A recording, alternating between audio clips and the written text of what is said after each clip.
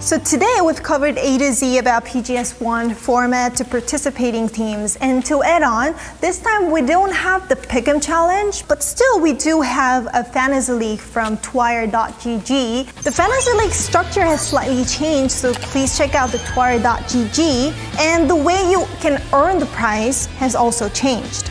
Yeah, now so depending on how you do, you will get 𝗟𝗏 points, and then you can use those to convert them into G-Coin in-game. So get out there, compete against everyone else in the world. You can even set up your own little groups to compete against your friends. It's a lot of fun. Get involved. PUBG Global Series 1, the very first PUBG Global event in 2023, will kick off on April 27th in Malaysia, Kuala Lumpur. It's going to be held for 10 days, 6 matches a day. So mark your calendar, stay tuned, and see you then.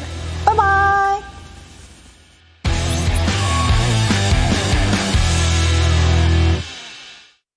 Hey, it's Uba from Team Navi. 大家好，我是实习战队的小鬼。 I'm Vex and I play for FaZe Clan. 大家好，我是 PUBG 战队的 X-Left。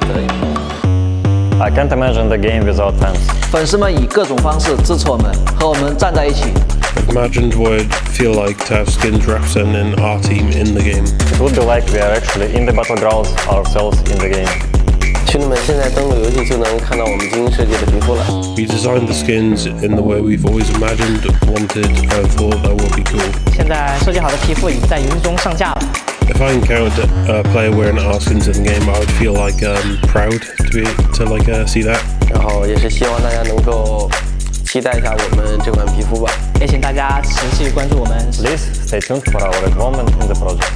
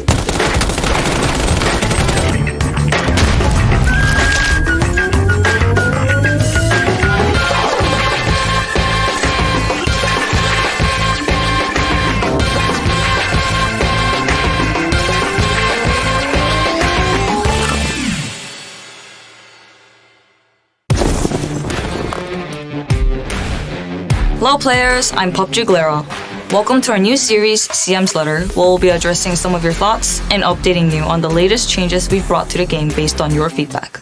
Speaking of changes, today we'd like to discuss the recent changes made to normal matches. Over the past years, we've heard your feedback about the early phase of normal matches feeling too long or not being able to find enough items to loot. So, we've decided to implement significant changes to the normal matches rule set starting from update 23.1. First off, the playtime from phases 1 to 3 has been greatly reduced to match the early gameplay time of ranked mode. With this, we hope you'll be able to enjoy a faster paced match right from the start. Secondly, we've generally increased the number of weapons, items, and vehicles that spawn throughout the Battlegrounds, making it easier for you to find everything you'll need. Finally, other settings such as the plane route and last circle location have been adjusted to match the settings of ranked mode as well. These changes have been made based on your feedback and our analysis of player data over the years. Our aim is to reduce the discomfort and difficulty that players may face when jumping from normal match to ranked. If you haven't tried out the updated normal match just yet, head over to the Battlegrounds and let us know what you think. We always appreciate your feedback and take them into account when creating the optimal PUBG Battlegrounds experience.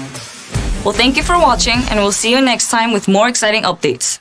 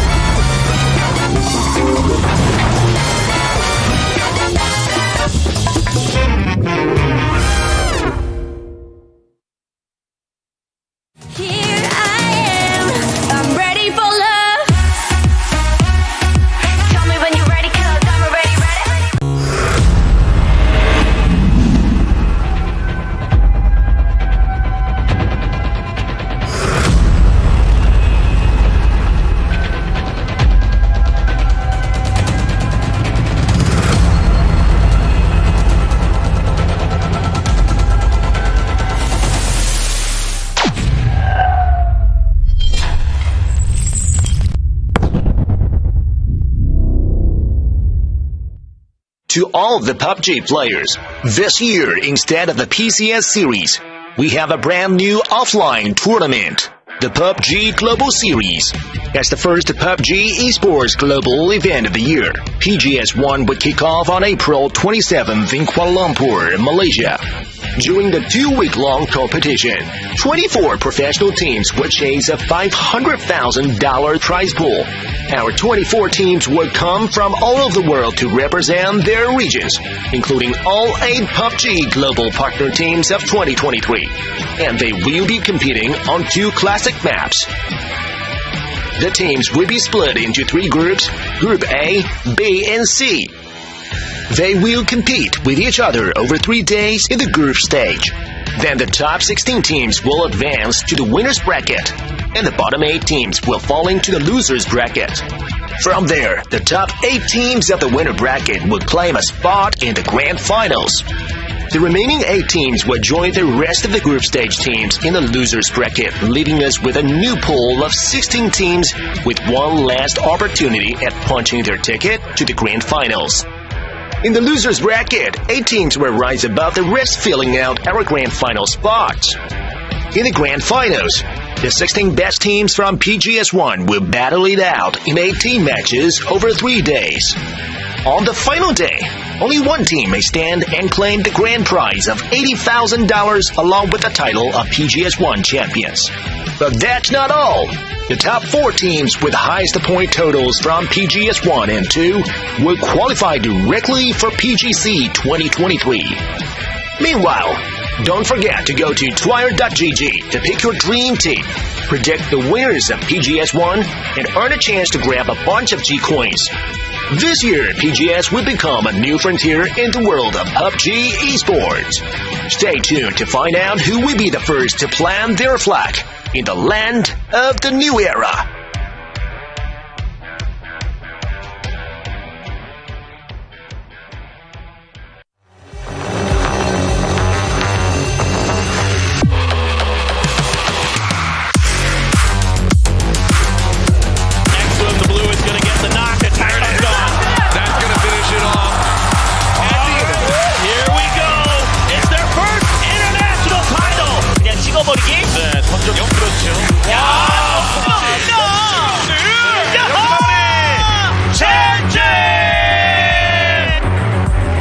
They've got shotguns in hand. They just roam around. 𝗟𝗔𝗡𝗗 connects with one. They're looking around. He knows where the other one goes for the spray. 𝗟𝗔𝗡𝗗 is the key to success right now. 剩最后一个了，吴碧丽这边的，前面踩上来，露头盔，洗头，明明。Bill's already his way using the nade actually goes out towards it. Try and go for the flag, but here's the map. He is able to get it.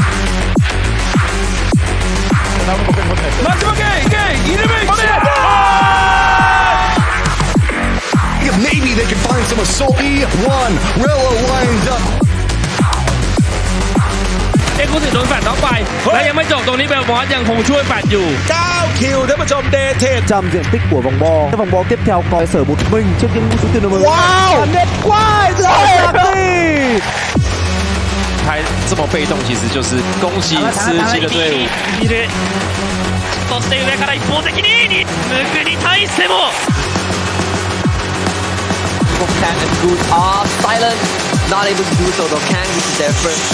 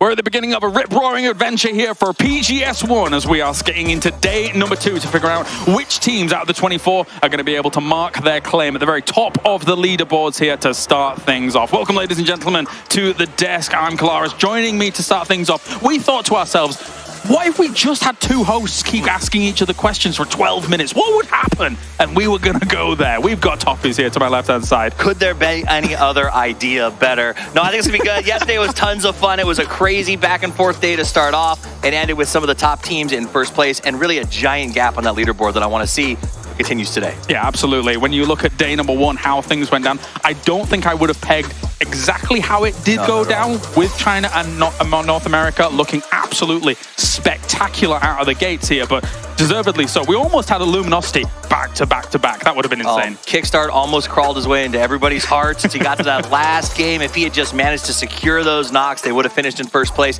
That said, though, those top positions look really good. And while it doesn't matter, finishing in 16th is all that really matters right here. Those teams are going to have so much confidence going forward. I shared some Korean fried chicken with him earlier, Kickstart. He was having a nice time. But let's get into it. Day number 2. Here's the schedule overall. We find ourselves on the 28th of April at the moment, midway through that group stage. Later on, we'll be moving on to the winners bracket, where we have ourselves the teams advancing on, and then the lower bracket afterwards, just in case you didn't advance into the winners. And to round things out, the grand finals that you're going to be holding down Toffees excellently. Can't wait, but you go to the grand finals because you want the big money. $500,000 up for grabs. 80K is the lion's share for first place, and then a giant jump down to second and beyond. So those teams are going to be looking forward to that because that is a very big deal. But to get there, you got to go through the gauntlet that we just showed you. No, definitely.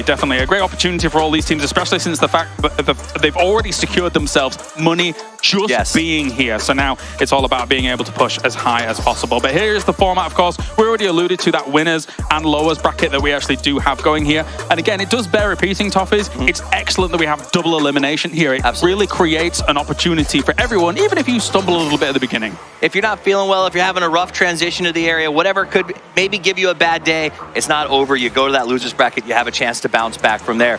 Here's the teams that are taking the field of play. We've got our global partnership teams as well as our regional seeds, a lot of whom have really shown up for this thing. Some global partners yesterday also showing up. Big some, not so much. We'll see how they do today. But of course, you have the regional seeds. Some were a bit surprising. I'm excited to see how Howl is going to do. Of course, they're coming in with these groups, how things are set up. It's going to be A versus C today. B gets to take a little bit of a rest. Good for them. It is nice, but he's going to take a little bit of time off. We're going to see A take a rest. B versus C is going to be a lot of fun to watch. And Howl is, I think you brought them up, Third Eye as well. Two of these teams that are a lot of questions. They've done some things on land. Can they do it while they're here? They have to answer that question because PGC points. They are everything, and this is the first chance to earn them. Yeah, for PGS1, the points are as follows. We have 200 for first place. Toffees, if you get that, you're pretty much secured for PGC. I mean, I won't say you're 100% in because I've seen some crazy things happen. But yes, you can sort of relax and play your game for the rest of the season. All right, let's take a look back at what happened yesterday to a degree, because so far so good, especially for 4AM and Sonic. Sonic's had the great opportunity of leading the charge here, being able to get Pachinki and Picado for free, and it really paid dividends. It paid massive dividends, more so because while they insist that they are going to the junkyard today when I talk to them, they hit 60 points. That means they can choose to go back today and make life hard for 17, their rivals.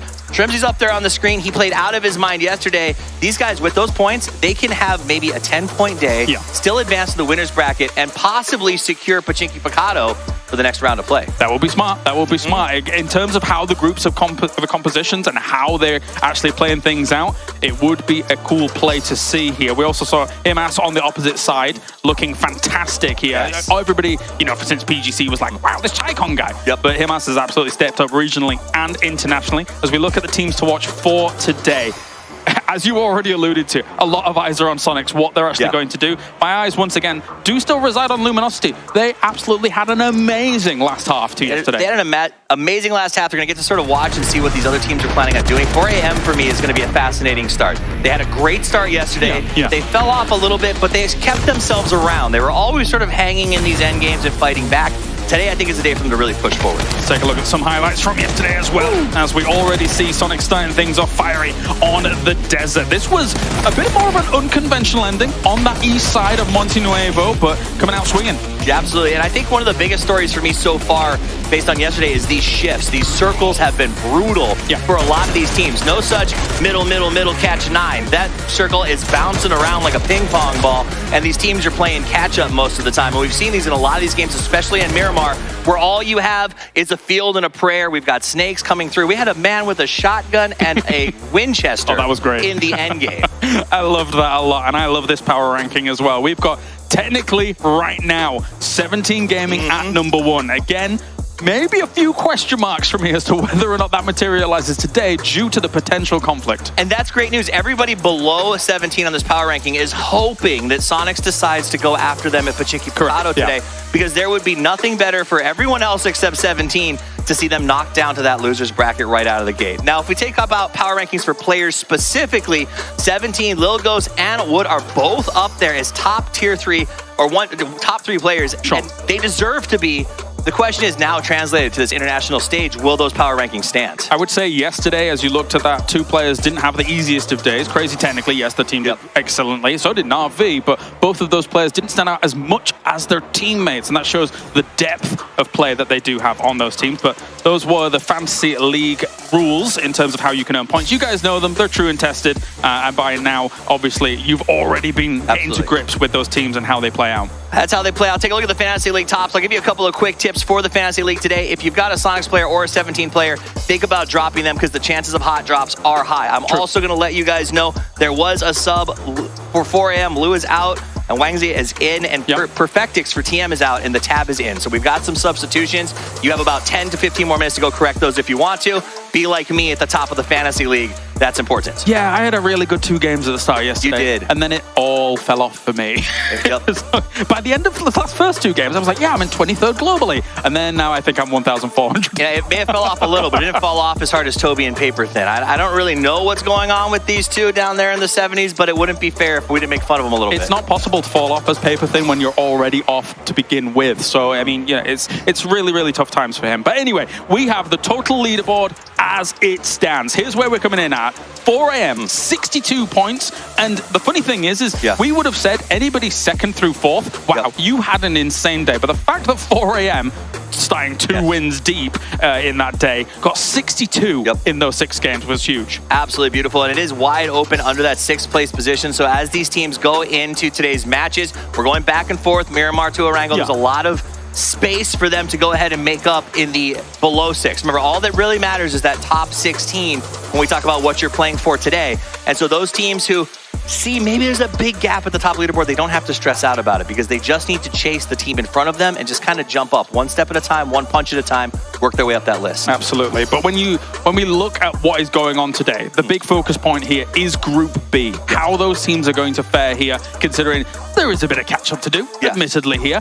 When you think about Group B, who are your eyes on? Who do you think is going to be able to move on up those leaderboards? So as far as Group B goes, this is a team that these teams have to really get going quickly. They don't have the chance to play tomorrow. They've got to put a bunch of points on the board. They got to come out here and make those things happen. So 4 Angry Men for me, I want to see them maintain their position. Twisted Minds have been struggling. They need to come out with a big day today, even though they have a sub. That's fair. That is fair. Yeah, the sub thing is going to be interesting because, of course, subbing out someone like Perfectix, that is a big, big deal for them here in Group A. But anyway, thank you very much, Toffees, for joining me here for the pre-show. It is now time. We are ready to start off day number 2 here of PGS1.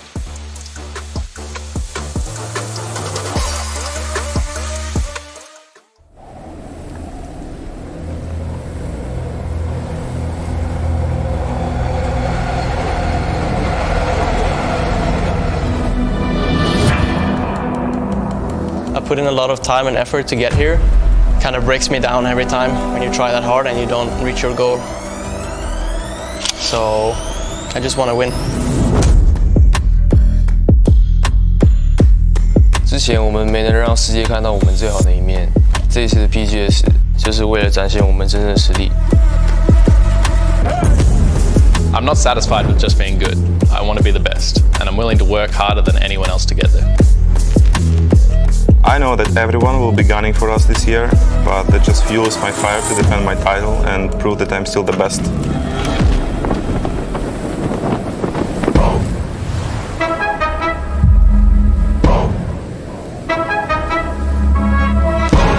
离 4M 上次在全球舞台上亮相已经过去了2年，但是现在我们回来了，准备好见证我们的实力吧。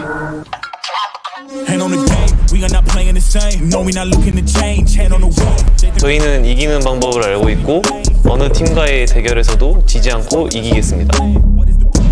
比起在意其他队伍，我们更关注自己的表现吧，把自己擅长的东西发挥出来，那我们是能去争夺这个冠军的。我们要的是冠军，直到达成目标，我们绝不止步。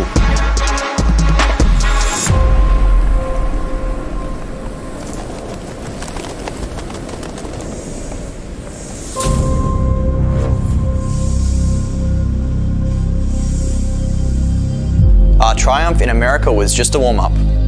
Now we're ready to demonstrate our true skills to the world. ถึงแม้ว่าเราจะเจออุปสรรคมาเยอะมากแต่ว่าเราได้แก้ไขแล้วก็จะพยายามให้เต็มที่ที่สุดเลยครับ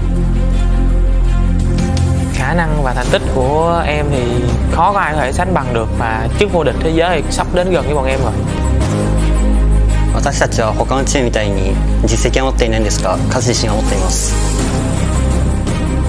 저희 다나 e스포츠가 모든 팀의 라이벌이 되는 것처럼 저희 팀이 되게 강한 거를 모든 팀들이 알고 있을 텐데 상대들을 부셔버리겠습니다. I'm not here to talk, I'm here to play. Let's get out there and show everyone what we have. 我们已经做好了准备，全力以赴来打好每一场比赛。 I am not satisfied with just one championship. My goal is to defend my title and become a multiple-time champion, solidifying my legacy in the esports world.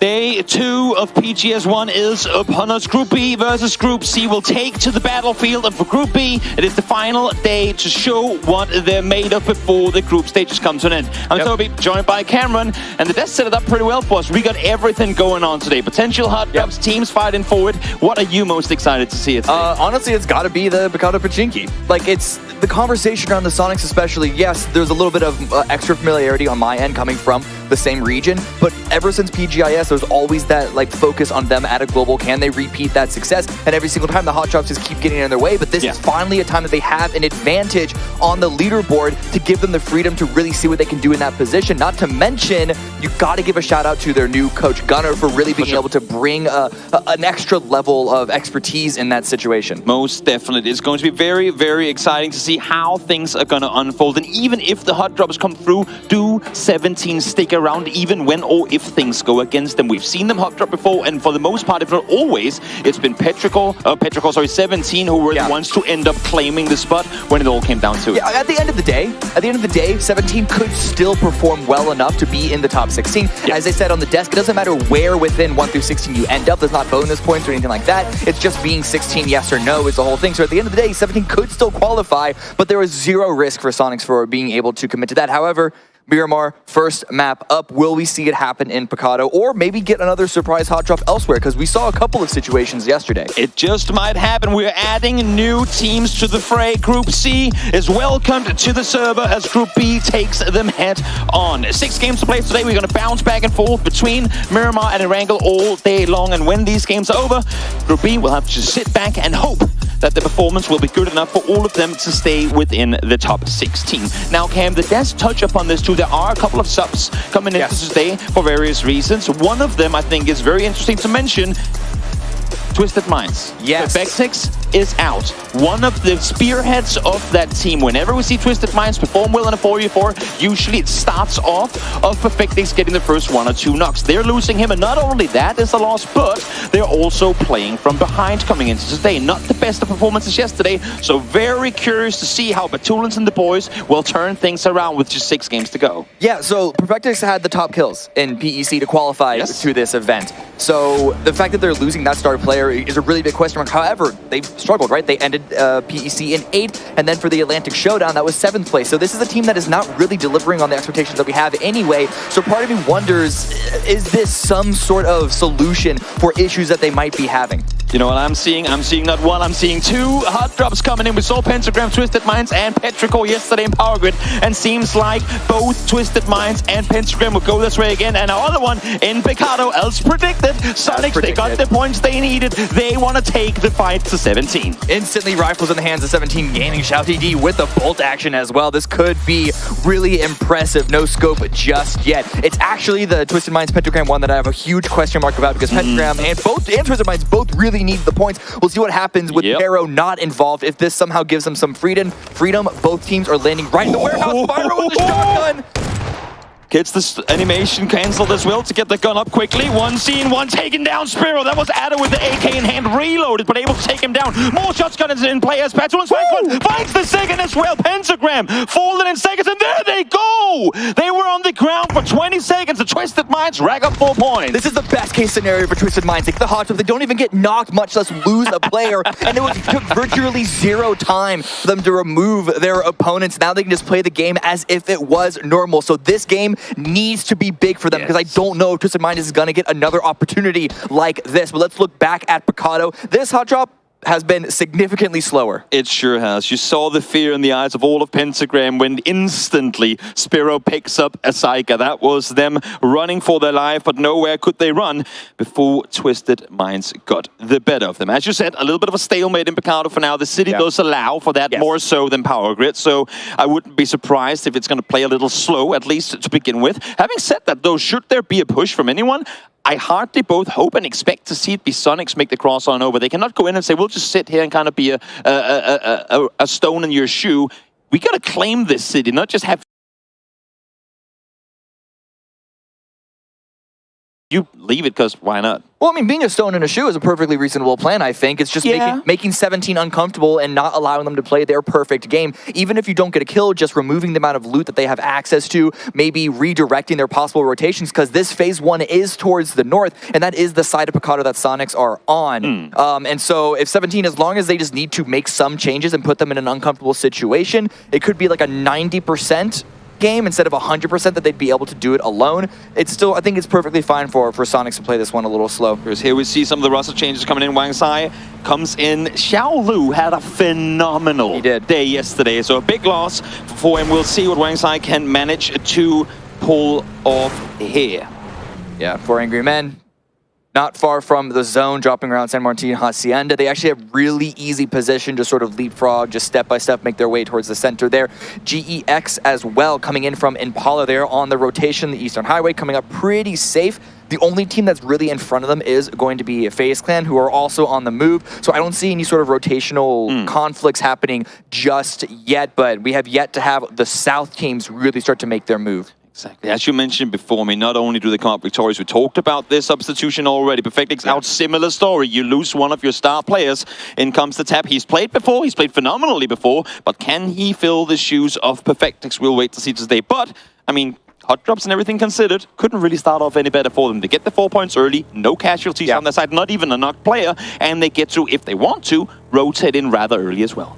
I want to talk about Danoa real quick. This is a team that I'm really, really excited to see. The Korean scene has been an interesting one to watch for a while. Certainly still don't have the sort of high highs that we saw in previous generations, but Danoa is the team that I am looking at the most to perform very, very well. I'm excited to see them hit the lobby here today. I even have Seoul on my fantasy roster. I am expecting that much from them. I think almost all of us do. We're all either Seoul or Nonix. Yeah, we're all very excited to see how they're going to perform again. I mean, I can't put it any better than what you did. Literally, the pride of Korea these days, the absolute top contender for a championship trophy in this tournament. Well, let's not hold it for long. 7-7 might just get pushed in case Dano is aware, but I do not think they know of his position. Yeah, 7-7's a little lucky with that. That would be an easy isolation. It would be out of the zone, though, so even if they were able to recognize that, do you want to go through all the effort of pushing someone in a compound who might have a shotgun of his own? Because we've already seen how lethal that weapon can be. Yeah. We'll see here, they're rotating around the rest again. Wide western rotation for Danoa. Not opting to go through the city. Again, remember, this is their first game of the tournament. We've seen it before. Things are going a bit slower now. In the center of the circle, of course, STK were spread out before. 4AM spread out as well. Just juggling for positions, trying to see what positions they can take away from one another. Yeah, there's a lot of teams all trying to get this middle section. There's a little bit of a game of footsie, I like to call it sometimes. Moving around, just constantly, not really fighting, but just sort of pacing away from each other, seeing how much they pushing take. Pushing and shoving, yeah. But, you know, really not trying to take any damage, giving up space if they think it's a little too hot, but then trying to grab more if they see an opening there, and waiting for things to really start to settle when other teams arrive. And then, of course, when we hit phase 2 and the big game really happens. Exactly. And that's one of the bad things, or interesting things. As I say that, knock comes through. Xiao Wu, off of that knock, opts to make the push on forward. He is somewhat alone right now. As I say that, there are two, but both Sushu and Little Ghost aren't nearby. So waiting for the cavalry to arrive as Xiao Wu and Xiao Bei make landfall in the arena. 𝗟𝗗𝗡 on the roof here, really good high ground. He also saw Mime there on the back angle, making sure that 17 can't go that eastern side along this arena. No more knocks, the rest came through. Not a whole lot happening right now. 𝗟𝗗𝗡's dropping to the zone off. We've seen the damage output of this weapon up close time and time again, and I love the fact that we're finally seeing that third gun slot actually being utilized. So forever, really, in all of PUBG esports, no one used the pistols, no one used nothing, and that's all. But we've seen the value of the shotguns and Zonovs. Well, they have proven to be quite useful as of late. Yeah, I mean, as you say, we saw pistols be used as a way to carry an extra red dot for a teammate. That's essentially it. And that shotgun, it's not as good as the main weapon shotguns, but you get of course. Keep your DMR and your AR. Exactly. It's you got nothing else in that slot, so might as well grab it here. Ever since that knock, though, Sonic's got the revive, and it's been played really slow. And this is the exact rock in the shoe situation that Sonics are going to be committing to right now. 17 are putting a lot of resources of time and potentially loot in this fight, but Lil Ghost on this off angle could be big if he's able to get another knock, but he only has a red dot on this car. It just makes it that much better when he then hits the shot. I think he saw him on the roof there. And even if he doesn't go for the shot now, that's info fed across. Yeah. They have one on the roof. Be aware of up above. Because when you're pushing up those stairs in the arena, the last spot you're going to check is way up in those beams. So nice that he spots him. Doesn't go for the shot. Doesn't want to give up his position. As you're saying, only red dot on the Kar98. So not optimal to start fighting from this distance. And also, you can see off of 𝗟𝗗𝗡's POV how little he has to play with if that rock gets compromised. Seems to be aware of the potential of someone flanking around that angle. Head on a swivel, keep moving. But 17, they're the team that needs to make the move here. They need to go for this entry. The blue is not far away from them. They're not far from zone number 1. But at what point will we see them have to be running in the blue for 3 zones like we saw a few times yesterday? Also, just a quick pro tip and a perfect showcase of it with 𝗟𝗗𝗡 there. You never know who's sitting behind a rock somewhere with a bolt action waiting to shoot you, so never stand still. If you're on the roof, if you're trying to scout out, if you're an aspiring pro wanting to get better, do not stand still anywhere when you're scoping. Move around while scoped in, because someone, somewhere, will be there with a Kar98 behind the rock. Now let's take a look in on Day Trade and see what they have to say coming into their first games of the tournament. ก็คงเป็นเล่นแกรนด์ไฟนอลครับแล้วก็ติดท็อป 4 ในแกรนด์ไฟนอลครับน่าจะเป็นทีมที่ลงใกล้ๆครับจุดดรอปใกล้ๆเลยครับก็จะพยายามรักษาเพอร์ฟอร์แมนซ์ให้เล่นให้ดีเหมือนเดิมครับ Yeah, Day Trade, really good position in the zone right now. Really good mentality coming into this one. Team that I'm really excited to see perform. Lowering to a couple of shots there onto third eye, not landing too many of them just yet. And this is, again, that sort of teasing pressure we saw back and forth. But yeah, this is actually a lot of pressure. Sun Sister and New Happy. We saw this exact fight yesterday, I think. I mean, New Happy Sun Sister running shoulder to shoulder for the majority of the Miramar games yesterday. I kind of want to say that New Happy's, what ended up being a good performance, well, let me hold that fire for a second, because fire is being shot elsewhere. Little Ghost now crossing the street, trying to get to safety. But as we were saying, once the rock is compromised, there's no cover. And 𝗟𝗗𝗡 spends no time taking him down. That's really bad for 17. That knock alone could be the finishing maneuver here for Sonics of claiming this city. Sure could. Socio still not in a position to really help out his shotgun down in the houses towards the southeast, and 𝗟𝗗𝗡 still in full control of the roof. Issue now being, I think Lil Ghost took the first shot, and that has got 𝗟𝗗𝗡 going, wait, if there's one there, where are the rest of them? So a little, maybe more anxious of sitting up on that open roof by himself. I'm and 𝗟𝗡𝗡 peering out at each other. It's walking a few feet one direction, could reveal yourself to the opponent. Howl are going to be moving on into the zone as that fight does stall out yet again. We'll keep you updated on what happens with that one. Howl, another team that we haven't really talked too much about, a team coming in with very limited to no LAN experience. The Victors, surprising Victors, I should say, of PEC. Coming in here, surprising everyone with their performance, and now we'll see how they're going to perform here. And they have had to make substitutions coming into this tournament as well. Not having Lassa there, one of the most experienced players on the team, now playing with their coach, 𝗟𝗡𝗡. Instead, we'll see how they're going to fare. Ruin was the spearhead. The Mat was there to help him in their success in PEC. We'll see how they thrive on their first global stage presence. Back in Mikado, looks the exact same that we left it. Oh, 17 able to make their way actually inside the building. 𝗟𝗡𝗡 with the shotgun in hand, trying to get up close and personal. 𝗟𝗡𝗡 with a sawed-off hat at the top of that stairwell. And at this point, though, you have to wonder, 17, why couldn't you just run away? there's a full commitment here. If you're gonna full commit, you need to full commit. This is some.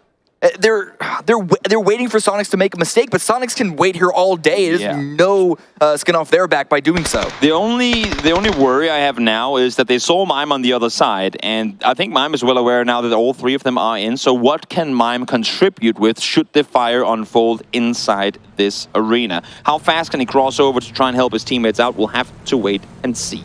In the meantime, now New Heavy able to get away from that short skirmish with Sun System. Not much came off. But in GX, again, as well, a team from eastern side of Asia that we haven't talked too much about coming into this tournament. I don't have the biggest expectations for them, but they have come out and surprised me time and time again, even at the global stage. They have. A couple of shots onto them is going to make the rotation a little rough. Back here at Picado.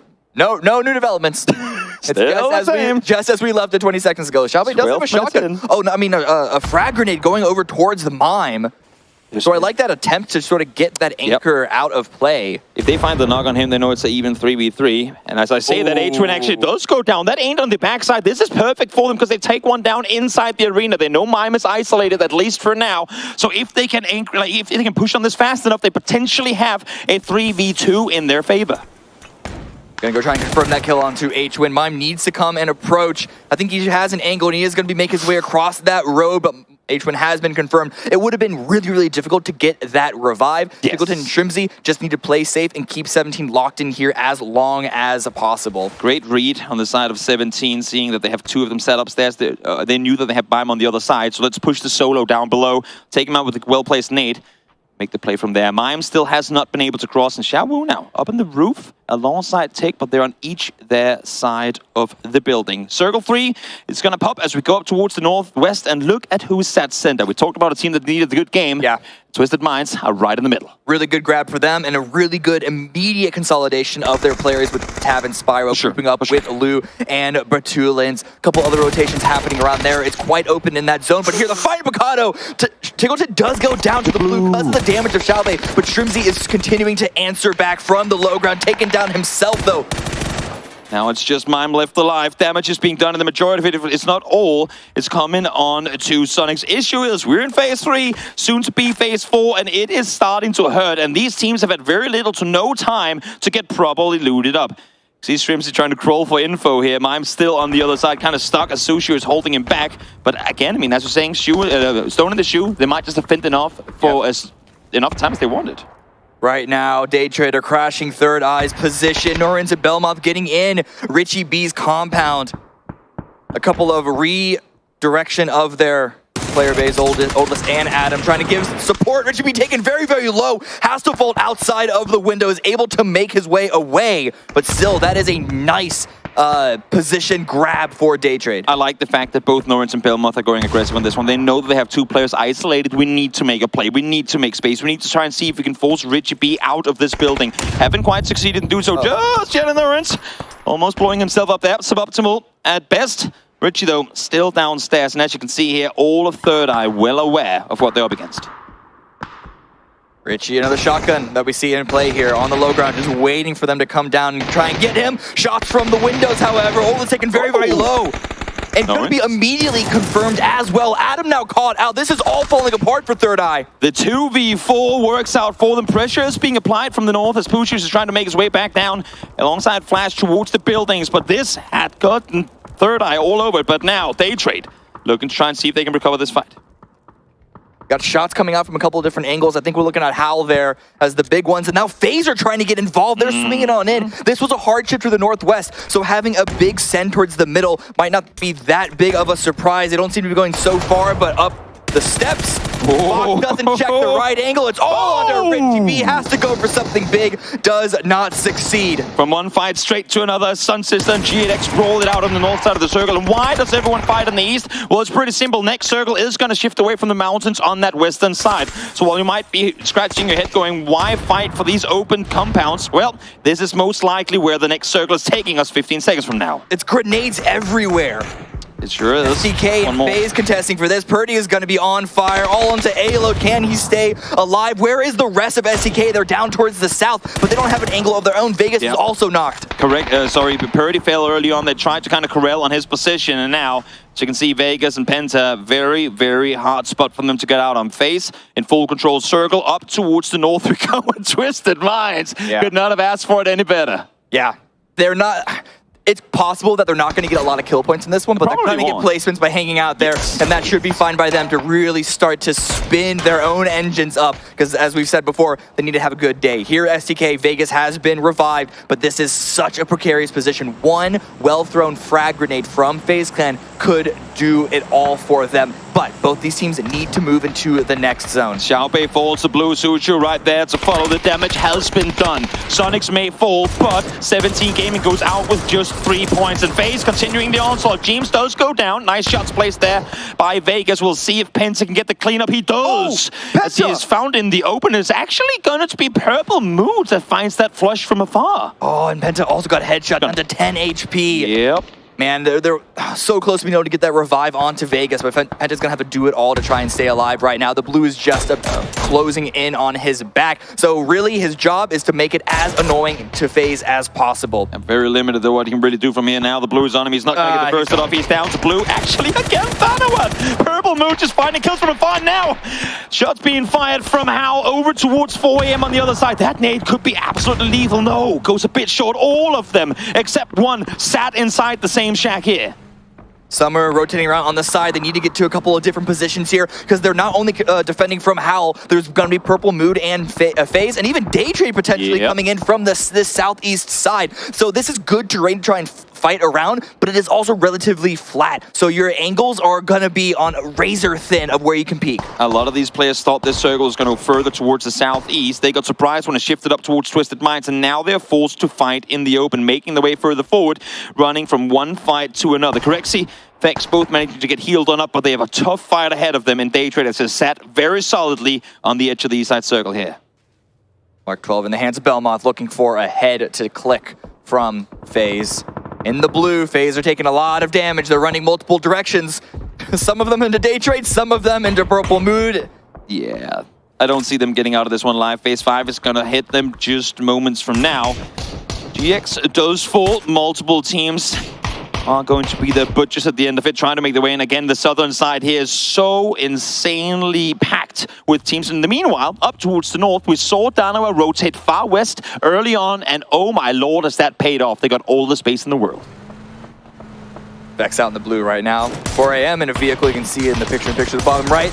Gotta try and send it somewhere, but the big question is, where can you go? Twisted Minds has the only strong compound in this zone. We'll see where Phase 5 goes, but they're still gonna have a huge advantage here. It's a hard shift down towards the south. That's great for New Happy, who continue to utilize this high ground of their own. It's also good for the teams that we've been watching recently with the 4 AMs and the Purple Mood, but they do still need to all fight each other because there's no way these 4 teams can stay here on the southeast edge. The question becomes now for New Happy, when do they opt to go down? There's plenty of fights happening down below, but if those come to an end and the team sat down there is able to just sit and wait for New Happy to come down the hillside, that could be the downfall of New Happy altogether. So do they get greedy? Do they stay up there for extra kills, or do they leave early trying to cement themselves a spot, as we saw yesterday with Sonics trying to claim a spot before the circle went against them? They need to do damage first, though. They can't just send it with the number of people still alive in that area. So really, it's all going to be about timing for them. Danawa, their timing, they just got to go send it now. Yeah. Are they going to try and crash Twisted Minds? It looks like they're going to be going past into the rough terrain, but do they know where all these teams are hanging out on? They could have been scouting it out,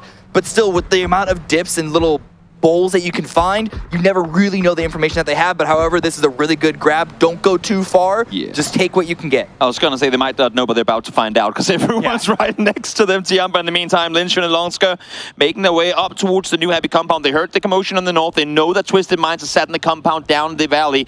They have to take the fight for the hilltop control. They need to take the fight to New Happy. New Happy would not want this at all. They want to sit up here, sole players on the hills, perfect overview of everything down below, but now they have to focus on what's happening nearby. Yeah, does New Happy know of how close 𝗟𝗗𝗗 have gone? I mean, they came in vehicles, so I hope they are vehicles, but you never really know where their exact positioning is. True. But here, a lot of utility, a lot of grenades still thrown by Purple Mood up against Day Trade, and 𝗟𝗗𝗗 also seem to be on the push there, making their way down. They took out Vex, and Gustav is still alive. I think that's why they're hesitant a little bit, because you still have players coming in from behind. And now, well, if they didn't know before, can they sure as hell know now? Nan finds the double. Linshu instantly, though, finds one in return, so damage going both ways. Oh, and another frag grenade dropped by the downed members of 𝗟𝗗𝗗 does confirm Longsker. So that's one player out, but what can 𝗟𝗟𝗗 do? Swinging in on the side. Linshu not far ahead of him. Does the nade connect? I don't think it will. Linshu able to run over the ridge line. Peeks on forward, the rest does come through. So New Heavy. But one more back on their feet. Linshu flash from forward once more, trying to get a better angle. Nice drop there, but not going to help him out. Finds the double on the back end of it, and 𝗟𝗟𝗗 able to take one down as well. All of a sudden, just like that, Ming sole player left on his feet from New Happy. Fantastic push here by 𝗟𝗗𝗗, even with the opening double grenade from Non. It's all onto Ming as a solo. Does he have time to stick the res as 𝗟𝗟𝗗 is rushing forward to confirm those kills? Yep, get the flush to secure those points. It's the first game of the day. You want to come off to a strong start, regardless of whether you survive this one. Now, Nan does get back on his feet, but let's see if 𝗟𝗟𝗗 can do anything here on his own. Spotted one, no doubt about it. He saw Ming in there. Flashes come on in.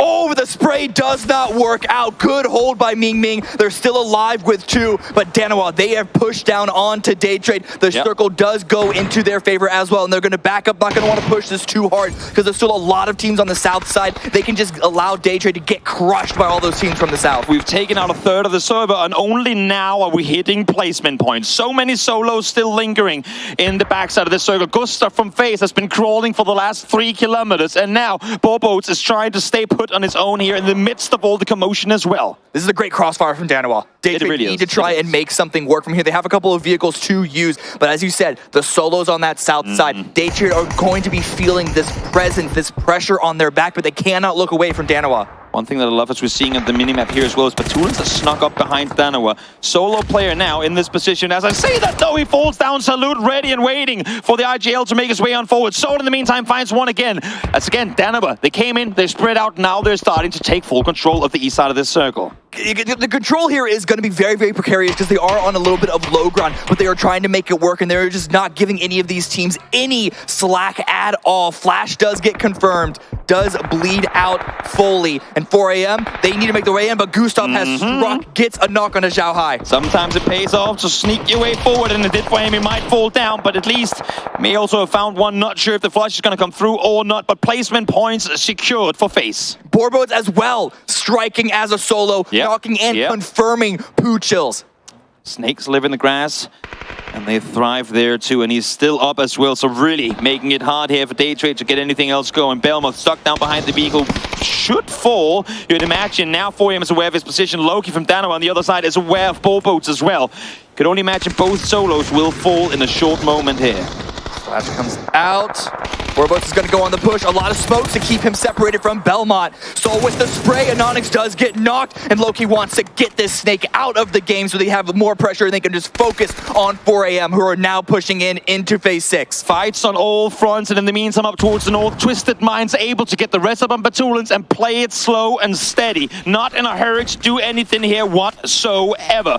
4 angry men, they got one knocked down before. Nan is back on his feet now though as they take out one from 𝗟𝗗𝗗. So Ruin, all that is left, but again for 𝗟𝗗𝗗, huge game for them, and here they come. 4 angry men on a full push forward. Crazy able to find the first. We'll see if they can get the second one as well. Easy peasy. 𝗟𝗗𝗗 takes him down. Yeah, Ming, lightning cannot strike twice this round at least. Still surviving far enough into 5th place, but 4 teams remain. How much further can Ruin make it? Not center of the zone, but center of this current pressure here. 4 a.m., 𝗟𝗏𝗗, and Twisted Minds, and Spyro is continuing to push this for Twisted. They don't have that many kills just yet, but they want to confirm first place right now, and they have a lot of space to try and do that. A rarity in this area of the map that you have the last, or 3 of the last 4 teams with all 4 alive, but it was the Center Compound team, the Northside Chillin team, and then 4 a.m. on the south, who were just brawling their way through, and somehow able to keep all 4 on their feet, on their way through to the top 3. Ruin being taken out does give 4AM a little bit of extra space. You can see some are already trying to find the information, but the zone does not favor them at all. The zone doesn't even favor Danawa. It is 100% in Twisted Minds territory. And you have to wonder, Lou and Spyro, do they maybe want to try and back off a little bit? Spyro is actually taking his vehicle away. Oh, Summer with the peak, getting a couple of shots in, can't quite get the confirm, but it does stop Spyro from going too further in that vehicle. You see it time and time again. Yes, they have the circle, but can they maintain control of it? They need to play over each other's shoulders so heavily. You see it here. Lou tries to make a play instantly. Battlegrounds is there with the suppressive fire. This is something we've seen from Twisted Minds time and time and time again. My mind instantly goes back to PGC when we saw Twisted Minds beat Sonics in a game they should have never won. Watch Danawa right now. Salute is making a rotation here on this east side, trying to find a separate angle. And you can see there's a couple of rocks, a couple of dips that they can utilize from that side. 4AM, however, their only choice is to run down that hill directly at Twisted Minds or perhaps backfilling around Danawa, but the Korean team is leaving players to watch for just that. Danawa wants to get close enough to the circle that they are not the first team to be engaged. They want to open up an alley for 4AM to come in their direction, but they want to be at enough at a distance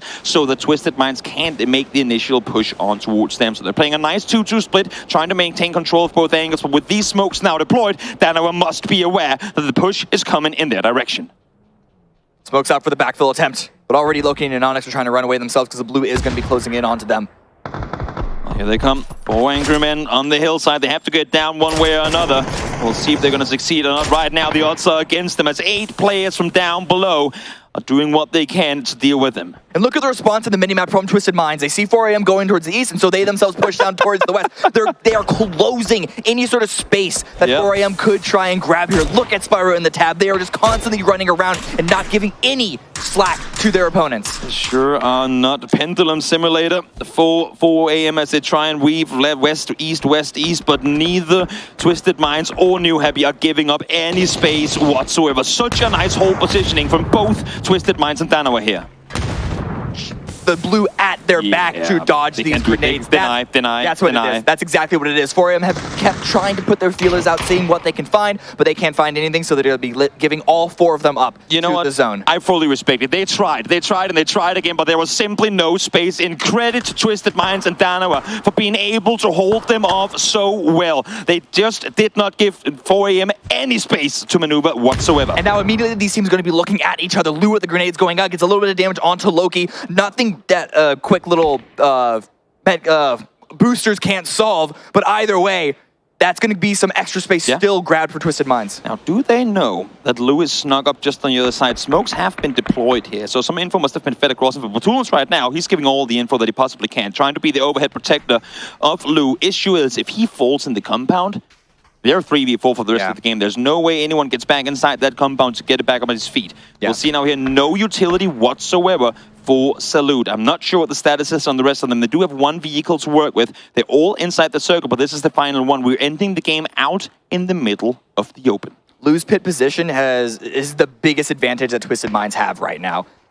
It better work out for them, because it's, I don't want to say all they're relying on. They have the best position, no doubt about it. But Battlegrounds in the compound, and both Spiro and Tap playing kind of protectors on the southwest side. But Lou needs to find the perfect timing to spring that trap. You can see he's on his feet, wanting to peek on over, but I think the rest of the team is saying, wait it out. His timing is going to be off of what the Tab, what Batulin, or what Spyro can try and get. Once the attention of Danawa is all focused on one individual player, he can then strike up. And the fact that his existence, that Danawa are aware of, means that they can't move too far forward without running into a trap. Exactly, they really want to. You see all of them are focused on Battlegrounds right now. They know there is one in the compound. If we find him, that is their UAV out. That is their info gatherer taken care of. They're all looking towards the northwest. They all want to find Battlegrounds, but he's not giving them the chance. Never peeking the same spot twice.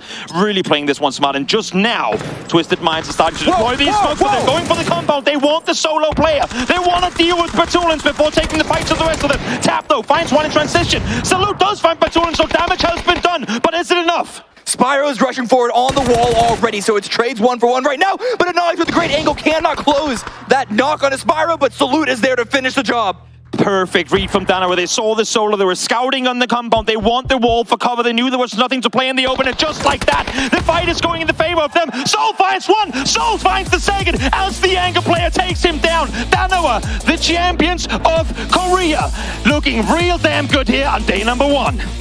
What a ballsy play there. Just all in a vehicle, sending it onto the solo. But there was no other option. It was all open area there. They had one hill, and that hill was being closed by the blue with Lou pitted below them. So they made the send, they isolated Batulins, and it got a little hairy there, but the aim was in their favor. It's Navi's winning game from PGC 2022. Send 3 in the vehicle, keep 1 behind, rely on Soul to hit the shots needed in order to suppress for long enough. Yes, they find 1, but they do the damage needed in return. I told you, eyes are on Danawa, and in previous global events that we've seen squads similar to this one with similar members, they haven't necessarily shown up. Can Danawa keep up the performance here? Great start for Danawa. Sonic's able to suppress 17. Twisted Minds know they don't win, but a much needed performance from them here coming into their final play day of group stage altogether. Yeah, still a couple of storylines that we've seen start to develop here in Twisted Minds.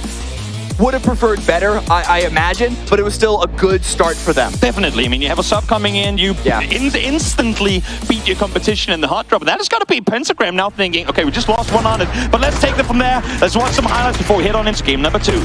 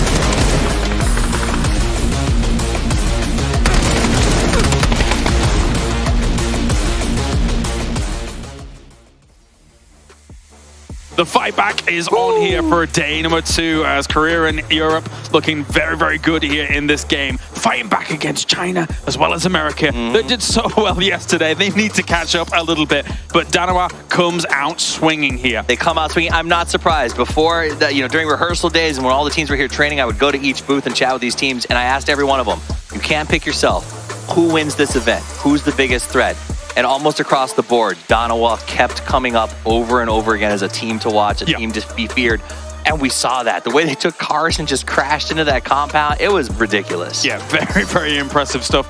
As we boil down to that 4v4v, technically 4, but as we look at what 4AM were doing, I feel like it's a completely understandable choice that they're making here. They know who is on the other side of those hills. They know it's an impossible feat to try and wrestle it away from them. And I know from a viewer's perspective, you're going to say, they walked away from that one. They denied the points. There was no reason to go for it. And honestly, we've all been in that spot. Why stick around? Why make these two teams who are in that position to fight for top's life a little bit worse? They went ahead, they denied the points, they knew there was no winning opportunity, and they opened the door for the other teams to really try some crazy things out, which we saw. That car crash, leaving Lou essentially, he worked so hard to get that flanking position, and then there was nobody left to flank. Yeah, that's true. A very, very good linchpin move here by leaving Soul behind, being able to use him as the eyes overlooking it. But again, when you've got Twisted Minds, Danawa left in this kind of scenario, these are two teams that you really don't want in winners, so that's why 4AM's obviously kind of making these decisions. It's brash and it is brazen, but it's very warranted. But anyway, let's focus on the teams that are able to do well here as we look at the top 4 coming in. It was Danawa, Twisted Minds, 4AM,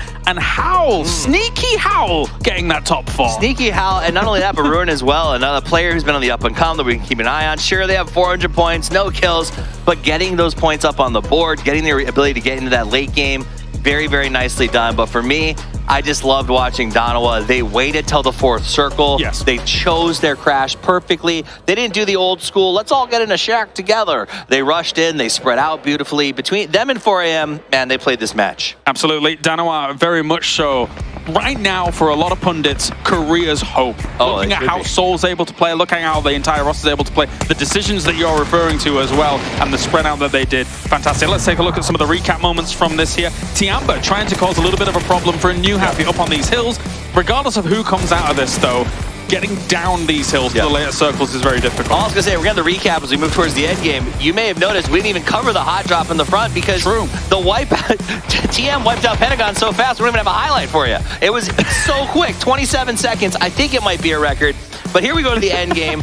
Twisted Minds, they have this compound, you know, and everybody's like, well, they got it. It just kept going on them. Yeah. They got there with 4 kills, man. They had to hustle at the start to get here in the first place. They definitely weren't warm, though, coming into this fight, as 𝗟𝗗 decided to seize the initiative and really push onto this compound. Love the move that they were able to make happen here. And again, Seoul, kind of the eyes and the ears, looking at everything, knowing exactly where Lou was flanking from. It's a win for 𝗟𝗗. Big points and taboo. And you're going to look at that. There's the team stats for our winners. They come out 5 kills for Seoul. If you've got them on your team, you are very happy right now. I can see Toby over in the green room dancing, and Cameron. They both put them on the team, so they feel pretty good about 𝗟𝗗's performance. But I think everyone at home is going to be feeling pretty good about 𝗟𝗗. And if you're... Guys, I'm going to say enjoy this screen, but don't worry about it if you miss it, because we're going to be seeing a lot of this all day today. 𝗟𝗗 is dominant. Yeah, I think they will be popping up again. You're right. I think they will. And speaking of things that we thought might pop up, let's talk about that briefly, about the Picado scenario that goes down here. Because as we're sat in the back, I'm calling it a lukewarm drop, not necessarily a hot drop here. As we also take a look at the man of the match as well. It will be Seoul, of course. We've talked about him, yada, yada, yada. But the drop. For Sonics, what's very interesting about it is you don't even need to fight. You can just delay it until you're in blue, chilling out. It is terrifying for 17 right now. Yeah, the Sonics wasn't interested in coming in and getting a headshot. It was like a horrible stomach wound, and they just let 17 bleed out. They lost the fight, but by the time it was over, 17 couldn't even get out of the blue. And that's huge because 17 needs to get points today. They want to be in the winner's bracket. Sonics can keep dancing around with 1 to 3 points per game and happily, I think, make the top 16. Agreed. So if I'm 17, I've got to either push into that Coliseum and fight them or maybe go somewhere else. And 17 traditionally has not done that. They're willing to take the fight. This is kind of vengeance for Sonics in a lot of ways. It's very interesting to see how things are going to develop here throughout the day. But as we see this, not too many shifts here and there so far. It will be technically 𝗟𝗗 getting the average survival time, but that's because they've won 1 game and not played any more. So extract from that what you want. Extrapolate what you will. But you can see, obviously, when we talk about the games today, for those of you, when we do get to overall scores and stuff, remember, C just joined the fray. So you're going to see their numbers a little bit lower. Overall, 4AM still going to have the most kills. Let's take a look at that match leaderboard, though. I think what's very important when you look at the match leaderboard, as you're mentioning here, is Twisted Minds was searching for points. They were hungry for points, considering how well yesterday went, which was not very well. And now they're playing with a sub in the tab. Obviously, it's not Perfectix here, but the tab does have a wealth of competitive experience as well. I mean, they come out and put out 13 points in their first game. They got 19 all day yesterday with their starters. So that's going to be a nice little boost for the team because there is that stressor of, hey, we've got the sub. Can tab step up and do this thing? That means they're going to be in a great spot. But overall leaderboard, 4AM looking very good right now at 73. Remember, this is a big day. C is just joining, so give teams like 𝗟𝗗 a chance to climb that. I'm sure we'll scroll down as well through the 13th through 24th here, because now we have all those teams ready to go as Twisted Minds moving up to that 7th position. Good for them. Very important indeed. Not many games to be played out here, but with how 4AM is playing, I'm a little bit scared. I was saying to you at the back that whilst, yes, they rose a little bit regionally, etc., as months have gone on, there were moments where I'm like, okay, but they're not really playing that impressively. But look what they've done here so far in these first 2 days. You know, and I talked to them about what their strategy was coming in, and they said since they added Summer to the roster, they're considering it a totally new roster. They've gone back to the drawing board on how they train. That makes sense. Summer has all the calls, and so they only consider themselves a team that's been together for 4 months.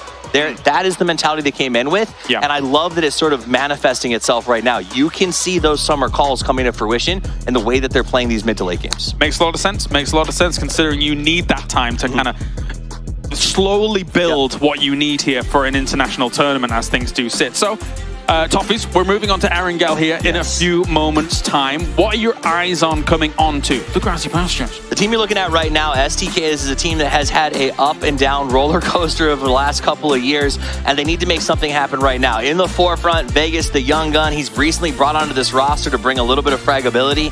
Yesterday, he didn't live up to what he wanted to. I need them to step up in this game right now. A little extra pressure as well, considering how well all your American teams are doing. 100%. Looking really good.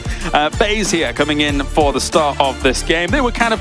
The one thing about that previous circle was utterly rough, very rough. Unless you have the compound of Twisted Minds, unless you have some of those hillsides and you're actually winning out the fights in that south side, I don't know how you play it. FaZe was one of the victims of that south side hill play, and it can happen like that in given the circle. And if you're talking about victims of that circle, winners of that circle, right here, these guys, the Twisted Minds came out with such a great circle after that initial fight. They're able to push the end game. Now we'll see what happens if we get a south shift or something like that. Can they adjust? And can they deal with Pentagram in future matches as we go forward? Because it's not going to stop. But considering how fast that one went down, maybe. That was brutal here. But that was only game one of PGS 1 day number 2 here. As we get into game 2, we will be going to Erangel. It is time for the grassy pastures. Let's head over to the commentators for all the action. It's Toby and Cameron.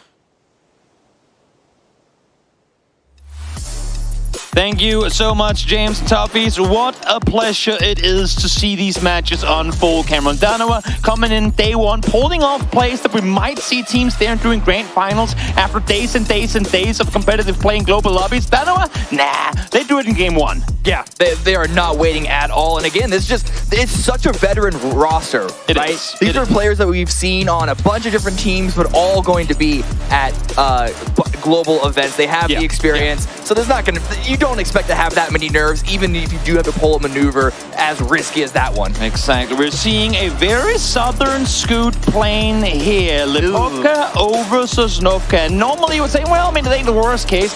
We're having 8 teams on the survey who have yet to touch the ground on Erangel. And if you're already in game 1, forced to go to alternate drop spots, unless if you're hard committing North George and really want to go there, I mean, this is going to force in some audibles, maybe cause chaos for some of those teams that potentially wanted to hot drop one another.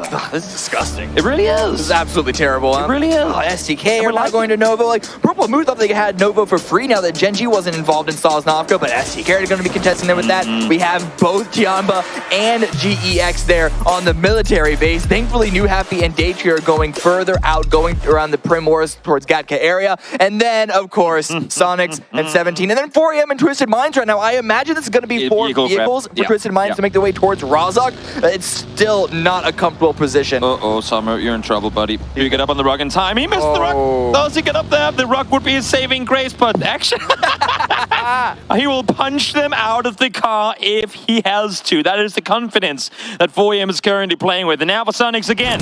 Here they come, landing a little later than their counterpart in 17, but no early knocks. Not this time around either. I'm already with an AK, however, so can't be too free with where you move for 17 gaming. Popping the tires. Again, they're not planning on leaving. They're not planning on leaving this city. This is just the griefing that Sonics have to do. They don't like. Doesn't matter if they could use that car later. They're just making sure 17 can't. Honestly, right now, and I think that Des brought it up in a perfect manner. This is revenge. This is Sonic saying, you've been doing this to us 2 globals in a row. Now it's our turn to smear it in your face. Honestly, them taking out vehicles early, getting the north side as well, so there are more vehicles available for them. They're trying to make life miserable for 17 Gaming. Now, looking at the rest of the map, this first zone, pretty heavy to the east, but considering that plane path, it's actually quite doable for a lot of these teams. It's really only Daytrade and then, well, the number of Sosnovka Island squads that have to worry about that. Though I did see briefly on that map, both 𝗟𝗋 and STK in vehicles on the move. So we're going to see where they eventually land. STK now driving around Milta, but Milta Power has also been taken. That's the thing. I don't know where their end goal is. Again, this circle, as you said, plenty of entry points to it. But what makes this one a bit of an audible is the plane was so hard southeast. With these southeast circles, you rarely see so many teams already on this side of the map. So it's tricky for teams like STK who are just now rotating out. If they haven't got the weaponry already to take fights, they might be running into fights in areas they wouldn't normally simply because of the southeast plane path. 𝗟𝗋 rotating, just passing through a couple of rearranging members of New Happy. And now STK are arriving near Sunsis Runak. Spots the pressure, tries to get away. Good call there. but the question is, how much loot is there going to be for SDK? They have some weaponry that they're able to find during, I imagine, the Novo Crossroads before they made their move here, but they're certainly going to be looking for a lot more. Just looking at Penta right now, a couple of meds, would want more there. No utility, definitely want some of that. Now, we saw Runex drive off, and in this case, perfectly acceptable. You hear multiple vehicles coming in early on, you're alone, get the hell out of there. But it does kind of foreshadow and take me back to what we saw yesterday and what we have seen from Sun Sisters for a while. Passive playstyle, fair enough. But if you don't know when to punch back, if you're always playing the punching back rather than the one hitting it, you will not succeed. Yesterday, we saw them allow New Happy to overlap in Montenuevo. That cost them their lives. We saw them time and time again allow teams to take away their spots, which cost them games, cost them points. I want to see Sun Sisters just stand their ground at some point, regardless of when they choose. Stand your ground and take the fight. Don't die because your back is on the blue and you've allowed every team past you. Take the fight. You can shoot, you can hit. I want to see them do it. But right now, Food Chills from Daytrade shooting at 𝗟𝗋. Reach a hit. Daytrade had actually moved up to the Gaka area pretty quickly. Honestly, you're taken very, very low. If you can't find that last shot. Longskirt's not supposed to be alive. Very lucky for sure on that one. Now Thunder is the lone player of Purple Mood on the scouting here. Yeah, definitely as a scouting maneuver, a scouting move. Because they don't know where SDK went, necessarily. They'd be worried about a bridge camp. So I like that heads-up play there coming out from Purple Mood. Yeah, play it smart, play it safe. No reason to take any risks, especially not. I know that they're set in 16th right now with 16 points, but that is including a lot of games yesterday that didn't exactly go their way. So for Purple Mood, play it slow, play it smart, especially here in the early game. Ooh, FaZe right now moving up towards Sun Sister. It's 𝗟𝗋 alone again. This team moving away from Milta Power have been trying to get closer and closer to the center of the zone step by step. A lot of teams contesting that area, and right now FaZe is the next one, pushing up into Sun Sister territory. Gustav, you can see they're on the high ground trying to apply more pressure. The rest of Sun Sister needs to group up and support their teammate, try and punch back. And Pentagram is just there off the west side, as you saw for a brief moment. So if Sun Sister plays the terrain properly, they could push a team into another opponent. Exactly, FaZe has to be worried though, because as you can see here, Pentagram just on the other side, forcing them out of the vehicles. No knock coming through. That is very, very fortunate for FaZe. They had them completely dialed on in, had the head in the crosshairs, but not able to take anyone down. Correxy now trying to play some sort of suppressive fire while the rest of his teammates are getting healed on up. And luckily for FaZe, at least for now, Sun Sisters seem to be backing off. They could easily get completely pinned down here on the Lion King Rock, but so far, able to stay put. It's an 𝗟𝗋 pushing forward, trying to look for something. Gustav also running down, trying to find a separate angle to get some explosive damage onto Pentagram. This could be huge if he's able to get to that rock. Hikari and the rest of Pentagram might be completely unawares. And this is one of the situations to bring back the engagement with Sun Sister before. This is one of the plays. Gustav, they know they have the backs against the wall. We need to find an open angle. Correxy found the first. Gustav now finds the other as they take out two of Pentagram. If there is no exit route, make an exit route. Carve it out in the stone if you have to. And that is exactly what FaZe are doing. Follow-up grenades, but do they know if Hikari's position? He's going to have to answer back. Adder's going to bleed out. 𝗟𝗋 is very close to going out as well with just how close the rest of FaZe are. They're going to be confirming that kill, and a great take here by FaZe Clan. Huge. Backs against the wall, able to turn things around. Now, Vex, those falls should be restable, though, as they instantly come to cover him up. And now Hikari going down as well. Pentagram thought they had it in the back. They thought they had the hero play to take them. But little did they know, FaZe Clan had an answer. Sun Sister, they've taken a little bit of ground off of this push by FaZe, but I want to see them take a little bit more. But FaZe right now, they are so focused on the last member of Pentagram, Wicked alone, trying to get some revenge back. Aggress on it. You saw a knock come through. You've heard them all shooting. You see the rest coming through as well. This was their chance. The third party didn't go for the Wicked. Those find Vex. Second knock on him. Now we'll see if anyone can get the flush. Gustav, the savior from above, able to help him out. We saw shots though coming in from the north early on, and Apocalypse will claim Vex. So -3, potentially -6 to a couple of our talents as he falls. Yeah, I'm one of those talents. But regardless of that it was quite a very, very questionable maneuver with the drive-by onto Wicked. I don't know if FaZe were just aware. They were assuming that Sun Sister would be more aggressive on their backside, and they just wanted to get out there as possible. Yeah. But here, 17 actually removed themselves from the 𝗟𝗡𝗗 situation, or rather, Sonics did, and now Daytrade are driving by, and so they're still in the middle of a fight here. Yep. Daytrade going, no, I'm there. I mean, I haven't heard any shots inside 𝗟𝗡𝗗 lately. I'm sure there's no one there. And little does you know, 17 has only now started looting. Oran's continuing his way through. Liligo's trying to find an angle to deal some extra follow-up damage, but it's very hard shots to hit. Not likely going to come to anything, but you do what you can. You say that, and then... No, okay, I tried. I tried to, because I really wanted to hype you up there. But what I like about this now is, yes, Sonics didn't take them out inside the city, fair enough, but Sonics, believe me, while they might usually look up their own rotations and where they want to go, they're looking up 17 rotations right now, seeing where they're normally going, and trying to set up shop at every single stop they're taking. 17 gonna have to play with an eye in the back of the head if they want to make sure that there ain't no Sonics players around. Saw their third eye actually coming up towards that prison area. Vox here on the rocks. Taking some shots onto Sun Sister, and then FaZe also finding themselves inside the bowl itself. A couple other rotations coming through. 𝗟𝗋, GEX, all making their way across. New Happy is directly ahead of this team, however. I don't know if it's an intentional camp by New Happy, but if they hear vehicles come, might as well just stay put and see what damage you can deal. Exactly, they were swapping vehicles. I think this is just a timing thing, and GX might be on the bad end of it. We'll see what's going to happen. They are coming in that direction. I think they might opt to go Shoreline. No, Leo going down saying hello, but no, timing is actually off. New Happy rotating out in the exact same moment. Aegis managed to get to cover, but as I say that, Leo able to take him down mid-transition. I thought this was New Happy setting up shop, but the timing was just off by a couple of seconds. Yeah, really, really brutal. I expected New Happy to try and take advantage of the timing that could have been in their favor, but instead they just tried to move, didn't want to get into an early fight, and they get timed on, losing a player. The shift, though, hard shift down towards the south. This does give, I guess, something back in New Happy's favor, as they have a little bit of space around Milton to try and claim. Great for Sun Sister as well, and the rest of the teams from the north are immediately scrambling on the move. The amount of commotion we'll see now in the forest between Shelter and Prison is going to be absolutely insane. There are only so many spots you can play in the north, and those spots are already taken. Now, Norrens does fall, as Crazy is able to run him over, take a little bit of a loot break before the team continues venturing forward. Again, they saw the circle, they know how many teams are wrapping south. They say, you know what, we repeat to it, let's not try and aggress, because we will just become part of the chaos. Yeah, they're likely going to have to become part of the chaos anyway, though, because oftentimes you see those positioning around the south end of a prison hill. Man, it's really complicated trying to fit too many teams around there. It is. In fact, Purple Mood already just going inside the shelter. I mean, if you're 4 AM here, in my book, you just rotate hard south.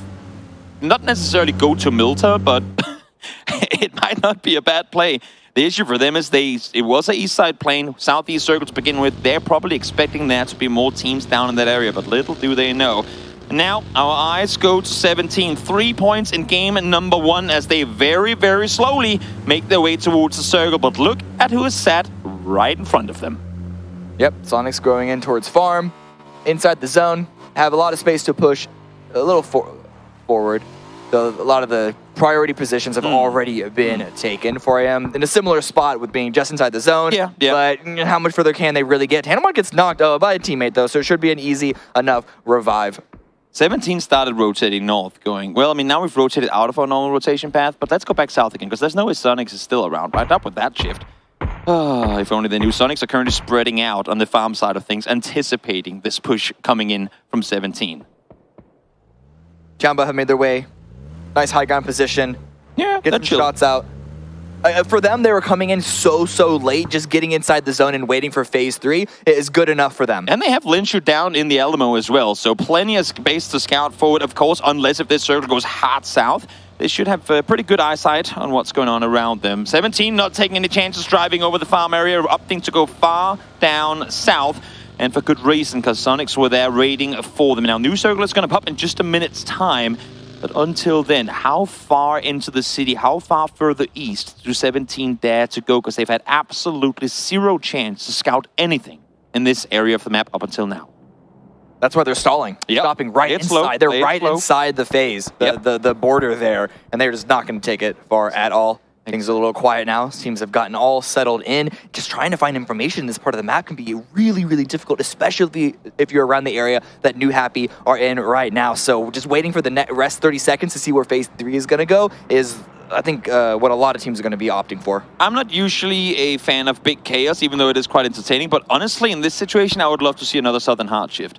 We are seeing so many teams now forced to play in the open. How the hell would they ever get down towards Milton? Not that they have to go into the city, but the areas around there would be so incredibly hard for them to get to. Let's see, 10 seconds to go until the next circle is going to pop. Currently, everyone, all 56 players, find themselves in some pretty good positions. We lost a couple of players early on, making more space for them. But who's going to get the blessing of the PUBG gods? Let's find out now.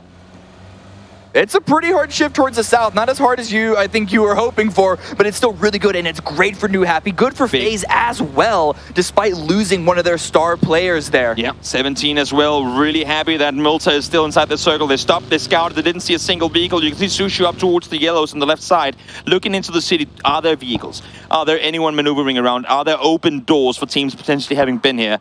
But no threats seen, no threats covered, and now, out of being the last team to enter the previous circle, 17 arguably in what could become one of the best positions in the next circle. Twisted Minds, Howler also moving up that hill.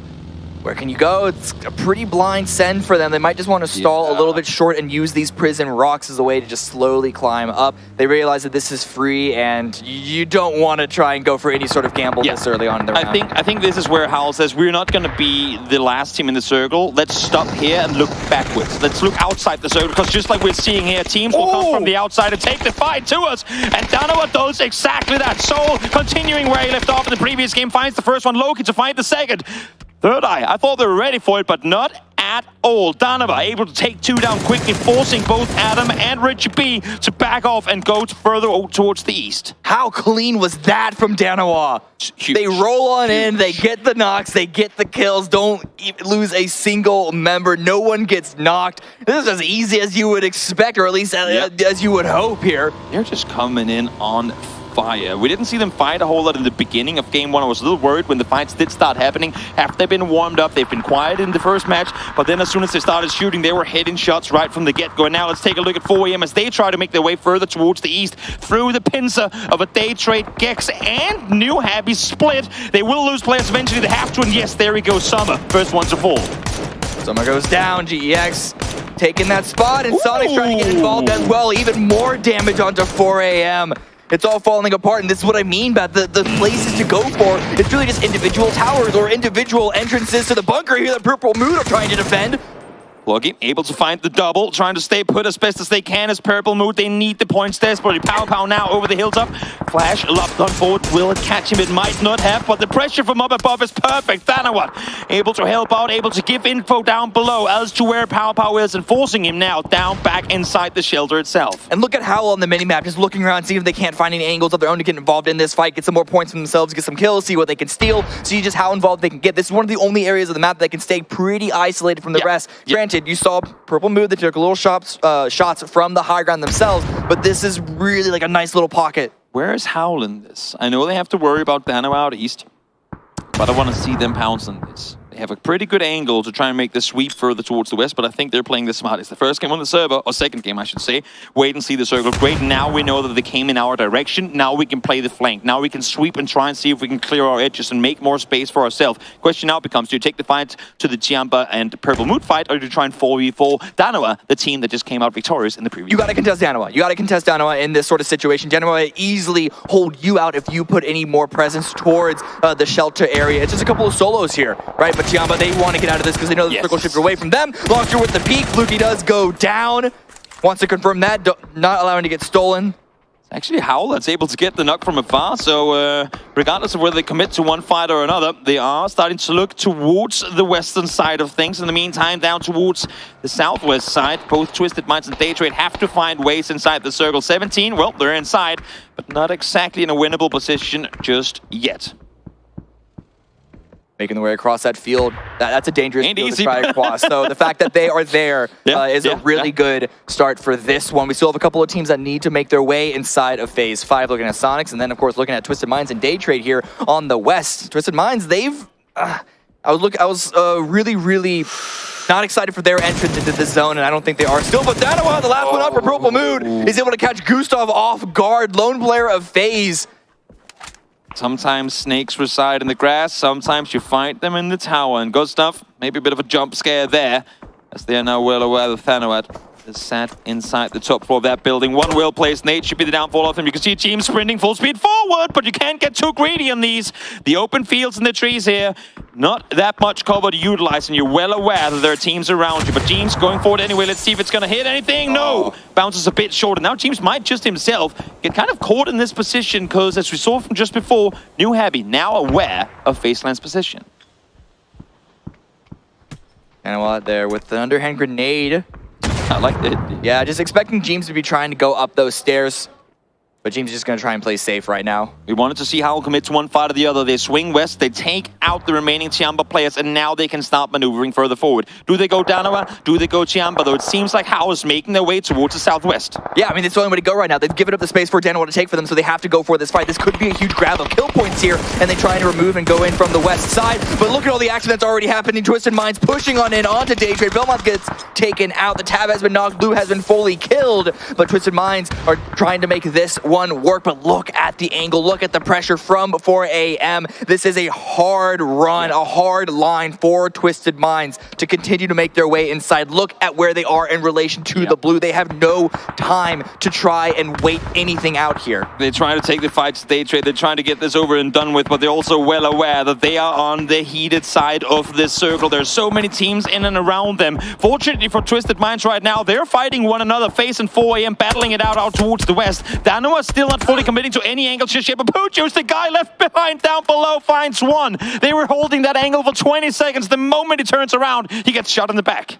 It's the damned if you do, damned if you don't sort of situation for Twisted Minds. Because they can't move for free when there's a solo out there, but then they have to move because they're in the blue. So it's just a rough situation. This is what I was worried about for them, and it looks like their run is going to be cut short once again. And now, as we look down towards the south, the Daytrade fall in 12th. We didn't see it on camera, but in the blink of an eye, all of 17 died. Some of them shot one another, some of them fell to Sonics. Once Sonics realized where they were, they hard crashed the shack. They said, we don't care about points, we care about you. They went for them, and they might just have scared them enough to the extent that they started taking out one another. I hope we get a replay at some point of what that was, because it looked very interesting on the kill feed.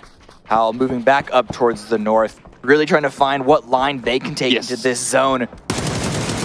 But Wing's Eyes pushing forward, the sub in for 4 a.m. with a really nice spray down, gets a knock onto Apocalypse. Schofield trying to answer back, trying to trade this, and a really good return for sure, with time to get the revive. But again, that's the question, where can they move? And there's the solo of Purple Mood, ready to pounce onto that. Yep, the snake comes around the corner once more, finds the first one, more damage will be done. No, not gonna have it once again. It's Schofield there to help. Howl able to stay put, 8 kills in this match already. We doubted their performance. What are they going to be able to do on the global stage? Last game, top 4. Now almost double-digit kills in game number 2. Trimzy prepping the smokes for Sonics to continue to push forward, but they're getting shot from both angles. GEX on the left, STK on the right, and they are going to be eliminated just before placement points start to tick on in. Howl, oh, well, they're able to make it to 8th, but can they make it any further than that? They do keep getting knocked. Again, this is the line, and this is the pressure from Danawa constantly filling in that west side. Regardless of how this game turns out for Howl, it has been huge for them. Again, a team with limited to practically no LAN experience, coming in, getting this amount of kills on a global stage, showcasing for both themselves, their fans, and everyone else, we are here to perform, and we can perform against the best in the world. Great first Erangel game for Howl to showcase what they're worth. Danawa still eyes on that side. Know that there are a couple of members of Howl remaining. But it's going to be Ming Ming with the spot. Ruin forced to prone down. No free line of access into this one. And it's a bit early to suggest dying to the blue. Oh, no, go for it. Yeah, you got to go for it, but I imagine it's going to be a death in the next few seconds. But Batulans, oh wow, still out in the blue. I just spotted that on the minimap. That's insane, still trying to survive through this. I mean, with 21 alive, you don't know if there's 6 teams left alive or if there's 11. You need to try and stay alive as long as you can, because you don't know. 1 second could be more placement points going your way. STK in the meantime, still 4 alive. They need points going their way to Howl here. Will lose Ruin. So, at least for Batulans, closer to more placement points. But for STK, they take out the remaining players of Sonics, and now they get to wrap further east. They have plenty of space to maneuver, but they will have to take the fight now either to Third Eye or Sun Sister. I love this from New Happy, actually, because they know that the GEX right below them, the circle ship does favor them somewhat, but they want to try and clear out any sort of pressure from the south side, catch GEX off guard. They all actually leave the zone or thereabouts to try and remove this team to clear up that space. Huge play. Again, proactiveness is key in a game of PUBG. You cannot just sit around and wait for teams to do something. You need to go out, do things on your own. And New Happy, reading it perfectly, as you were saying, pressure GX, force them towards the east, force them out in the blue, let them know that we're here. That way we make more space for ourselves in the long run. SDK now creeping up around Sun Sister.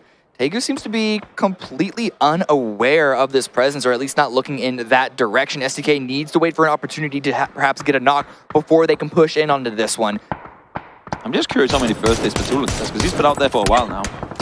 Vegas, shots towards the west, towards the GEX, but can't stay here for too much longer. Really just sticking around to make sure that they're not getting backfilled here. And they can take the fight towards Sun Sister, but the blue is closing on in. Yuri does go down, however. Lovely positioning from Vegas. Yuri will fall in the end of it. Shannon, solo player now left alive for GEX. I think they're well aware of his positioning. I don't think New Happy is going to give up this angle before they see that GEX are eliminated in the kill feed. You cannot have a snake deal with you in the way that we've seen snakes deal with teams yesterday. And look at this from 𝗟𝗏. Look at the minimap. Look at the space that they've been able to grab. They're just constantly aware of where all the teams are moving around and what is free for them to just really essentially take for free. Imagine, we saw it from 4 AM yesterday, come in, win the first Miramar, then win the first Wrangle. It might just be the same case here for 𝗟𝗏. Look at this for SDK. They're pushing through, not into Sun Sister's buildings, but actually into the logs held by the remainder of Third Eye. The grenades are coming out. No real damage on the Richie just yet. He has to go huge right now, though. Forward player for his team, barrel in hand, has to drop the grenade. Yep, don't want to be peeking angles with smokes in your hand. They ain't doing a whole lot of damage. The peek come around from all the rich beat. Those mentioned by the spikes. Second as well. Barrel in hand takes down Purdy and 𝗟𝗏, denying the access to the circle. Now Adam does fall, so it's just Richie left alive trying to withstand. It's not going to work out for them, but look at this as a trade-off in the backside of things. 𝗟𝗏 heard the commotion. They heard the shots fired off of Sun Sister, and now they engage out towards the east. And look at Xenon as well. SDK do have a little bit of space to try and get the revives, but they're going to be cornered in this small little pocket that they have, and look at all the other teams looking into their direction. 6 teams up, a couple of solos still in play, and a lot of really, really healthy teams. And 𝗟𝗏, again, just the space they're taking. It's insane. That Sun Sister looked south for a split second. Soul instantly finds 2, and now they're all over them. Shannon will fall. That is New Happy with good info. No one is south of us. Now we can start flexing out as well, and they're doing exactly that. Yeah, 𝗟𝗏 gets taken out. Sun Sister have to ignore SDK, but can they? Is there a line between them? Huge game for New Happy here. Great read on their part to try and take the fight to SDK. They found one already, but there's still 3 more left to be found. 𝗟𝗏 tries to go for one, but no, catches the corner of the smoke from his teammate. But now Ming finds the double around the side, goes for one more. 𝗟𝗏 still almost at full HP, not connecting the amount of shots that we wanted to. Ming forced to swap over to the SLRs. He's down to low ammunition on his M4. Was blinded for a second. 𝗟𝗏's going on the push and is able to get the knock. The last member up for STK, trying to stay alive, remove New Happy. It's all on to Non for the Chinese here on the south. And they know whoever survives, and in this case it's going to be New Happy, but with whoever survives, they're going to have to run into the still full team of 𝗟𝗏. We are close to having another back-to-back win. And it has come in excellent fashion. Their initial push up to Third Eye, off of the hillside on Prison there, then follow-up pushes to just take out team after team after team. Didn't have to do much damage initially, but their presence alone forced Howl to go the other way, forced Sun Sister to focus their attention south, because they were sat there saying, you pick this angle again, we take off your helmet. They are asserting so much dominance, and they're only 1.5 game into this lobby. And can I just give a big shout out to 𝗟𝗏? How is he still alive, getting up into a podium position? Yes, he is still up. He is still up and surviving out of this. Everyone on that southwest side has been looping in towards the right, Non pushing onto Sun Sister territory. And are 𝗟𝗏 even aware of the possibility? Non with a nice spray onto 𝗟𝗏. So close to making it higher up here on the placements. Now I need to know how many first aids he had earlier. This is unheard of. Having said that, there were so many corpses on the western side that he must have been just fine with it. Nan, easy flush for him to take one more down. It's now solos galore standing in the way of a back-to-back for 𝗟𝗏 in their first game of PGS1. But 11 kills for New Happy. Man, what a performance for them. Really strong performance, really strong showing, and make it work even more, even further. seen solos do things before. Yeah, but it's a four-man squad. It's a four-man squad of Danawa. I know it is. I know it is. The only way that Danawa can lose this is if the 3 remaining solos take them out individually one at a time and all just happen to pounce at the same time. I know it is, but I just want to see it happen. The power of the solo snake. So sometimes it's just too much to be dealt with. Didn't spot Non. I don't think able to so, rotate no. around that south end. But Non could be running to Batula, this is what I mean. The backfill, the unaware space that has been taken in front of him. I mean, it's the perfect angles. I was just going to say, it's the perfect angles for Danawa here because they're essentially forcing the snakes into one another. They were the team to come in from the north. They've cleared that out schematically one step at a time, never over-aggressing. Playing this one very, very much under control. Kills and High didn't need them. Those 10 extra points and placements when they come up victorious in this match will be all they would have wanted. And again, Batulin's top 3 guaranteed. That is insane. With Non taken out, Danawa know where the last member of Sun Sister is. You can see them flushing out that area. A lot of grenades and utility coming into play. Systematically peeking as an individual in Onyx. Almost got knocked, but I mean, the grows in. Batulins, EU, shotgun. I don't think he's going to win this game. He only has one first. But he's second place. Okay, but Batulin's going to second place. This is insane. This is completely unexpected. You have to tip your hat to that. But again, Danawa, it's virtually impossible for them to give this one up, but you can tell that they have no clue who the last member is. They're looking every single direction, but Batulin's going to be on the push right now. What he is hoping for is to catch Salute out and get the confirm on that knock, because there's no way he's going to get all 4. When you're talking solo players after the rest of your team is dead, maybe 2 points. I mean, 3 points is phenomenal if a solo can claim that. He got 7 after his last teammate died off of placement points and a single kill. That is absolutely phenomenal. For a team that desperately need points, a solo player being able to get up that many is huge.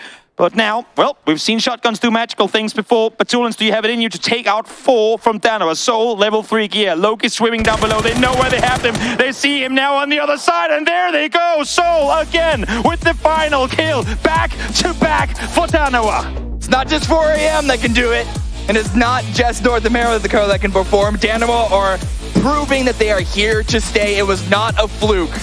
It was 2 wins, and they are skyrocketing up that leaderboard. And in very, very similar fashion. When you think about how this game played out, last game it was them looting on the southern side, swing all the way north, come in late, and just clear one team at a time, make your way slow and schematically towards the center of the circle. This time around, same thing. Wrap up towards that northern side, even when the circle's hard shift south, one push at a time, one fight at a time to come out victorious.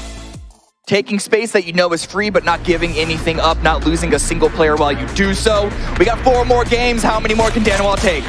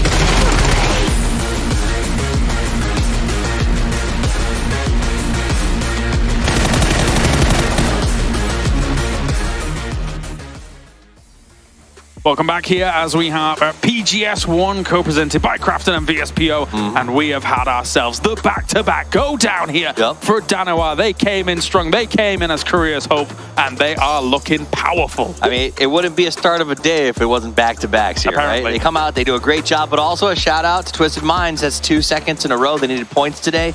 They're finding whether they're placement or kill-related. They're putting it up on the board, but Danawa, I told you we'd be seeing a lot of these guys, and It is scary. Danawa. Right? You like that. You like that. Yeah. We've got ourselves... Donna, way to go. What a performance, though. I mean, looking at this Erangel game, how things go down, we were saying with like 7 teams left, if they don't win this game, considering the land that they've carved out for themselves, and considering the way they're flexing out and pushing and corralling all these teams into one another, it would be a crying shame. And indeed, they were able to convert very effectively. Well, it was. They had Salute as sort of a centerpiece. They kept rotating around him. They formed, I mean, they literally formed an L that blocked everybody else out of the circle. And then all they could really do was hunt. They went hunting. And shout out to 𝗟𝗡𝗗 for not going to the blue, I guess, but saying, hey, I'm going to try to fight you with a trench gun. But at the end of the day, they knew exactly where he was. They stood on top, and they just eradicated everyone. Danawa seems unstoppable. Yeah, process of elimination to find 𝗟𝗡𝗗's there by the end. They didn't know he was there, but it's like, okay, we've seen everything else in the circle. We'll just send some utility over that way and see what sticks. And it did indeed here, as 𝗟𝗡𝗗's unfortunately goes down in second place. But I mean, I say unfortunately, fortunately goes down in second place, because actually this was a bit of a salvage game here for Twisted Minds to be able to get themselves to that spot. That's it, salvaging, getting to that second place. They're going to have now as many points in 2 games as they did all day yesterday. So they will continue to grind that way up. Let's take a look at the top 4 teams. Danawa again up on top, 7 kills. 987 damage. I thought it was gonna be more, because they were hunting. Agreed. Like they were just running the circle. They never got passive. They never stopped. They just destroy. I said whilst we were watching the game as well, though, as we take a look at the top 4, as you mentioned, it's not my favorite circles, because in the way in which like these hills work, in which the way the covers works, etc., and things like that. So that's why we're seeing such a spread of damage, a spread of kills coming out. You kind of don't really have the greatest locations to lock down, unless you're Danawa in that one location. Everything else, losing players here and there, kind of a little bit scrappy in that area. And I do want to mention, New Happy, they got 4th, they got 11 kills off of that game and 2,000 plus damage. They were putting work in. They just, you know, it's a tough circle. If you don't get it, sometimes you don't get it, and they did a great job of making do with what they could. Third Eye here, great fight up against Shoot to Kill. Constantly North American violence back and forth between these 2 teams, but it's a great move. Here at STK, Purdy goes down, Alo makes a really nice drop here to get out from the fire of Ming, and then is able to come back over the top and finish him. Ultimately, he goes down, but a very nice play from that player. Really important shot Ming down in that position, of course, to try and stop the tide that's going to be hitting you. New Happy, though, as you said, huge amount of kills to boot. There's 𝗟𝗡𝗗's doing 𝗟𝗡𝗗's things. And as you see, in these final circles, one thing that I really love when you know that you have this much control, a team like Danawa, we've seen World Championship teams do it in the past as well, is assert your dominance on the circle. You know what's remaining, flex out, create barriers, make sure your other teams have no room to breathe, and that's exactly how it felt against Danawa here. 100%. It's like me trying to sit in the middle seat on an airplane. I gotta put those elbows out and make sure I get to keep the armrest. That's what they did. They kept as much space as they could. Here's the screen we promised we'll keep seeing all day, and there they are again. Soul, Salute up on the top of the list, but it is a team effort every single time. Definitely is. There's a lot of players, a lot of people out there playing Fantasy League that have Soul on their team, though. He is one of the guys that everybody looks at right now as the best in Korea, the pundits are saying. And we're looking at how he played things out in these last 2 games. Not too much surprise. There he is again. Back-to-back man of the match. Back-to-back man of the match. Only 82 damage taken. Absolutely a beautiful play. And obviously his survival time will continue to dominate everyone, because 2 chicken dinners in a row. But I got to be real. This is, I mean, Korea looking good. Korea looking like this could be a championship for them if this team keeps playing this way. Maybe. There's obviously, as we looked yesterday, though, America's looking good. China's looking good. Europe's doing... It's weird. It's nice to hear you say that. For the record, James just said America's doing well. Europe, clip it. We did all right, you know. and Twisted Minds is kind of sneaking through a little bit. Yeah, they're grinding their way up. Team summaries, total kills. New Happy 48 has now taken over that kill leaderboard, so pretty cool for them. But off the back of this match, New Happy's going to actually finish in second because of that astounding kill count. 17 points going Danawa's way. Howl, once again, actually, I was about to say kind of sneaking into these top positions, but 8 kills going their way. They did have strong positions to try and take some of those team fights that were moving towards them. And again, it's always Ruin that's trying to salvage things. He's the survivor, but it is a polar opposite of the last game. Last time, Ruin Corner survived with no kills, but got them to 4th. This time they go on 8th, but still managed to climb up to 3rd because they're putting that work in whenever they can. All right, here's the totals. Top 12 to take a look at things and how it goes, which means that technically, yes, top 16 will move on to that winner. So we'll take a look at that later, of course. But it's 76 points for 4AM up at the top. Martin was talking about the theoretical cutoff of around that 60-some points mark. So already 3 names up there, very, very solidified. Yeah, and I think if there was question marks around is 60 the cutoff, it becomes more and more clear that it will be when teams like 4AM continue to suck up those points away from the top of the leaderboard and making it harder for some of the teams on the chase to get up there. Now, you are going to see some of those teams like Luminosity falling. That's because they're not playing here today, so obviously they're going to be back tomorrow, all of our teams from that group. Here's our 13th through 24th as well. And the thing that's interesting is that we look towards 17, a big name that we think, you know, might be doing well. Of course, we still have the hot drops going on, lukewarm drops, whatever you want to call it. That was, we were talking about how for Erangel, it's the same scenario, but very different due to the way in which the buildings work and lines of sight work. If 𝗟𝗗 was a gut shot, this was sort of like a slow bleed or sort of wringing their neck. They dropped, Sonics didn't fight them, they got a little bit of loot, and they took all the cars. And then they just stayed ahead of 17 the whole time. So every time 17 finally found vehicles, they had to go farther outside in the blue. And so 2 games in, 17 with 3 points after 2 games, they can bounce back. Sure, as a viewer, you shouldn't be that stressed out, but as a team, that's got to be making them just a little bit shooken. It makes sense. It makes sense in terms of a different approach, despite it being that hot drop scenario. 𝗟𝗗, lines of sight, everything sees everything. 𝗟𝗗, there are exit methods. There are ways to escape out and not really take that fight. So that's what 17 is trying to do. And as you say, Sonic's trying to get ahead of them to prevent that. So I think it's really excellent to see that kind of, not mind game, but a little bit strategies at play. It's like chess, a game inside of a game. I like it. I like it a lot. Absolutely. All right, here. Thank you very much. We have got ourselves game 2 in the books. We are going to be going to a break here at PGS1. When we return, we are moving on to game number 3 of day 2.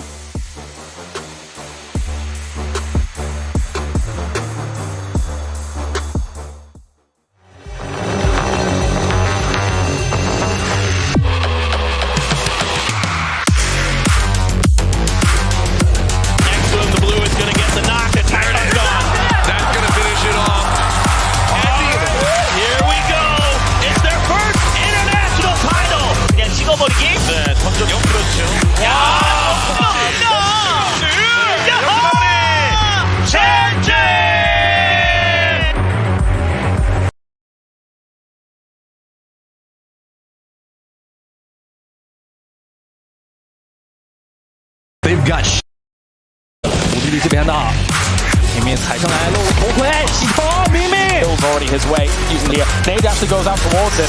Try and go for the flag, please. The map. He is able to get it.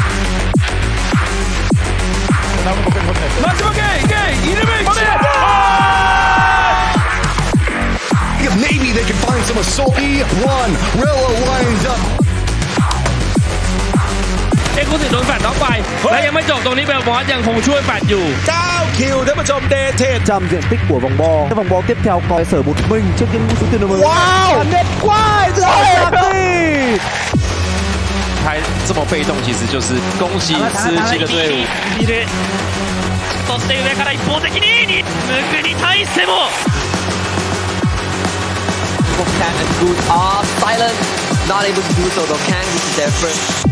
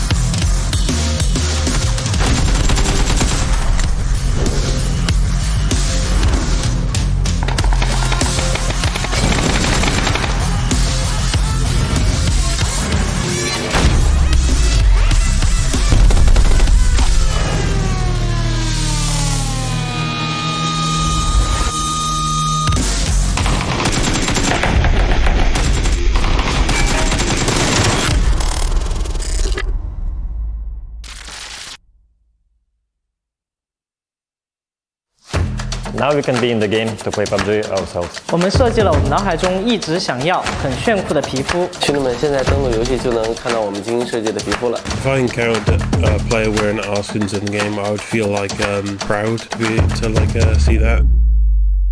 PUBG e스포츠가 오랫동안 고민해왔던 지점 중에 하나가 팀들에게 실질적인 혜택과 더불어서 동반 성장하는 모델을 만들고자 하는 것이었습니다. 그러한 맥락에서 글로벌 파트너 팀 프로젝트를 시작하게 되었습니다. 그 시작으로 GPT 스킨을 제작을 하게 되었습니다. 이번 스킨은 팀에서 원화를 직접 제작을 해주셨는데요. 그 퀄리티가 정말 예상보다 훨씬 좋아서 깜짝 놀랐습니다. 팬분들께도 응원하는 팀에서 직접 제작을 해주셨기 때문에 더욱더 의미가 클 것이라 생각이 되는데요. 자신이 응원하는 팀에 대해서 오랫동안 응원해온 보람이 있구나 느끼실 수 있는 계기가 될 수 있을 것 같습니다. I have imagined what it would feel like to have skins representing our team. It would be like we are actually in the Battlegrounds ourselves in the game. Now we can be in the game to play PUBG ourselves. We designed the skins in the way we've always imagined, wanted, and thought that would be cool. I hope our fans really love the skins. I think they look really cool, so I think the fans will enjoy them as well. Well, the big challenge is to create something that represents the brand and it has to look cool so the fan has the desire for it. So you need to find the right elements and colors with meaning. I'm thrilled that GPT skins will help our fans be united with our team. It's always exciting because you only create these things in the digital world, and it's a great joy to see our fans who will win in our skin. 希望这些皮肤能代表我们17战队，并向大家展示我们战队的文化和精神含义，这样才能确保皮肤能够被广大玩家喜爱和接受。对我来说挺激动的，能在 PUBG 里看到代表我们17战队的皮肤饰品，这个过程让我想要拿出更好、更有说服力的表现，来更好的在电竞领域定位我自己和队伍。这对于选手来说，在游戏里就拥有自己的那种专属道具啊，或者皮肤，就是非常有意义的一件事。然后希望以后这种合作也能够越来越多吧。I believe there will be more opportunities communicating with our fans, expanding the global partner team program. 안녕하세요. 저는 PCC 캐릭터 팀의 이준호입니다. 캐릭터가 입는 의상, 총기, 그리고 탈 것들을 제작하고 있습니다. 팀별로 그런 색깔이나 특성이 있는 디자인이라고 생각했고 일반 옷으로 생각해도 굉장히 멋스러운 디자인이라고 생각했습니다. 팬들이 보았을 때 가장 중요하다고 생각되는 부분들 그런 부분에 중점을 둬 작업을 했고요. 팬분들이나 이제 유저분들이 보았을 때 우리 팀의 이 유니폼을 입고 실제로 경기를 할 수 있겠구나 하면서 약간 그런 것들에 대한 만족을 위해서 생각을 하면서 작업을 했습니다. And I want to thank every fan for your support. It means a lot for us. I cannot imagine the world without fans. 期待一下我们这款皮肤吧。所以说，你们的支持对于我们非常重要，也希望大家多多支持17战队，谢谢大家。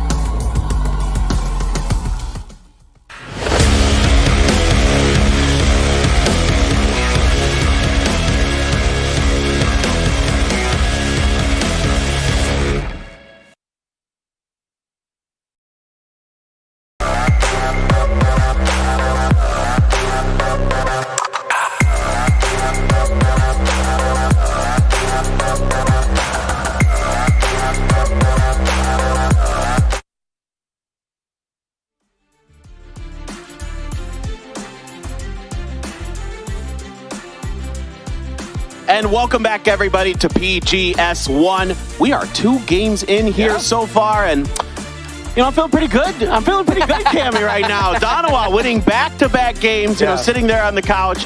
A masterful performance from them so far today. But I'm excited to move back to Miramar, a map that, I mean, Donawa has dominated in the PWS. So for me, I'm feeling pretty confident right now about my region, you know? Yeah, I mean, the one team. Yeah, I got one team. Look, I got to take what I can get, okay? Yeah, but honestly, as long as they win the entire thing, the entire region can claim it, so. Yeah, see, this is how we do it. Yeah, exactly. It was like Gen G in 2019, and now, yeah, exactly. Well, so far today, the games have been just absolutely great. I mean, this entire tournament, of course, but, you know, moving back over to Miramar, it seems like, you know, there's a comfort level for Donawa on this map. They seem to be really focused on it. I mean, there's a comfort level with Donawa just in general, right? Fair. Like, they played both maps very, very similarly. They took space when they needed to. We didn't have to see any need for them to go for some wild sends on Erangel. So, you know, perhaps you can argue maybe they have an easier time inside, but not to take away anything from them because they're just able to take space. Seemingly, it's not for free, but they take space so comfortably is the problem the other team's going to have to dealing with. It's like stepping away from your computer for a second, you come back and it's a cat on your chair. Like, you're gone for 20 seconds and that space has been received by someone else. I love that. I really, really like that. Another team that's having a really strong day here today is Twisted Minds, a team that, you know, had kind of a slow start yesterday. Today, though, they seem to be picking it up somewhat, getting deep into games, maybe not getting the wins that they would like, but still finding good placements. Yeah, I mean, honestly, Battlegrounds making to second place. I think he was out in the blue when they were still like double-digit teams alive, and he was able to go into second place. It has been a long time since we've seen blue healing plays make any sort of real impact. It's hard. Yeah, teams have gotten so good about managing their edges, clearing space, and those kind of things that it's really tough to pull off a play like that. But who else? Who else but Battlegrounds? I guess, you know, has the brain big enough to do it. I guess, or the backpack to carry enough first aid kits. Because that's the real limiting factor there. It's just the damage that the blue does towards the end, but able to make it inside with just enough time, enough heals there. Woo, Sun Sister, though, what can we say about them? Because they were, well, that is definitely one thing you can say about them, because they were in a really strong position that entire game, but every single second that a team showed up, they just, like, gave it to them. It's like someone looked at you angrily and said, oh, take my wallet. It's like, oh, I was going to say hi. What do you... Yeah, just have it. I don't want it anyway. Like, please, no, don't hurt me. You see those like videos of people getting mugged, they just like hand it over, and they're just like, don't even mess with it. They're like, no, it's okay. That's what you're supposed to do in this stream, but this is a competition. It just seems weird that they're giving up so easily in terms of control, and they're trying to put up fights when it actually comes to the gunfight, but they don't seem to have the spatial advantage in those arrangements, in those engagements. Certainly. SDK having a okay day, I'd say. I mean, I saw that... Frankly, I thought one of the best plays today was Alo's. You know, he prones down while fighting Ming Ming and is able to best him in that fight. Still, though, he was the last player alive, so he didn't last much too longer than that. But a really strong individual play, and you know, it's been kind of a rough go so far, but still not too bad from what, in my opinion, from what I've seen from SDK so far. Yeah, it's definitely in the shadow of the strong performances from their regional siblings in Sonics and Luminosity, and especially when you consider SDK has had a core roster for so long, and they've had some really high highs on global tournaments. So that makes it really, the expectations are always going to be up there, even this far through this team's tenure. I still think we can see more from them. I still am expecting an extra level of performance from that entire team, because they can really all frag out, but it seems that like it's one game is one person's turn to do it. It's still like the stars need to align perfectly still yet for them to go on that full 11 gear that we need. Yeah, it doesn't feel like they've hit that ultimate level, like where they can really kind of show us what we know is the potential inside of them. Is taking a little bit longer to get in the game than maybe we had hoped here, as some teams still checking out what was going on in previous replays. We're still, you know, having a few minutes to VOD review here as we're trying to get ready, of course, for our next game. So bear with us, folks. We're going to get this going as soon as possible. But, you know, from time to time, esports, it takes a little while to get the old gears turning in the computers. So we'll get there soon, I think. But yeah, it's been a good start to the day. It's weird sitting on that couch for the first two games. You know what I mean? I just wanted to get in there. I'm like losing my mind. Like, you know, Donawa's playing well, and there's some big plays out there, and you know, still the 17 Sonics fight. A lot to, you know, take away from that so far is it's really hampered 17, and Sonics seems to be just totally fine with it. Yeah, they don't really need to worry at all. They're picking up a couple of points here and there. They just need to make it in the 16th spot. Towards the end of the day, if they still haven't received that many points, we might see them move away from that hot drop. And I mean, 4 games of griefing is a pretty good job for them. I think they should be pretty happy with that one. But I mean, they won a team fight against 17 just the previous game, and so I don't think it's 0-point rounds for Sonics.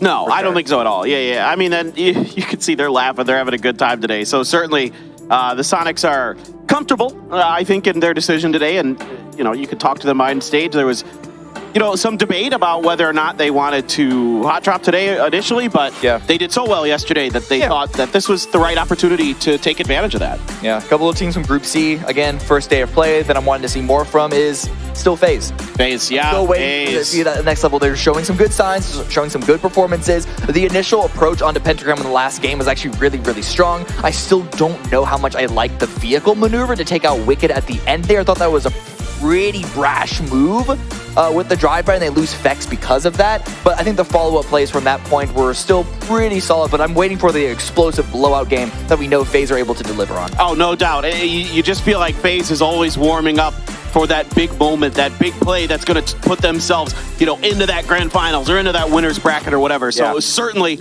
you expect that they can get it done, and I'm really excited to get these games going, guys. Again, it looks like the players are starting to kind of focus up a little bit more, so I don't think we're too far away, hopefully. And it's just been kind of weird because it's like just like yesterday. The first 2 games, 4 a.m. wins both games right out the gate. They win today. Today it's @𝗟𝗏. And what's really interesting is you think back to 4M's playing today, and they're not having a great day. That's okay. They're having an okay day. Yeah, it's fine. It's still fine, right? It doesn't matter. They're basically, they're good to go. But for 4AM, Summer said in his post-game interview yesterday that the team he's most worried about is 𝗟𝗏, and you can see why. Yeah, I mean, they're such a stacked roster. Not to continue to talk about them, but I mean, come on, how could you not? I want you to. Go ahead. Yeah, okay, it's absolutely, honestly, absolutely fantastic. We've seen no bias. We've seen so many of these players on a bunch of different rosters, a bunch of different globally, and granted, a lot of times, 𝗟𝗏 perform very well in their region, come to their global. They don't perform terribly, but they never reach that highs, and they're starting out here really, really strong. They should be able to keep it, and this is one of the, looking back in their performance at PWS to get here, one of the most even kill and damage spreads from any team across the board, which is so exciting to see. If there's a team that only has like 1 or 2 really star players and the rest are playing, more supporting, which is a role that you need to be able to fill, but if everyone is able to frag out in the way that 𝗟𝗏 has been showing in their performances so far, it's really exciting, really, really strong. If you remove 1 player, the rest can easily fill those shoes. Yeah, I mean, you think about 𝗟𝗏, like talking about the support player, is it Loki or Salute? And you think about, that's your support player? If that's your support player, yeah. Exactly. Crazy good team. I mean, and from a personal perspective, like, obviously I covered the PWS, and this is 𝗟𝗏's first time winning the PWS. Their first time winning anything. That isn't like some third-party tournament. Yeah. Like an official PUBG event. And so for them, it was a very emotional moment, talking to Cheese and Sonic about it after the fact. They said that, neither of them cry ever in their lives, basically. But they both instantly, as soon as they knew they were winning the event, it was just, it was very emotional for them. Yeah. But, people always say that. I mean, it's easy to be emotional about it. It is. No. I mean, okay, sorry. They say that they never cry. That's what I mean. Oh, I see. They're ignoring all the times that they've been out late at the party, perhaps, and they're crying over beers, just talking about how much they all love each other. This is definitely something that you would expect to be incredibly emotional for these players that have been performing and playing for so long to finally achieve that one big trophy, even if it's not a global, even if it's, I don't want to say just a regional event like PWS is, but even if it's not as big as a global event, it's still a really, really solid achievement. It's a big step. Exactly. Yeah. So really exciting stuff. 17, we'll see if they can maybe weather the storm of this 𝗟𝗏 fight. I don't expect either team to back off of it today, to be frank. I know 17, with their history of dominating that fight for the most part, recent history anyway. That's the difference, though. Right. Because previously they've dominated the fights. Right. I don't know if it's because of the way that Sonics are approaching that they don't need to win the fight just straight out in order to have a good game. They can waste their own game to grief 17, so that is going to have a different dynamic. But both times so far, 17 haven't dominated those fights. They have, even if they've won it, like we look on the first Miramar map, it took them ages to do so. And so 17 might need to consider leaving unless they want to ruin their entire day here. I love what you're talking about. I think that's a really important factor, a really important difference that 17 is going to have to consider, no doubt about it. Another team, I want to shift gears just a little bit here. Talk about a team that still needs to pick it up a little bit. They're still kind of there. They're still kind of playing pretty well, is New Happy. If we really want to like see them solidify a spot in that winners bracket finals, they're probably pretty close. They're probably doing all right, but they could still stand to pick it up a little bit. It seems like mid-game, they have some explosive moments, but then they kind of tend to fall apart as the game like progresses from mid to late. Yeah, and Third Eye as well here. So a lot of teams, we're still waiting a lot of stuff out of. New Happy, I agree. It seems that they are almost still getting their feet firmly on the ground when it comes towards their late game performances, but you have to acknowledge that mechanically still incredibly strong, still incredibly powerful, and are a big threat here. And I don't know how true this is or not, but part of me feels like potentially when other teams see them in the kill feed and they hear the shots and they know that it's New Happy, that maybe they're considering, you know what, maybe we should just go over there and make sure they're dead. Yeah. Like, let's really make sure the nails are into that coffin. Yeah, make sure that dirt is planted over it, like patted down.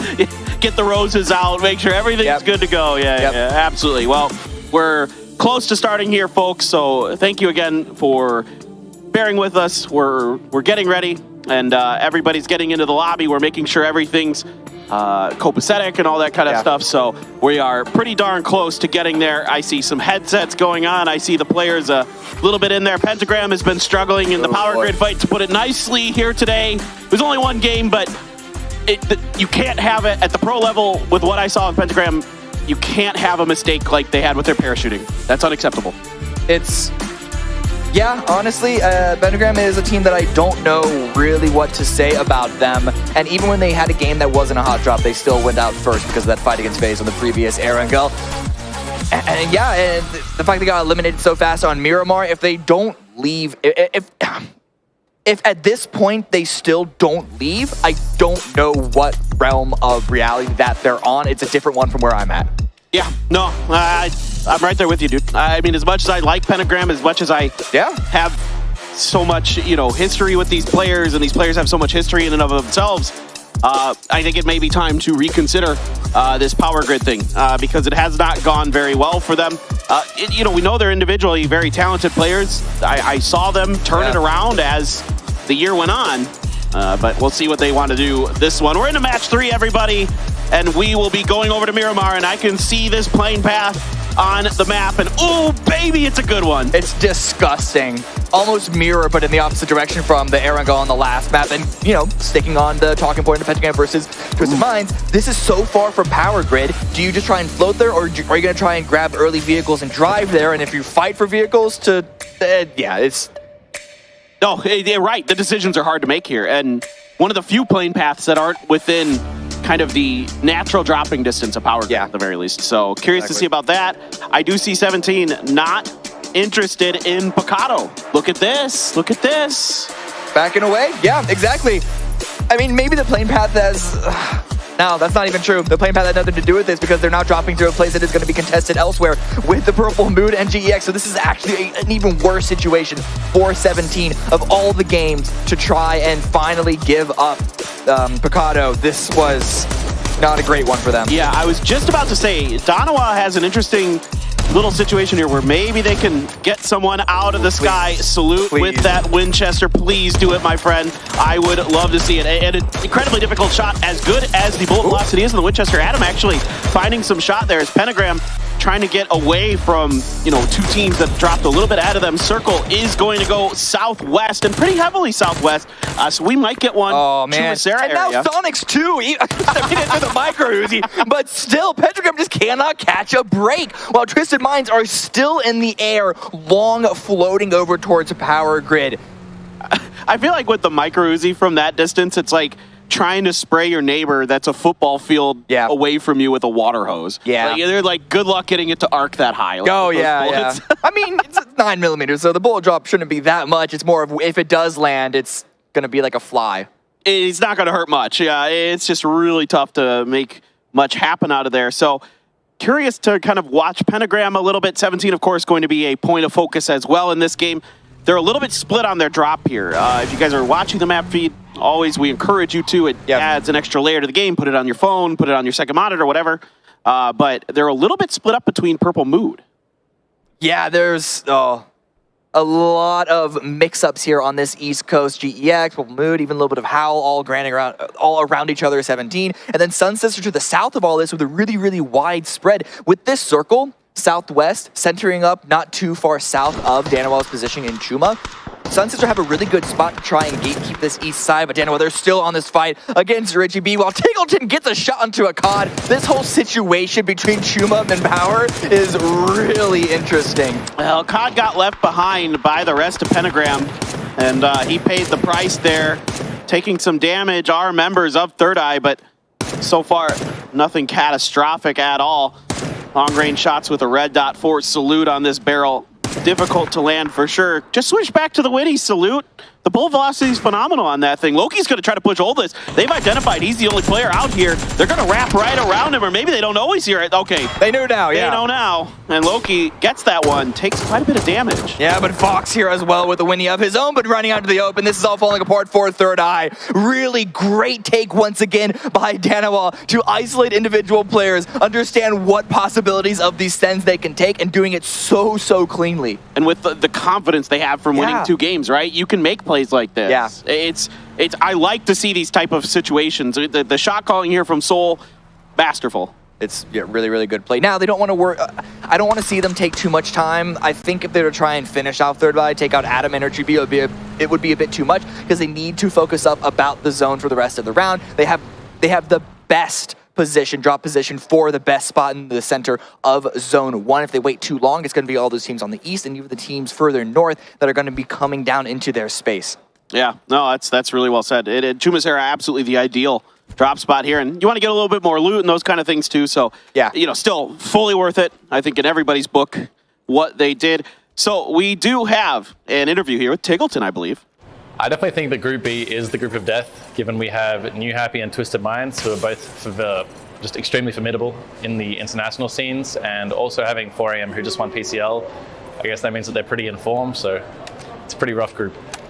I'd say that our strongest rival is STK, because we stole their coach. They're pretty upset with us. I think they'll be looking to get us. Honestly, very excited. We kind of messed up the last international tournaments, so it's good to have that chance at redemption. Honestly, it's very exciting to be in Malaysia. I'm enjoying our time here so much so far, so just honestly feeling super excited. Not really nervous this time around. Should be good. Should definitely be excited now. Actually being able to successfully get 17 away from the center position. How long has this moment been escaping them? They finally get to celebrate it. They've got to feel great. I mean, just, after yesterday, I think in my book, I really just felt like that was the most disciplined version of the Sonics I've ever seen. I like to use that word a lot, but they felt much more in control of themselves. It felt like they were controlling their space extremely well, making sure that every move they tried to make was as safe as they could make it, and they try to maximize points. That's been the big topic of focus for them, maximize points. Exactly. 17 going to try and maximize these points because of how grief they've been from the first 2 rounds, rotating through Los Leones or just south of it, running through a couple of area held by New Happy. For a second, it looked like New Happy would have been timed, similar to what we saw the previous game, but they've been safe for now. But does 17 know that someone's here? HS peeks up just in time. Can't quite confirm that knock. Decent damage done, but HS going to get backed off. It's actually Apocalyptic here from Howl, who's doing some damage to him from afar. And 𝗟𝗟𝗡, though, is down and out by the road. Looks like he will be not long for this lobby. 𝗟𝗟𝗡 trying to see if he can get there. In fact, 𝗟𝗟𝗡 might have just been able to cut off enough of the angles here. Lil goes circling the wagons. There's Apocalyptic, been spotted out by Ming and got a headshot with the SLR. Finally, Ruin able to put 𝗟𝗟𝗡 down. Yeah, unfortunately. 𝗟𝗟𝗡 does go out, even with the so close to being able to revive that player, 17, and now this kind of gone bad from bad to worse for them. They're getting completely surrounded by a couple of different teams. Can't even get into the zone without being contested. No doubt, no doubt. Third Eye, those 2 surviving members found themselves with the 3 surviving members of Pentagram in Monte Nuevo. Twisted Minds is rotating around the outside of this. Not too much to be spoken of other than they're there. Just kind of an interesting rotation, and these two teams here know, at least certainly Pentagram knows. I'm not certain that Third Eye has identified Wicked's position here. Yeah. I don't see anybody like Adam or something kind of trying to help isolate here for Richie B. So see if Wicked's able to find something out of this. Yeah, this could be a really good opportunity to pick up some much needed points because this is Pentagram's last day and they're currently in 15th place. They're going to want to end in at least, 10th, I guess, to feel comfortable about not being able to play tomorrow. And that's still assuming that no one's going to have another solid day from Group C. Oh, 𝗟𝗡𝗗 has 𝗟𝗔𝗡𝗗 just down and out. And that's an easy one there. 𝗟𝗡𝗗 able to just kind of park it inside of the warehouse and get a free point. 17 here, struggling with these rotations, it feels like, not knowing exactly where teams are going to be setting up with their space. That one is really unlucky for 17, I have to say that. So that initial push onto the main core of New Happy, a little bit of a scouting error, you could say, but 𝗟𝗡𝗗, there was no way that they could have known he was stuck behind them and now suddenly surrounded by one team. And so being able to pick that one up, it's just, this is a situation that you can't exactly plan for a team like 17, but the mental damage that has been slowly accruing over time has been building up to a really rough situation for them. Yeah, it feels like maybe there's a world where 17 is like, okay, he's able to kind of figure out in the back of his head that maybe somebody's in there or could be at that angle or something, but I think you're absolutely right. The mental damage for 17 is certainly strong. Only 3 points here so far in 2 games is very underwhelming for a team of their caliber. Exactly. And they leave Picado and still can't play their game. Exactly. They still can't get into the zone without running into drama, if you want to call it. I don't know if drama is a weird word to use for it, but you know what I mean. Well, teams. It's just there's just tons of, other teams in their way. It's going to be, everything's going to be new, uncharted territory for them. 4 a.m. now, grouping on up, not far away from 𝗟𝗏, just I guess the 𝗟𝗏 suburbs? You want to call it that? 𝗟𝗏 suburbs. Yeah, it's around that area. And Sonics and FaZe getting really close to each other. sh1mzy trying to run away and get out of this. 𝗟𝗏s with the grenade at the ready, but the vehicle engine revving on up. A couple of shots that way, but good covering fire from Mime to stop any real damage from happening. Yeah, good coordination, good teamwork there from the Sonics to make sure they had sh1mzy covered. sh1mzy there takes a great angle out. Really nicely handled for the Sonics, and they will just kind of make their way across that western area of Los Leones outside of the city itself. See where the circle wants to go here on phase 2. Hard shift away from the water already. We don't even flirt with the potential of something towards the beach. Yeah, and this is a great position for Sonics to now take. You can see where the main core is away from 𝗟𝗏. They're grouping up on that hillside. I love that spot for him with really good position. And Howl as well. If they can all group up, not spread too far wide, they can really try and take control of this zone, of this territory. They just got to hope that it doesn't go to the field to the southwest, because then we can see a lot of really bad rotations come and play for a number of these teams. But FaZe sending it towards the center, potentially crashing 4 a.m. though. It looks like they're going to be stopping just a bit short. Yeah, there's still a lot of buildings to work with in the circle, so as far as early game fighting, I don't necessarily expect a lot other than lack of information rotations potentially, or something like this, where somebody trying to get information as the solo scout, not able to really get what they want, or run into contact, and well, it's just time to peace on out of there for Fluky. Mood. Yeah, avoiding this. I'm actually surprised that they didn't get a single player knocked by GEX, but now Howl actually wanted to leave their spot, wanted to readjust their split, still have a 2-2, and attempted contest of Sonic's area. Looks like they're able to retreat. Not too much damage going their way. Yeah, Howl here, also in kind of condensation mode. Mime harassing 17 there. Suju able to get back, and Little Ghost has said, okay, enough of that, Mime. Go back behind the mountain. You've done your damage. You guys have already harassed us enough today. We've had enough. Yeah, please stop.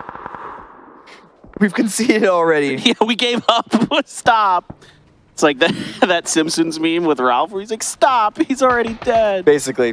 I mean, kind of. It's not that bad yet. It's not that bad just yet, but it might get to that point. Vevin does take a shot to the back as he's trying to scout out on this hillside for Sunsister. They're getting dangerously close to, or at least a couple of other teams are getting pretty close to their territory, close to their area, and I just really want to see Sunsister try and post up and deal some damage to them. But again, they're just sort of conceding a lot of space and giving up any sort of potential for control. Unfortunately, that has been the MO for the Sunsisters. If we're just being brutally honest about it, they give up space, they don't control space nearly as well as they need to, you know what I mean? Oh boy, hey, we talked about Danawa trying to clear out the rest of Third Eye. They have their chance to do so right now as they are surrounding the last two members. Purple Mood also rotating even further in, running away from GEX, still haven't found a place to stop, a place to call home.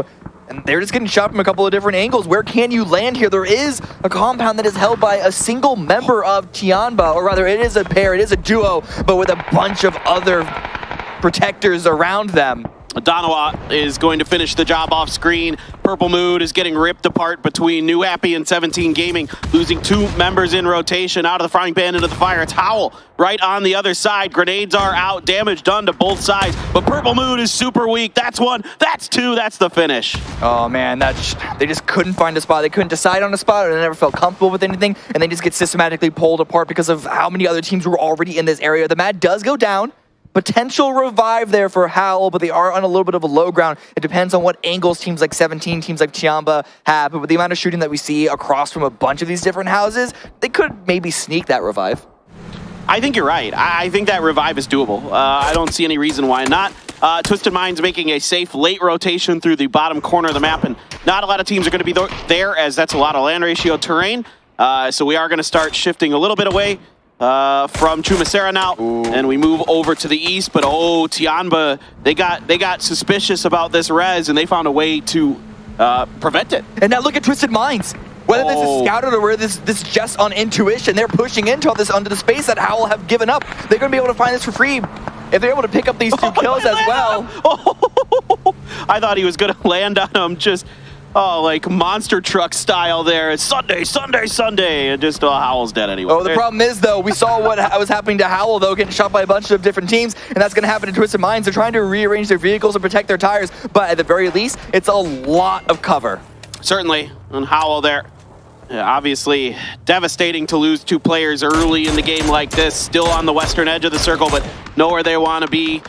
Teams on the move now. A few of them off screen, but Sonics firmly planted in the center of this, found that compound. Danawa, one of the teams on the move, trying to get into a central circle location for the next one, but Soul takes a headshot and he is dangerously low. Now it is also in Onyx taking tons of damage. Danawa trying to skirt through, trying to see if they can stay alive to get deep into yet another game. Where are they sending it, though? They're taking over the Sonics position. Sonics have yet to give this spot up. 𝗟𝗓𝗗 with a really nice angle. Can't quite get the knock on a salute. There it is. The final bullet is able to find it. Grenade at the ready to try and finish that, and it's all falling apart for Danawa. Yeah, Danawa trying to cut through the middle of a lot of teams in pretty open space. A lot of angles for a lot of different teams, and everybody but Loki is gone. I guess if you're a Danawa fan, the thing to hang your hat on is if there's anybody who can rat on that team, it's Loki. Yeah, actually. But I don't know if you can rat well being... What is when that? Everybody knows where you're at. Yeah, well, and the closest thing to center you can imagine here. I tell you what, I have learned many a time in my casting days of PWS that I don't count Loki out until he's dead. Like, sometimes the guy just finds ways to survive that I just don't think are possible. Clips through the map. Yeah. Like what Batoon did in the previous game, yeah, right? Exactly. Yeah, Batoon's able to do it once. Loki definitely has a shot of doing it again. Back here onto 4 a.m. with the church, Los HD, also the Team Sarah Church internationally. Day Trade have been pitted below them. It's really interesting seeing how teams use the dramatic high ground of that church. But Summer, yeah, aware of the potential for a team to be pitted below, wants to find an off angle, and this has punished 4 a.m. in the past. Oh, okay, well, yeah. Loki didn't make it. Yeah. Well, we got it. You got it right this time. Loki, not long for this lobby. Now, Twisted Minds under purview of Sonics, but it's actually GEX who's going to back him off a little bit. Sunsister trying to find space underneath New Happy. New Happy close to taking the lead here in the overall point situation. Continuing their... It didn't feel like a strong run, but man, has it been a really good run for them. A lot of kills.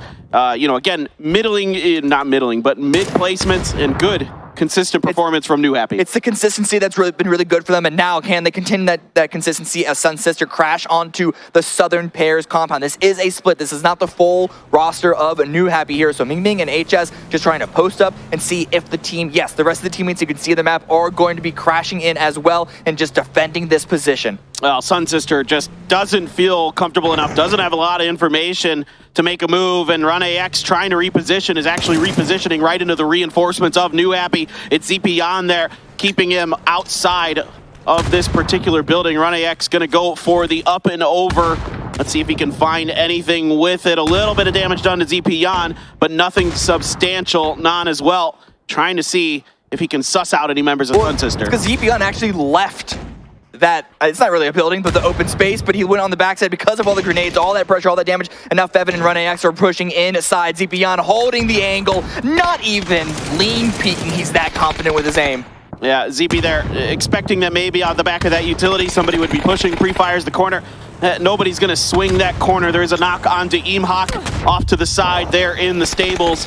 Now Nan trying to get up onto the roof, trying to see if he can catch Sunsister off guard from above. Ming as well, starting to swing in. Meanwhile, 4AM in a tough battle here with Daytrade. Daytrade on the high ground, but it is going to be 4AM that prevails. Yeah, again, this is what happened with that summer flank wrapping around, the circle shift going away from this building. They knew that they needed to take this fight. They didn't want to try and run in tandem with this team before they made it into the zone. They wanted to take these points, keep themselves at the top because of New Happy are chasing them up there, but New Happy themselves winning their fight even cleaner than 4AM did, and now they have even more space to push back up to the north. Precisely. Yeah, really well handled there by 4AM. Very smart positioning and good utilization of that high ground from that church. You know, if you're going to go up there, you darn well better make the most of it. Yeah. Because it's a very popular spot. A lot of teams like it. Exactly. Twisted Minds now moving away from the dip that they had not really stolen from Howl, but definitely took advantage of the weakness of Howl in that spot, getting really close to the last members of 17. And oh, this was a little bit of a backfill from 𝗟𝗚 into New Happy's left position while they defended from Sunsister. Yeah, New Happy after that big win against Sunsister now taking a lot of damage. 2 knocks already from 𝗟𝗚. And now here comes Ming and company. Nan as well in there. 𝗟𝗚 already flushed another knock. Ming all but dead. Grenade out here from 7-7. Are they going to be inside of the building enough to take him down?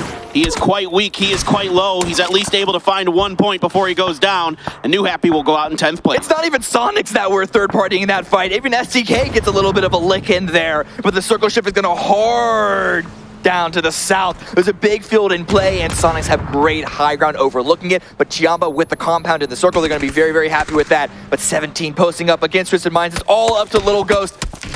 Doesn't actually take the shot. Doesn't actually take the shot. Somebody knows he's in there. Oh, finally, he does pull the trigger. He was patient with that, but Tulun's never figured it out. Finally, the rest of Twisted Minds able to react at Sonics, who's doing some serious damage now to Twisted Minds. Not sure if anybody's going to be able to get to Batu in time to res him. We'll see. 4AM, though, on the move once again, and it is, you know, a bunch of teams in red up ahead of them. FaZe, SDK on the other side. Pentagrams posted up a little bit to the east. And the point does end up going the way of Lil Ghost in the long run, so Batulin's not able to be rescued in time. There's so many teams outside of the zone because the zone is the bottom of a valley. Everyone wants to try and get some control on the high ground, try and fight each other there, because if you're the first team to go into that pit, you're gonna get blown to pieces from a bunch of different angles. Yeah, it is a really tough zone to play. The middle of it is a bowl. 𝗟𝗚 able to get the knock on the Penta, the substitute for 4AM. Coming up big there in that moment. Now the rest of SDK trying to wrap in, trying to see if they can do some damage, some decent grenades. Get a little bit, but 𝗟𝗚 had prone. Didn't take too much. Some stuns to buy a little bit of time. Look at the domino effect here, though. SDK trying to follow up on what Penta wasn't able to do, but then FaZe are not backfilling that. Explosive play from 4AM. Alo is going down and completely confirmed. It's all falling apart for SDK, but FaZe are still going to be getting in the mix here and picking up all of the pieces that have been dropped. Yeah, absolutely. 𝗟𝗚, though, very aware of his potential dangerous situation. Threw out a smoke, able to back off just in time ahead of those frags before he is knocked. A few more are let loose here by FaZe, but 𝗟𝗚 has gotten out of range of the throwables and continues to wrap with the information that 𝗟𝗚 is providing. Piece by piece, bit by bit, step by step, 4AM have to make their way into the zone.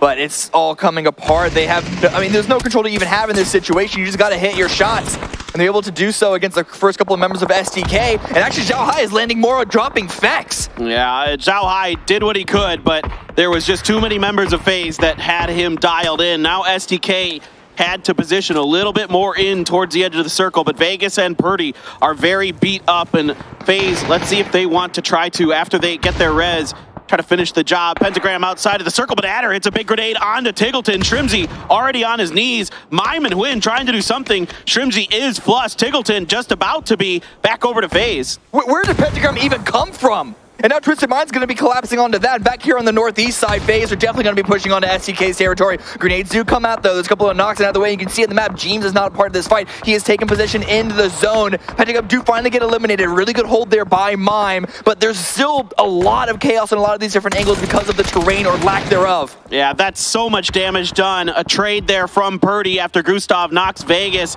Vegas is flushed by Leo from GEX.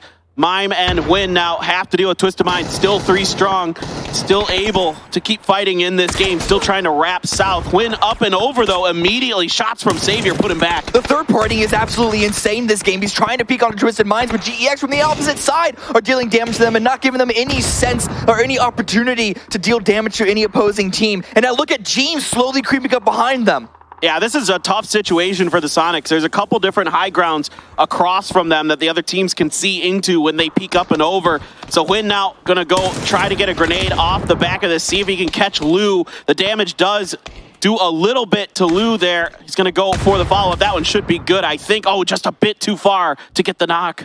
It's close. 𝗟𝗟𝗡 has more in the pocket for that one. That one was corked perfectly. Lou does go down, and it's gonna be a very bold effort if Twisted Minds wants to get that revive.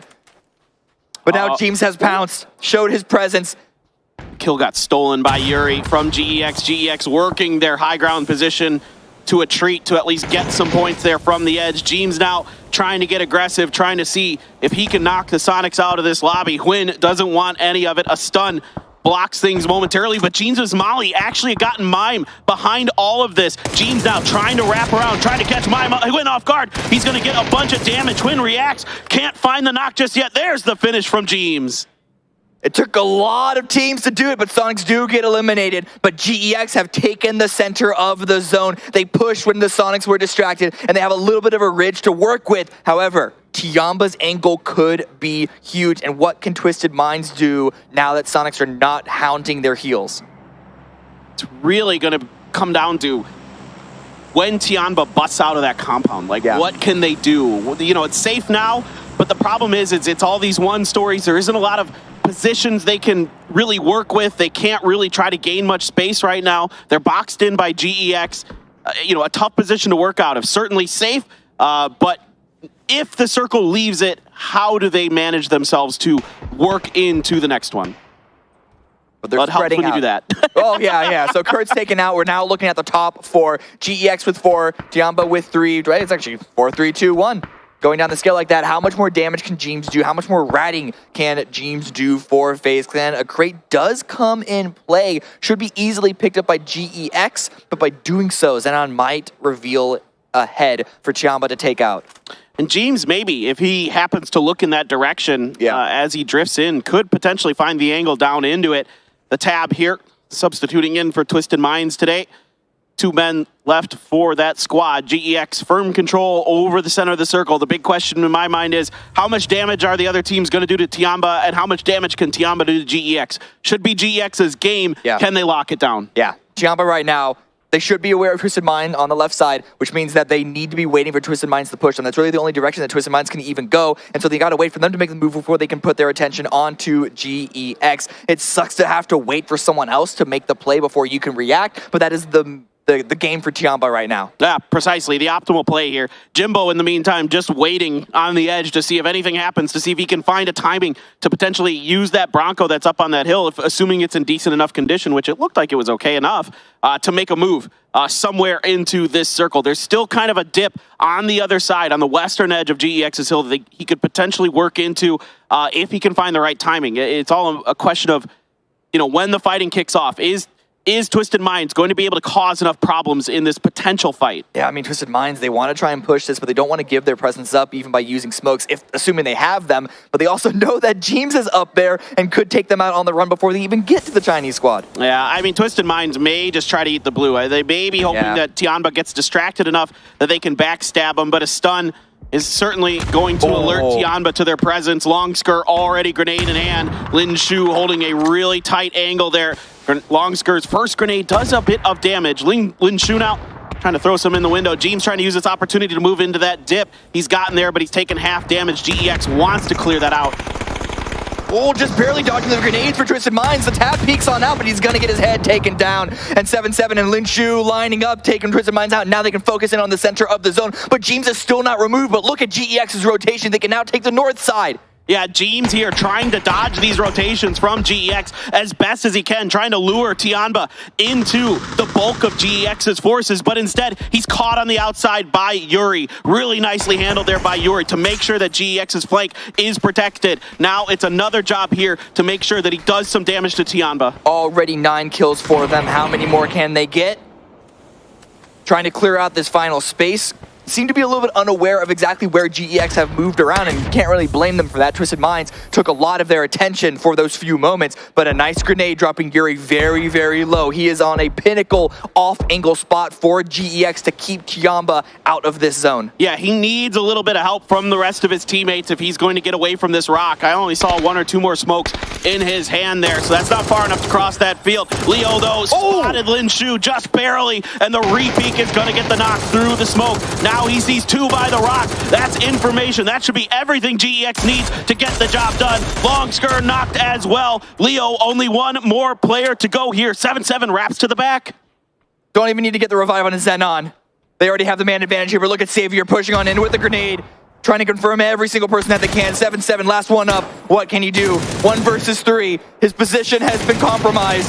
Here comes Yuri looking to finish the job. 7-7, though, able to at least find the knock. Leo trying to get there to prevent the point from going over, and does. It is going to be GEX taking our 3rd game here on day number 2 of PGS1. It wasn't loud until we hit the end game, but they played that zone very, very well. They knew the timings of when they could push in versus when they needed to wait and just try and third-party the teams around them. And that is not an easy game to win. If you move too early, you're just going to get blown apart, blown to pieces with barely any points at all, but they made it work, keeping all 4 up into the late game. No, exactly. It's just great, you know, play, knowing the situation. There's basically in that circle, like you were talking about, right? There's like a valley in the middle, and there's only like 3 or 4 spots you can really play from. Yeah. You mentioned it. Nobody's in the center. There's a darn good reason. It's really hard to play from there, and GEX finds a great time to do so. But guys, we are going to watch some highlights, then we'll throw it back over to the desk. Don't go anywhere.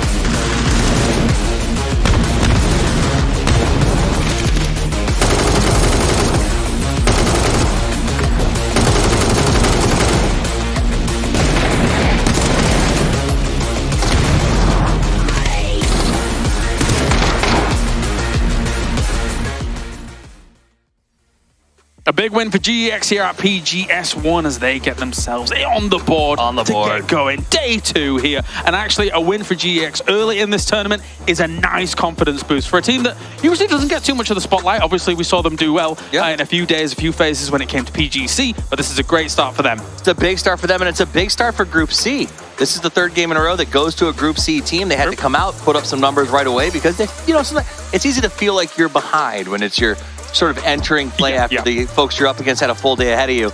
They're putting on the board. They're going to be happy with that performance. And they played it well. That last fight against 𝗟𝗓𝗏, it was fun to watch. They just controlled their area, and there was nothing else to say about that. Yeah, rough circle for a lot of these teams to play. We were talking about it as it's going down the casters as well, in terms of the area that is available to you in the center.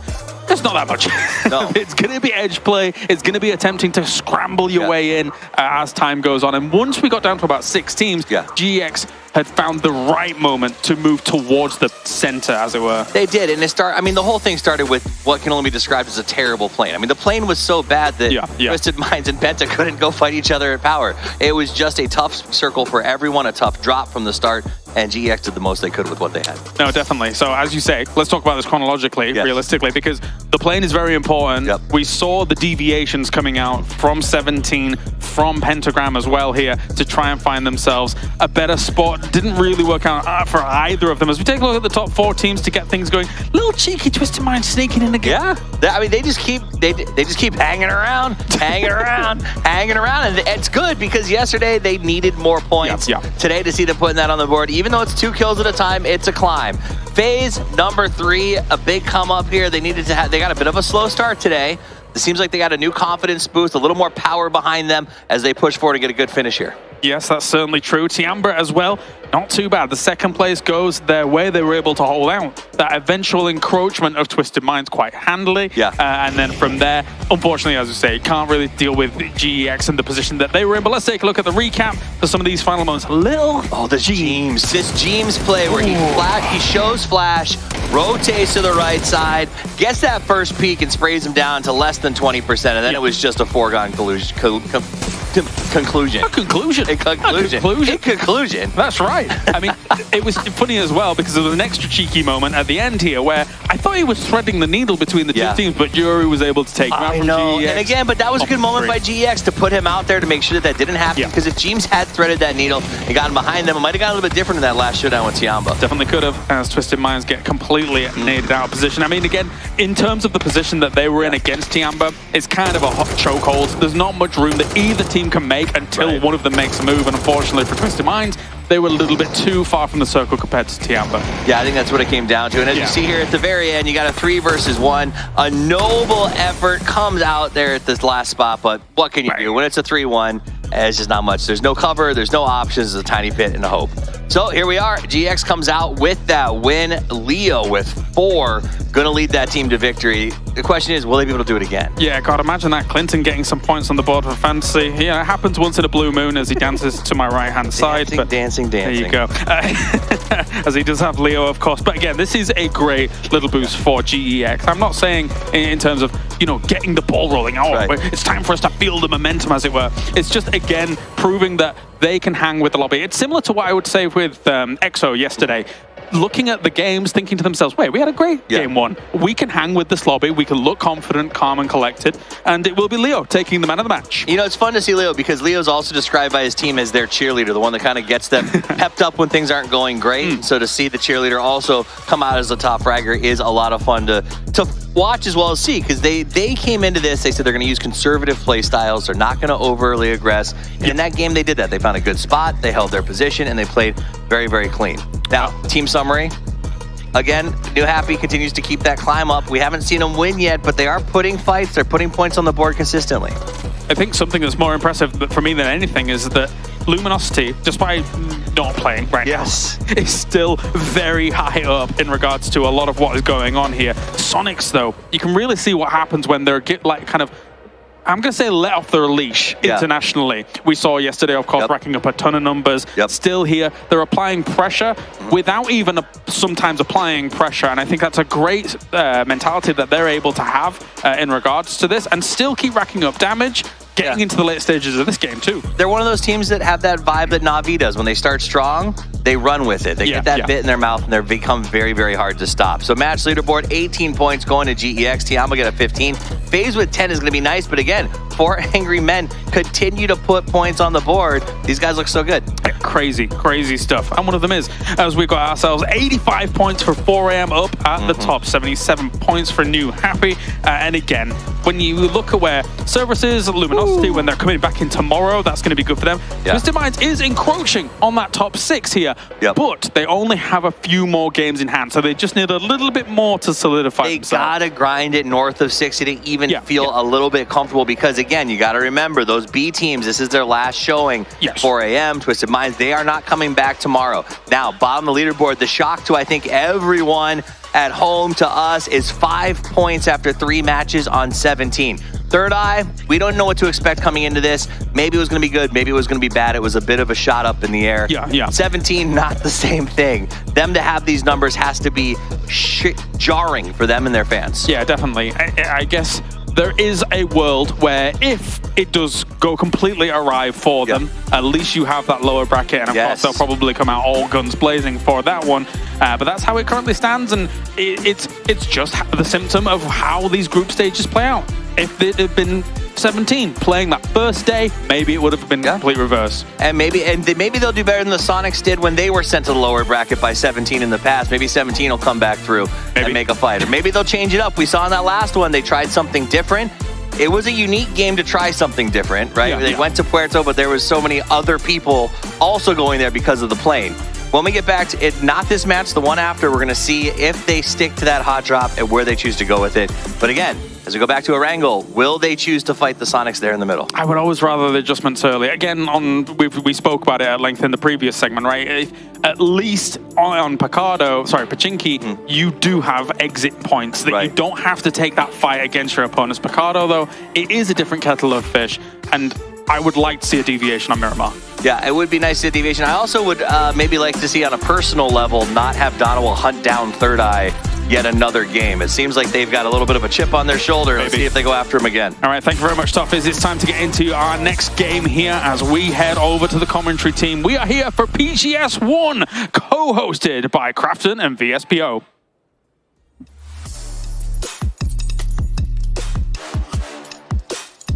All right, everybody, thank you very much. We are moving over to Erangel, and it has been yet another strong day here for some of our Chinese teams. 4am, New Happy remain at the top of the leaderboard. Sonics seem to have bullied 17 away from Picado. Is Pachinki going to be in a similar spot? One would hope, but one would also hope that 17 are able to have an opportunity to finally play one game of PUBG Battlegrounds, because it has been just swatting away griefers at every single moment, intentionally or otherwise. Yeah, certainly. It has been not the day that 17 was hoping for, and definitely the day that the Sonics wanted so far. Well, let's see if that continues. We're only halfway through, so we have 3 more games to go here with the group stage BC. But now you start looking at this, Cammy, and you start thinking for the teams in Group B, the teams that are at towards the top, you're starting to feel pretty safe about them. 4am, New Happy, Sonics certainly I think are basically through. You know, the rest of the teams aren't too, a couple of the teams aren't too far away, but it's the ones that are at the back end that, need to have a strong finish here. Yeah, Sun Sister, Pentagram, definitely the two that I can think of that have to have good games as they round up today, because they got nothing else going on. Purple Moon as well. Those 3 teams, they are so far behind, and when you contrast them to the 3 games of Dynamo already putting them at 40 points, it's like night and day between the 2 of them. Yeah, they got to go huge, no doubt about it. We'll see if they can muster up something. It's 4am and Twisted Minds a little bit close to each other, but it's going to be Summer sneaking that drops, that one of those kind of pivotal vehicle draw or spawn locations that's in between Razak and School there, away from Twisted Minds this go around. A northern circle-ish, kind of a little bit of the river's in there, but more of the circle is south of the river, so you kind of start to think it's going to end in the southern area potentially, but you never know. Yeah, I mean, it's another circle that actually favors Dynamo off of the drop spot once again. So they didn't. They didn't win the previous one, but they still got a good number of points with it. So I think their streak has a really good opportunity to continue. But looking at 17, they backed away on Erangel as well. They left Pachinki here. They went all the way up to Zarki of all places, which means that they should be pretty happy with this northern circle. There's only one team that is immediately in between them and the zone. GEX here down on Sosnovka. Not exactly sure what Xavier is shooting at. Just checking to make sure it works. You know, just making sure that practicing the spray pattern. Yeah. Once you're already, you know, at PGS1. I think what I think I've determined is usually that's actually just to make backpack space and kind of get you a little bit, you know, the blood flowing a little bit, since you might have to drop some ammo for, like, say, a frag or a smoke anyway. Okay. You might as well just blast the bullets out. Who cares? Yeah, I guess it is a little faster than, like shift right-clicking and then, like, dragging it and then making sure you hit the right number that you want to drop. It can be a little tedious, sure. Oh, yeah, if you're really good at it. That's a true point, too. Yeah, I hadn't thought of it quite that way. That's really funny. And, look, I think for GEX, look, I followed this team for quite a while. Yeah. Across so many different events, you know, whether it be when they were in the PWS for a while, you know, through all the internationals, through the PCS Asias, all these things. They're a team that has brief moments of brilliance. Yeah. And it hurts me to say that because I always want to see them succeed. We see them all the time at the international events, representing their region. Yeah. And at times they've looked brilliant, but those times are few and far between. Yeah, I mean, they're definitely the best team in their region. They dominated the qualification here with a huge points lead over the rest of the competition. They just seem to be running laps around that lobby. But yes, whenever they come to a global event, it's a completely different experience. Except one time. And then every other time, there's always one or two games that they can perform well in as well. But, I mean, they're in 13th place after 3 games. So this is actually looking relatively okay, I think. They're, in my own internal tier listing of the teams here, I think they're a bit higher this time around than I would have said at previous events. Yeah, I can never count this team out anymore. Like, I never do, just because they've proved me wrong in the past. And so I don't ever count them out. I just wish I saw a little bit more consistency out of them. You could probably say that about a lot of teams, to be frank. That's true. But certainly I would love to see them, you know, continue to find success on the global stage, you know, to continue to bring some of that respect and some pride to their region and those kind of things. But regardless, GEX is 1 win in the bag. Who knows? Maybe they have more in store for us. Okay. A little bit of an interesting rotation here. Quite literally by the Sonics. That was good. No, that was pretty good. You nailed that. You nailed that timing, my friend. Whether intentional or not. I don't know if you have you've got like this little button underneath the desk and you hit it and it like pops a ramp up underneath cars. Man, if only I had that. If only I had that power. I would grieve so many different teams. Yeah, we all would. Let's just be honest. Yeah. FaZe is going to settle up to the west of Shelter.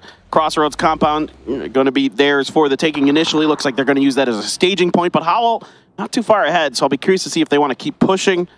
4AM sitting on the outside of Twisted Fate's Razak position, so these two teams kind of eyeing each other, sizing each other up a little bit potentially here.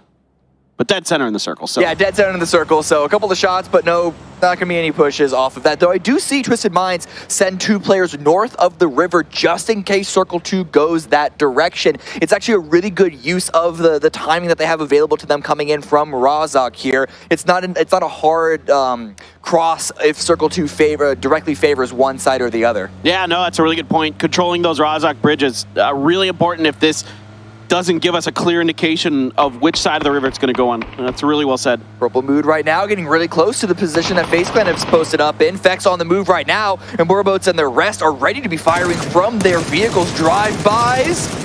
We've seen some great success in the past, but Fex is able to get away from that one without too much to worry about. But Purple Mood got to scout out of space. They see an open compound, but Howl Esports with the Crossfire have another opportunity to deal some damage there. Yeah, FaZe potentially acting or trying to bait Purple Mood a little bit. I think maybe in Howl's positions. I think they had identified him enough to see if maybe they could get Purple Mood to swing into them, but instead Purple Mood is able to find just enough space here in the middle of those two teams. It seems very unconfident, though. Running inside with leaving your vehicle on the outside like that, you're going to lose your tires in that way. But at the very least, they find a spot to hold out. Definitely a different result from what we saw in the previous game.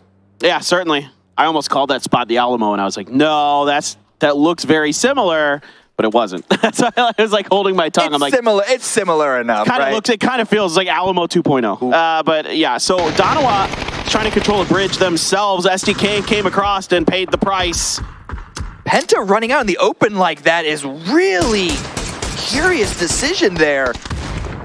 Well, I think I don't know. I think SDK maybe just never saw Danawa. Danawa might have hid themselves well enough to avoid detection, and a kill and a flush plus another knock. Meanwhile, 7-7 continues to make 17's day absolutely awful. Another great spray there from 7-7. Longsker is good for the finish, and that is devastating to 17 Gaming. That's huge. This one, I kind of defended what happened against New Happy on Miramar. This one, I don't know if I can say the same. This feels like just uncomfortable rotations because they're so used to coming in from Pachinki time and time again. They've never had to leave. And looking back onto Danawa, however, against SDK, they just finished off the kills with the knocks that they got. And once again, it's down to just Vegas and Purdy Curdy, this time so much earlier on. We should talk about how I don't want to say unfortunate, but how painful that is for SDK, given that, they're, hold the phone, Batulin's there, just absolutely finds a great angle on top of Lin Shu. Now, there is some cover fire to at least keep Batulin's from securing the flush. Going back to my point, I want to say for SDK, if you look at the leaderboard right now, in 9th place currently, of course, but they're one of our B teams, right? They're on potentially that bubble. Yeah. They may need that few extra points here at the end of today to make sure that they aren't falling directly to that loser's bracket. Yeah, they're going to want to have a solid final 2 games after this one. And, we still have an opportunity here for Kurt and Vegas to pick up some points this time around. I'm not going to hold my breath and expect for what we saw James and Batu able to do in their solo runs, but either way, it's not done for them still. It's still early on, and early on that we've been seeing a lot of fighting on the north side of the river, which I think has caught a lot of teams off guard, not just 17, but also 𝗟𝗓. Now Sonics getting a little close to Twisted Minds territory. Yeah, now we have 4 a.m. 𝗟𝗓 just kind of dancing around the outside of Day Trade, and the rest of 4 a.m. still ahead. So he had swung out pretty far from kind of the normal sort of loot area of 4 a.m. there, has to regroup with the rest of the team in their kind of traditional spot near the school. As Day Trade is set up in the school proper. Meanwhile, Crazy is in the apps, and that's where 𝗟𝗓 looks to regroup. I think he's going to land that. I think. It looked like it. Yeah, it's close enough. He did. I can see it on the map. Yeah, few seconds left before phase 2 starts, and we get to see if this river will continue to be impactful, or in fact, could see a Yasnaya Field finish here, and all these teams trying to get themselves inside into a solid, comfortable position, and it's going to be another hard shift to the south. So at the very least, the river no longer a consideration. Yasnaya Field no longer is a consideration, but for all the teams that played around those spots, they need to push down towards the south, which gives a great opportunity for Danawa, even Twisted Minds potentially, 4 a.m., to really deal some damage. Yeah, Sonics in the meantime getting caught up with the Twisted Minds players. You talked about that 2-2 split early, and they're going to lose a player for it. Batulin's now trying to get away, but it's great shots from Tickleton and Win that are going to bring down 2 members of Twisted Minds. So they hedge their bets across the river, and they will not be able to make it back to the other side. Losing 1 is unlucky. Losing 2 is disastrous here. Thankfully, as you said, the other 2 are still in the zone, but they're being pushed by 17 not to spoil what's happening on the map. Third Eye also rotating around here on the east side. They actually have a lot of room to play with, but it's quite big potential of them being crashed from one of the refugees on the north. Absolutely. The other 2 members of Twisted Minds, as you say, able to, I think, get to safety. Lou took a headshot there, so for a moment, I was a little bit concerned for him, but Crazy, they're just going to pop the tires instead to make life that much more difficult for them. 𝗟𝗓 skirting across the Yaz Bridge. They got the revive. I actually expected that knock that Twisted Minds got against them to be finished. The fact that they were able to get the revive onto that one, despite the player being so out in the open, is really good for them, and they're making their way through and across this one with a really nice chance to contest from the west. Excuse me, not the Yaz Bridge. That's the Sunken City Bridge there. I got baited by the angle a little bit. Bridge. Yeah, I thought it was the Ross Bridge too. It looks like it from the angle our observer showed it for a moment. I just kind of was like, it just looked like that bridge so much I just assumed. All right, SDK over towards the east, past the mansion. I expected a few teams to try to make these really wide rotations into the southern edge of the circle, try to make something work from that open space that's likely to be there from the hard shift. You are going to see them. 𝗟𝗓 as well, now continuing as we had just saw them a moment ago. 𝗟𝗓 for SST, close to Seoul, and he has been absolutely deadly today. This is not a player I'd want on the other side of one of these craters. Oh yeah, and he's looking for blood.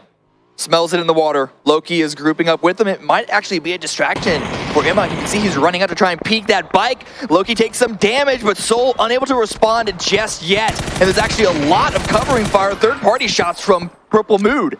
Yeah, Soul at least good to make sure that 𝗟𝗚 isn't going to be able to get the flush. 𝗟𝗚 might be able to cut the sight lines, especially with Soul grabbing him enough to keep himself safe from Purple Mood. Here comes 𝗟𝗚 from Sun Sisters, trying to get there, stops up instead, opting to go for the res onto his teammates. So nobody able to confirm anything just yet. Maybe 𝗟𝗚 is going to try to go in. 𝗟𝗚 under pressure here from range from Salute as well. So 𝗟𝗚 with covering fire is starting to take it to SST. 𝗟𝗚 had to leave their control in the center of the zone to protect their teammates, but it was a much needed support. But great grenades coming out from the dips against each other. And 𝗟𝗚 is now trying to push forward and post up and gets the spray and punishes that. Doesn't let Sun Sister get away with this one for free. Yeah, now it's only one player. Oh, they just got the res on to 𝗟𝗚. Make it two players here for Sun Sister, and 𝗟𝗚's going to go ahead and use this opportunity to try to get Soul back into it. The other two members currently cut off. 𝗟𝗚 going to cross over into that other crater and try to get something done. Res through onto Soul. Salute in his vehicle. Maybe considering trying to gain space for the other two members. Maybe they'll try to finish the job here. Confident enough that these grenades can get it done. They are going in, but the first one doesn't catch much. In fact, none of the grenades that have been released here by 𝗟𝗚 yet have found any further damage onto Sun Sister. 𝗟𝗚, you can tell that they're wanting to leave here, but it won't be safe if they do it. While Sun Sister is getting all of these revives, the second they get into a vehicle, if it's not Purple Mood, it's going to be Sun Sister shooting them at the back as these guys try and group up with Salute. So instead, it's just going to be using all of their utility, all of their grenades, and you can see in Soul's backpack, they are running out. 𝗟𝗚 is super weak here, and 𝗟𝗚 tried to find the angle, but he's going to pay the price. A little bit greedy here, potentially, from 𝗟𝗚. The confidence that they've had here, doing a lot of damage, and of course knowing who their opponent is potentially as well may add to that, but now Soul has to wrap away from this, and 𝗟𝗚 is out. Sun Sister beginning to make their move as well. Next circle a little bit further away from all of this. In Soul's defense, this is Salute's defense, this is a really unexpected position for him to rat in right now, and Salute has made himself very, very close here, but Purple Mood is still covering this action with so much pressure. This is the problem right now for 𝗟𝗚, is that Purple Mood has moved up to the top of the hill outside of all of this and can just watch this fight from afar and kind of make life a living hell for especially 𝗟𝗚. Sun Sister now completely grouped inside of there. Only two mollies left as far as utility goes for Soul. Salute, though, finds a good grenade onto 𝗟𝗚, perfectly placed. And now Sun Sister has to scramble to try to get another res. Immediately onto the revive, but Purple Moon is still overlooking all of this. 𝗟𝗚 cannot do anything to try and close the door onto Sun Sister, despite being very wounded themselves. Purple Moon are just making sure that none of those teams can get out of this situation. Sonic's now trying to send it towards the center, but we've already seen a couple of teams, STK, are now eliminated from this exact spot. 𝗟𝗚 is looking to try to defend this push, and it's already knocks across the board here. 2 for 1 so far in 𝗟𝗚's favor. They're going to scoop up some flushes as well, and 𝗟𝗚 just falls apart to the combined fire of a bunch of different teams. Pentagram and Twisted Minds getting involved in that affair. There are so many crossfires from multiple teams here. You really can't blame 𝗟𝗚 for being cut out so early here. Yeah, no, I mean, it's tough, man. There isn't a lot of space left inside of this circle. Everything to the north of this position is a danger zone. It's so weird, though, because it's only phase 3, but that just shows how open all this is. And 𝗟𝗚 here, just on the backside of where we're looking at New Happy right now, have the top spot of that hill. Anything below that, it might as well be a field as far as they're concerned. Absolutely, yeah. Oh, 𝗟𝗏 gets ripped off of that buggy by Oldless with a barrel from a decent range. 𝗟𝗚 beat up, and 𝗟𝗏's going to find the knock on him. Another hard shift as we ping-pong around. Once again, 𝗟𝗏's going to be good for the flip flush onto 𝗟𝗚. Now, Sun Sister trying to get away. 2 players left in this US, trying to find something inside of this circle. There isn't much left, and damage continues to be done, but Apocalypse runs out of ammo. Ooh, Sun Sister alive for now, but for how much longer? Because Gustav also has an angle. It's all to 𝗟𝗚 right now. Gustav is going to be finishing that kill, and there it is. That is Sun Sister eliminated in 13th place. They tried to find a spot in the zone, but again, those team-wide crossfires, just too much for them to handle. But this is great for FaZe Clan. This is great for Howl, who are going to want to have a good game, but it's necessary for Pentagram to have a good game with this one. They are running out of time to make an attempt for the top 16, and they are dead center here. They cannot let this one slip from their fingers. Yeah, I agree. I agree fully. Pentagram has to get big points in this game if they are going to find themselves outside of that loser's bracket. 4AM going to just take a J compound and continue to just kind of make everybody's lives around them a little bit more difficult. Put some more long-range fire down. Now they are outside of the next circle, so 4AM still has somewhere to go. Speaking of outside of the circle, Third Eye and Purple Mood, both stuck on the bad side of it. Howl, though, really making things difficult here for Purple Mood to try to get into the space they want to. 𝗟𝗗 has found a hillside, though. Yeah, really good damage. A couple members of Howl are having to duck back inside and heal, but the same thing for 𝗟𝗏. The rest of Purple Mood are rotating on up. Third Eye were ready to try and take them out, but now that the circle is closing in onto all of them, he's got to send it inside, and this means that that crossfire that took out Sun Sister between Howl and FaZe has another opportunity for big damage. Where can Third Eye go? It's going to be that exact same rock. Maybe they have more vehicles. No, they're actually going past it. They're sending it through, trying to make their way inside the woods, and this is an opportunity for Pentagram to pick up some points. Yeah, they're already doing some damage, and they may be able to find the knock. Not quite onto Oldless. He's pushing further ahead. More weakened players. They are going to finally get a knock. Richie B down and out here. Pentagram takes another very valuable point as they surpass Sun Sister right now on the leaderboard.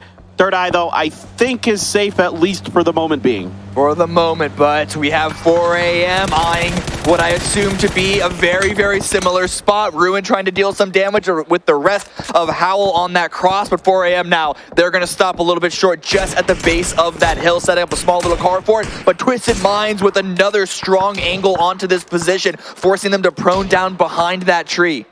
Yeah, absolutely. This should be, you know, the end of these vehicles more or less in terms of their real usability. Yeah, exactly. Those tires, at least for transportation. Yeah, exactly. Yeah, they might make decent cover at the very least, but yeah, transportation not going to be super great for them. Twisted Minds there. Going to likely be on the outside of this next circle. Indeed, they are. A lot of teams are going to have to make some shifts. A lot of teams were stuck on the edges. Pentagram still able to lock their compound down. This also takes Howl and FaZe both out of this spot, so that crossfire is not going to be nearly as powerful anymore. They both got to try and make their way in, and what can Pentagram do from their position? And then we also got to see 𝗟𝗡 and New Happy try and get involved, if not with each other, then the north side. I mean, certainly for Pentagram, you gotta hope that Third Eye kind of absorbs the brunt of a lot of these teams that are gonna be coming from the east. You don't wanna really have to mess with that too much, maybe come out and reach out and steal a few kills here and there. But we'll see exactly how Pentagram wants to pilot it. Purple Mood trying to push forward. Howl Esports in the Mad. Oh, from the Mad, so well prepared. Schofield as well, just absolutely ripping Purple Mood apart. 𝗟𝗏 trying to play the anchor, but there is not much left for him to do. It was an attempt at ascend and just gets completely cut off. And look, even Jeems is getting involved, helping out their regional brethren there. And I mean, the fact that this fight took 0 time does mean that Howl can start to put more attention towards the zone, towards the circle. But 𝗟𝗏 right behind them means that they need to have at least one person watching over so they don't get backstabbed. Yeah, and just as you were saying that, Schofield actually killed Adam off screen here, so doing a really good job of being aware of their situation and being proactive. New Happy on the other side of the circle here with 𝗟𝗡. 𝗟𝗏 already knocked, but Savior good for the spray onto 𝗟𝗡.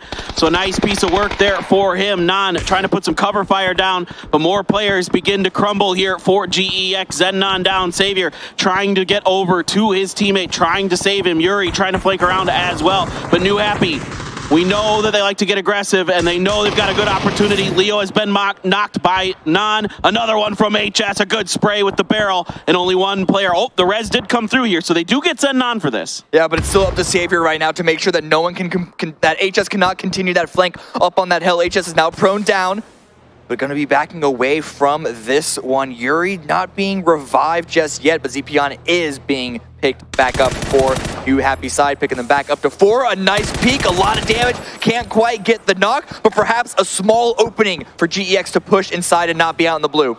Yeah, they may have given themselves enough breathing room to try to accomplish this res onto Yuri. HS trying to skirt the edge of the smoke, but the blue is making its way. Savior takes a whole bunch of damage, has to prone down. 𝗟𝗏 trying to do what he can, but New Happy is surrounding, and they are finishing GEX off.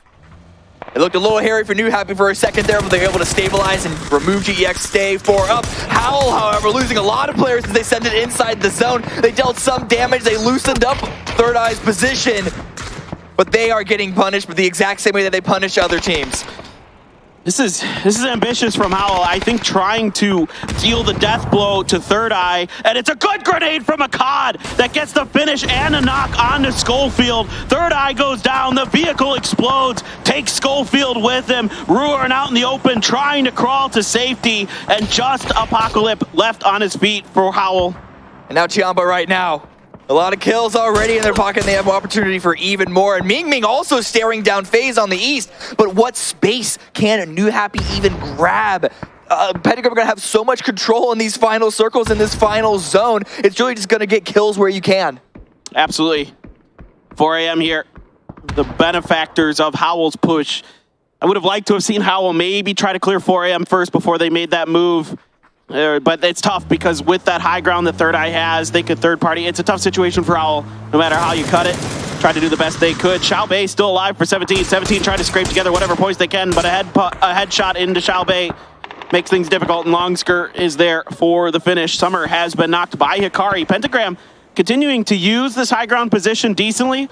Haven't taken much damage, if any, and they're finding valuable points here and there. They are, but again, look at 𝗟𝗏, already 10 kills in the round, 10 kills through at least 3 placements. Oh, and New Happy, 𝗟𝗏 is taking point there, and the rest of the team is grouping on up once they recognize that the space was safe. But Pentagram heard the vehicle, peeked out from that window, and New Happy are going to be running and gunning out here, and they're making it work so far. Also aware of FaZe's potential push from the east side, but Nong is taken out from 𝗟𝗏 all the way to the north. Yeah, 𝗟𝗏 needs to create some space. They are still outside of the circle, and some good shooting from 7-7. He is having an absolutely massive game. 7 kills already for him. It would have been a couple more, but Pentagram kept stealing those from New Happy, but they're going to take it anyway because they're just trying to dominate all of this map. North side staring down 4 a.m. 4 a.m. do have the man advantage here, but spatial advantage 100% on 𝗟𝗏. Yeah, no, I mean, they're playing pretty darn good here in this game. A good headshot hits Crazy, sends him right back behind that tree. 𝗟𝗏 starting to heat up for 𝗟𝗏 as well. That superstar formerly of Infantry Gaming has been a huge pickup for 𝗟𝗏, a huge reason they're even here at PGS1. Now 4 a.m. just kind of covering their edge of the circle.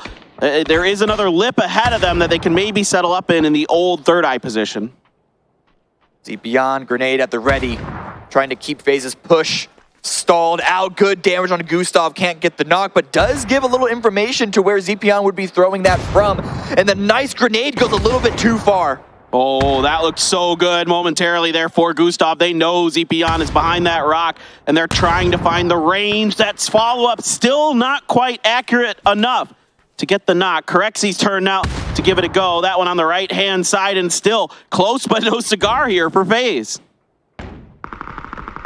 FaZe are able to spread out, however. They are ready for the push. This is their only goal right now. They can even put on blinders, and the Molotov is going to deal the damage, and in a blink of an eye, New Happy do go out, and we are seeing our top 4 here in this match. All right, let's see what 4 a.m. can do. 𝗟𝗏 is just a bit better right now, but a good grenade from Summer responds instantly to that knock. Now the other 2 members of 𝗟𝗏 trying to scramble to save 𝗟𝗏. Wang Zai on the edge takes a bite out of Lin Shu, but not able to finish the job.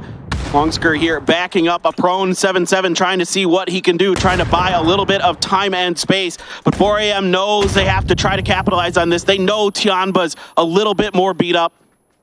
How do you choose here? The blue is at your back. Do you go for the revive or do you go for the team destroy? And it looks like the grenade from Summer is going to be confirming 𝗟𝗏. That is a strong player to take out, but Lin Shu and 7-7 cannot count them out just yet.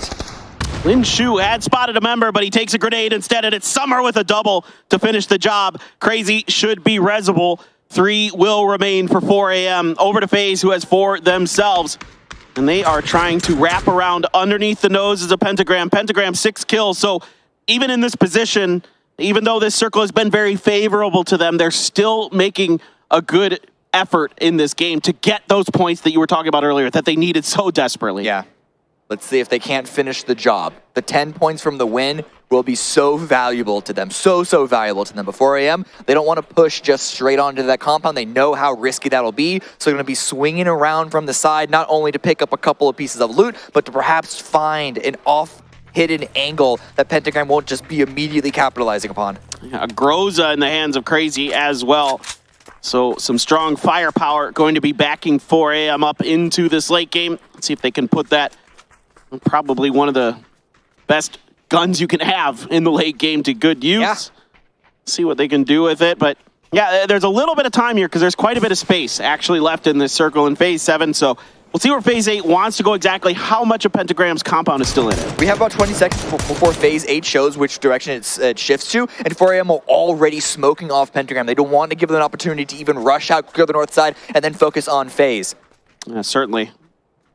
Pentagram, not many other options right now other than to stick in their houses and just kind of wait this out. Just try to keep, 4 a.m. and the others at bay as best as they can. And, like you said, these kind of what I call offensive smokes here for 4 a.m. are at least allowing them to push closer to make this potential move that they might need to make here as this centers up right up towards this compound of Pentagram a little bit easier. And this is going to be a very, very hard decision for both FaZe and 4 a.m. to make here. If they try and push Pentagram's compound, it is a very high chance that the opposing team on the opposite side is going to be third-partying your push, while Pentagram just get to sit inside, shotguns at the ready. Even an SMG, you never really see a Vector this late into the game, but you know what? We'll see it. We'll see it. You're right. You know what? There's a first time for everything. Why not? I mean, we've seen some wild stuff. Think about the pump shotgun Winchester push from Gumin yesterday, and now, I've seen some VSSs floating around in the hands of Mime. I actually asked about that. It turns out that he just ran out of ammo in his other guns. Just that he had no other choice. Because I was super curious. I'm like, why do you have a VSS? Ooh, look at Summer's position, able to pit himself really, really close to that compound. If he has enough utility, he can try and block those angles off with smoke after smoke after smoke to allow the rest of his team, but they need to be aware that FaZe have an opportunity to do the same thing. They're already inching themselves to that eastern ridge, where in the late game can be a very, very powerful position to contest this compound. Certainly. Let's see how 4 a.m. continues to try to bamboozle Pentagram and maybe making a mistake, but so far Pentagram remains firm, not moving their positions much, not really giving anything to 4 a.m. in terms of any information or any space for the most part. FaZe, on the other end, just trying to clear their edges, trying to make sure that no one is going to come up to their hillside and that they have a opportunity to try to punish this fight. Here we go. We're kicking it off potentially. Okay, yeah, 4 a.m. They want to take this before FaZe have an opportunity to try and answer back. But backing away from this one. Not comfortable on the push.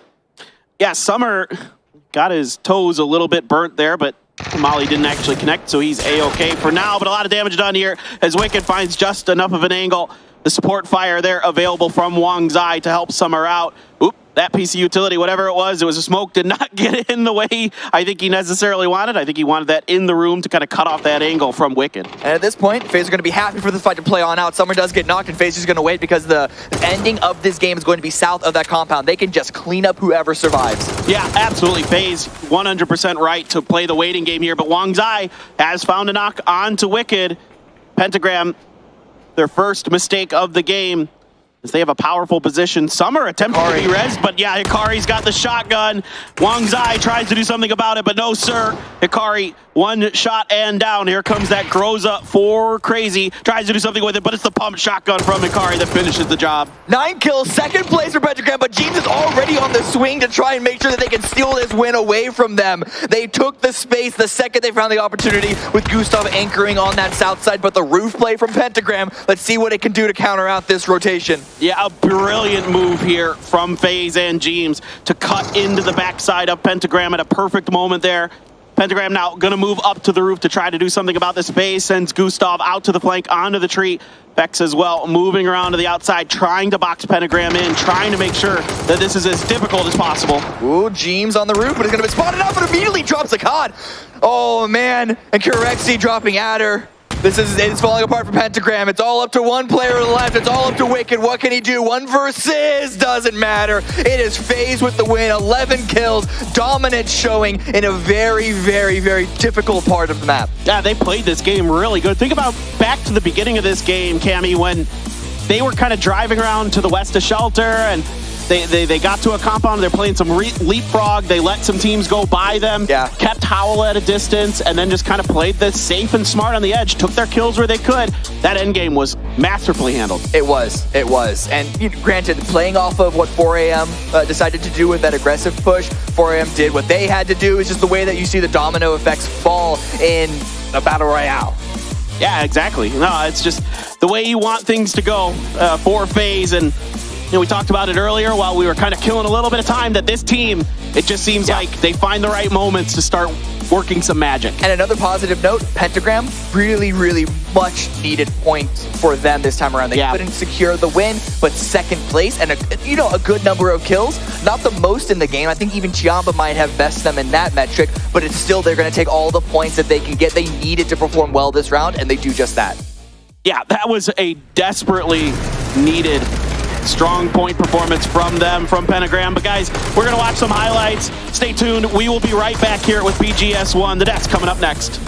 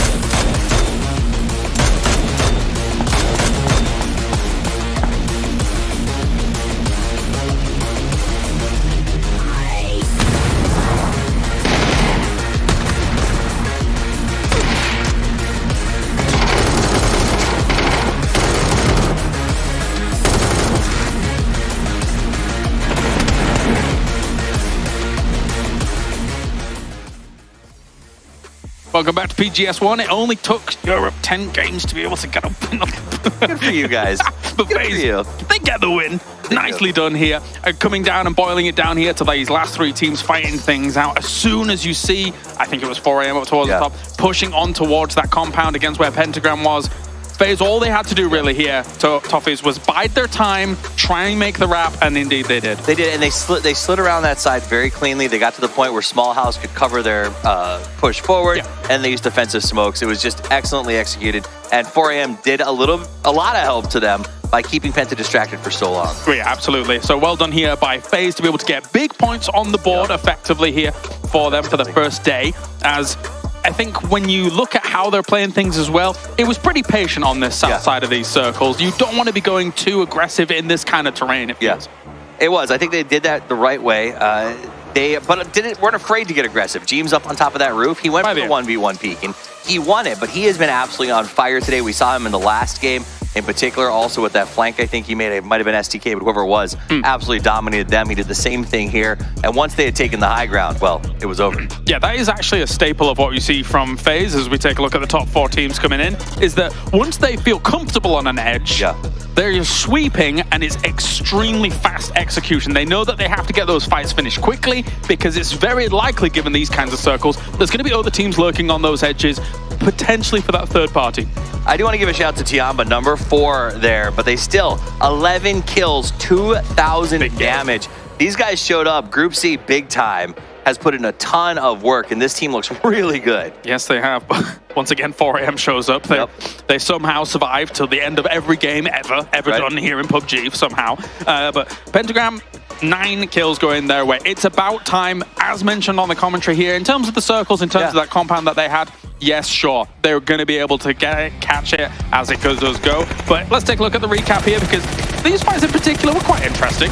Yeah, so we're going to go ahead and get a look at Danawa as they go up against Sun Sister. And this is one where, you know, I thought Danawa was going to walk away with that one. Yeah. Sun Sister with a little bit of help from PLM was that to turn that back around. As we get closer to the end game, we see New Happy. FaZe was just working their way through these teams one after another. And once they got New Happy out of their way, they could actually watch and just sort of allow the rest of the teams to eliminate themselves. Very quick and cold execution as well by 4AM against 𝗟𝗓, who by this time were kind of battered, kind of wounded. They'd been through the motions against a lot of teams, so it kind of makes sense that 4AM had such a leg up on them here, since they weren't really run through the ringer there as time goes on. But the push up here from 4AM, I get what they were trying to do, considering their entry through these lighter circles and trying to dislodge their opponents, but it's very difficult to make that happen and then somehow greet FaZe on the back of it. And then you can see all of the fires burning.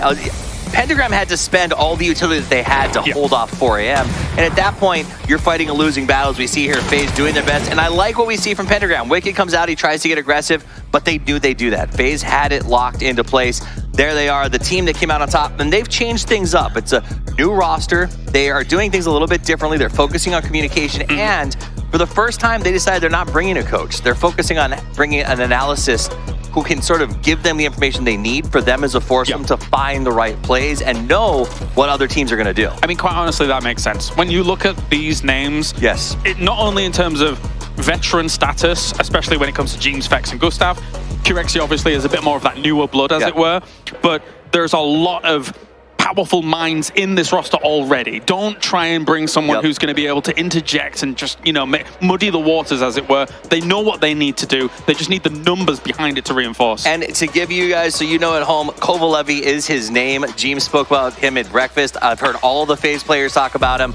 Like, it's rare to hear those players gush about someone, but they said this is a guy who has brought so much in terms of off-the-field help that they feel really equipped to come out here and do what we saw 𝗟𝗓 do. 4 kills and just play out of his mind. And 𝗟𝗓 here, the man of the match, he's been on a meteoric rise over the last 2 years in the European region as a whole. Obviously, you start as a Finnish player. Oftentimes, you gel with Finns. You end up on those Finn rosters. But he was just moving up and up and up and was obviously eventually seen as one of those talents. So he's a must-have. And more importantly, with this FaZe roster, he's now surrounded by a strong team who has given him the freedom to play his game. If he wants to get aggressive, which he sort of innately has to do, he's got Vex at the tip of the spear helping with him. He's got James going around that outside. It's very clean, smart play. All right, and we will see 4AM now take the top spot in terms of damage done overall, but again, Sonic's really contesting for that. And speaking of Sonic's contesting, 17 went to 𝗟𝗓. Uncontested, my man. So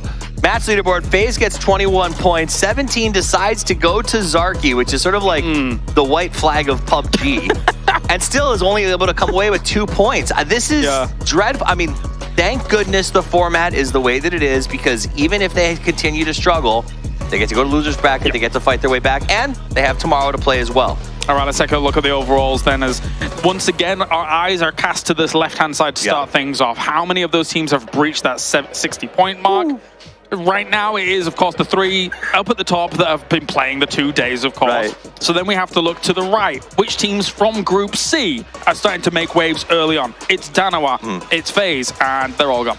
Well, but the point is, we're talking about breaking the 60 threshold. No one can, because the top 3 teams just keep taking the points. 4AM could just call it a day and go home, and they would be fine, but they refuse to do that, and they just keep taking points off the board that Group B in particular desperately needs right now. Yeah, definitely. There's still a few names here looking at Group B's position, which is kind of a bit of a danger zone. You don't want to be languishing down here as you're wrapping this up. Otherwise, you will be certainly going down to the lower bracket. There are already names there that I'm thinking, okay, you're going to the lower bracket. How are we going to make an adjustment, especially considering we're going to have to sit on our hands for a few days whilst that winner bracket plays out? Yeah, I mean, I'm going to call a spade a spade. PLM, they've got 2 games left to play, but getting to 16 seems like a really long order, and then avoiding 6 in the next one. So teams like that, what you do with your next 2 games, you do the best to learn a little more about your drop spots. win a couple of fights, build some confidence, and prepare yourself for that loser's bracket. Thanks very much, Toffees. Time to go to a break. When we return, we have 2 more matches on the way here. Plenty more PUBG action coming at you from PGS1.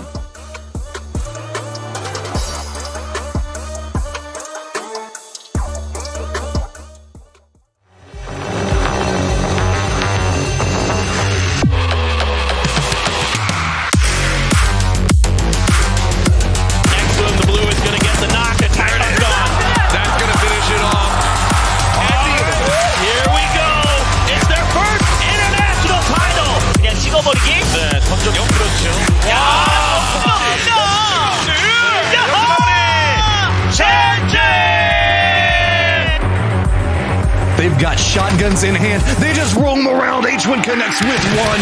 They're looking around. He knows where the other one goes for the spray. 𝗟𝗔𝗡𝗗 is the key to success right now.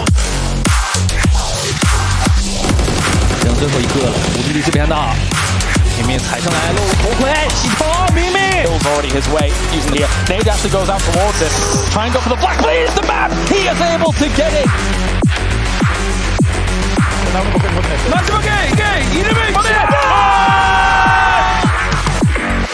Maybe they can find some assault. E1 Rella lines up.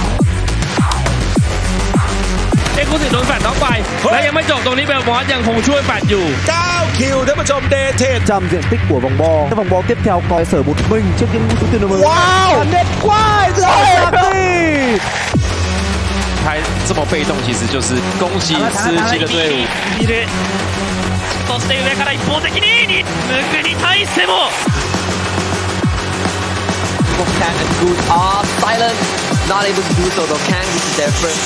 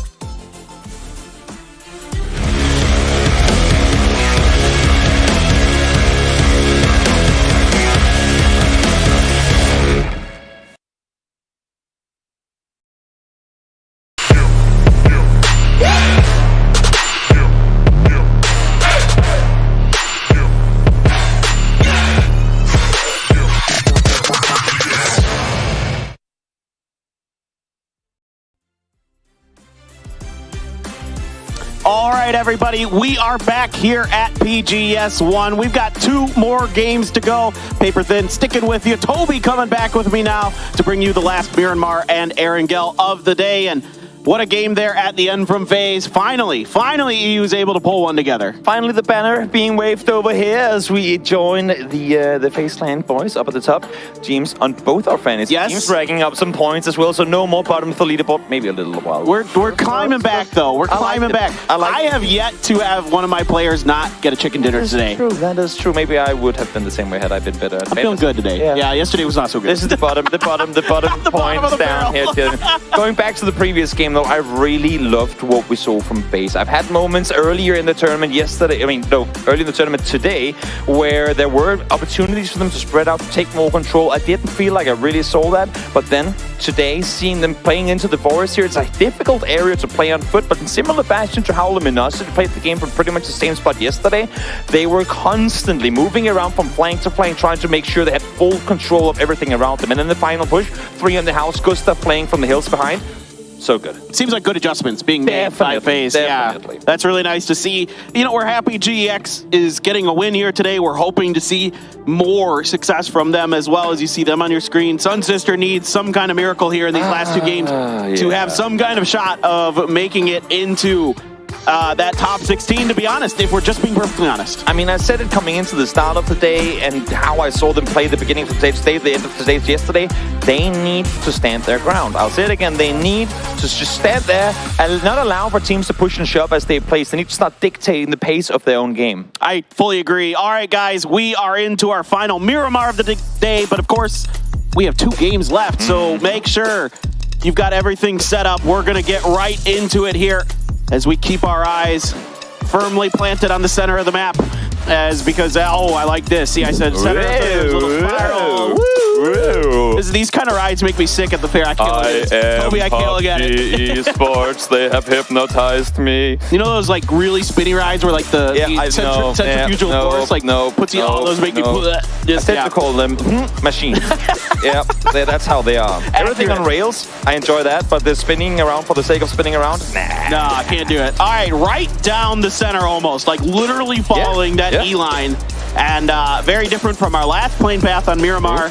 So, you know, again, I'm looking at Picado, 17 backed off. It seems like they have had to readjust their game plan for the day. I was actually a little curious to see if potentially they would go once more, because the previous Miramar we had where they didn't go, the plane also did not favor a hot drop. So here, a chance for them to go and compete, but seems to me like the first time ever Sonic's actually come out victorious in the hot drop scenarios.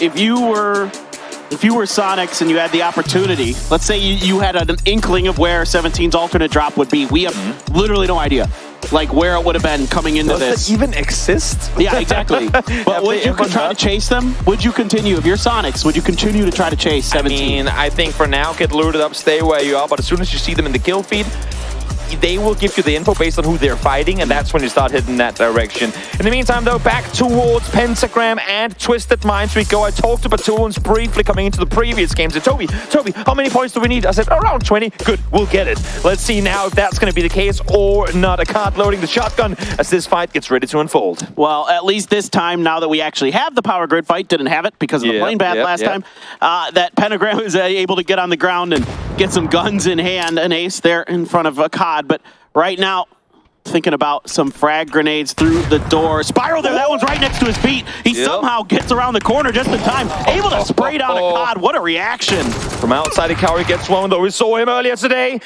Getting kills and finds a double. Will get traded instantly in return, though, as Lou now back on his feet. Ada does get some tax in on towards his taps, and Wicked instantly there to do damage in return. So all of a sudden, just like that, Twisted Minds in trouble. Just Lou left on his feet, trying to do damage, but in a 1v2, finds the first with a Saiga. Gets the reload off Ada.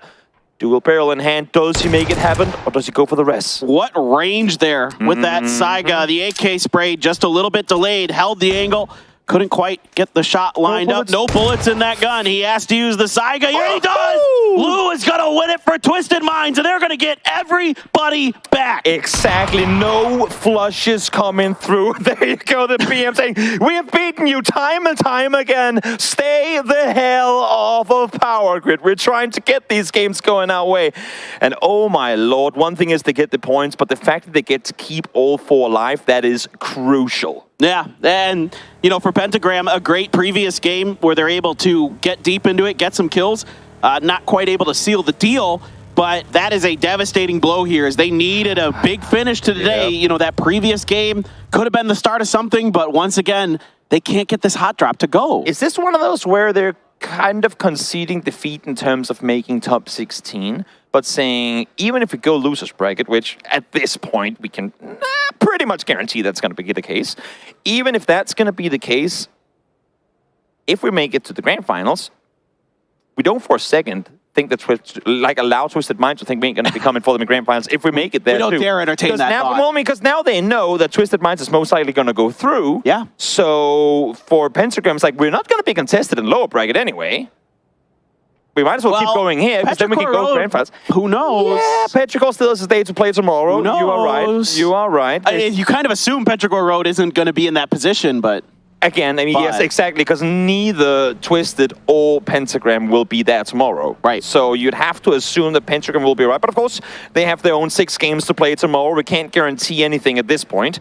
One thing, though, that we can say with a pretty big certainty is 𝗟𝗏 came off to a really, really strong start.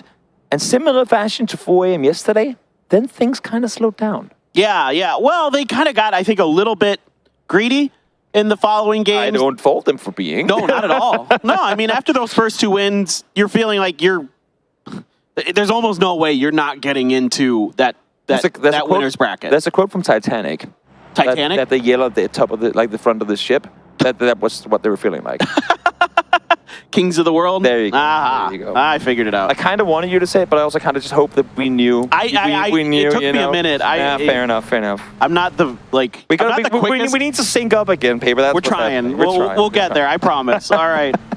New Happy here, just on the outside of Los Leones. Purple Mood is making a rotation far at the northeastern quarter of your screen, which is the western side of Los Leones. Zipian already aware and already trying to make this difficult. This is 4-man Howl. Is this a 4-man in this I saw the rotation come through, and I saw New Happy start their play as well, and I was like, if they time this right, that might be Howl out like the entire team very early. And now, like, 𝗟𝗏 saw that rotation. Question is, are they going to follow through? Are they going to chase it down, or are they going to keep it at a distance? Because yes, they are 4 in a car, but that's also 3 guns that are going to be pointing back in your direction. If they get knocked in the open there, they're going to be in trouble. But let's see now, 3 of them out of their vehicles. Somehow, I haven't seen a single damage indicator. Finally now, a shot comes through, but Howl, I think, gets to live with the scare here. Oh, excuse me, this is Howl, not Purple Moon. My bad on that. The purple team color got me a little bit baited there. Couldn't quite see it from a distance. HS just trying to make this as difficult as possible. How are they alive? You've got to like what New Happy is thinking here. With they saw that there's 4 players in this vehicle. Yeah. They have the opportunity to maybe just completely end this team's day and get 4 more points and add to that monumental kill count that they already have. If you guys saw on the right-hand side of your screen, there's a quick graphic that showed that out of the 5 players in our top, in our leaderboard for top kills, 3 of them were on New Happy. We just saw Teams get a flush onto one of the Sun Sister players. And for those of you guys who might not have been followed the EMEA season thus far, face a somewhat new roster after the breakup of the previous one. These guys have been wreaking havoc in EMEA. They've been playing into people's minds so heavily with setting up ambushes all across both Erangel and Miramar. They've pretty much become the name of bridge camping in EMEA as of late. And here, GM set up on the road, knowing that Sun Sister were going to rotate past them eventually. You have to be so careful if you're looting anywhere near FaZe Clan, because they will do this to you. Yeah, certainly. And they're, a confident team, and they darn well should be. They're darn good, top to bottom. Sonics, though, trying to keep 4 AM out of their territory. 4 AM's Wang Zai going to post up on the hillside behind Mime and 𝗟𝗏, and just probably getting some information, securing some territory. I wouldn't expect him to go super aggressive there. I think 4 AM is happy to just coast this one through. Let's be honest, they're in the winner's bracket. And the thing is, you can play somewhat center here and chill it out. Issue is you don't want to overextend, because there might just be a case where you're currently sat, even though it might not look like much right now, could become the prio compound 1.5 circle from now.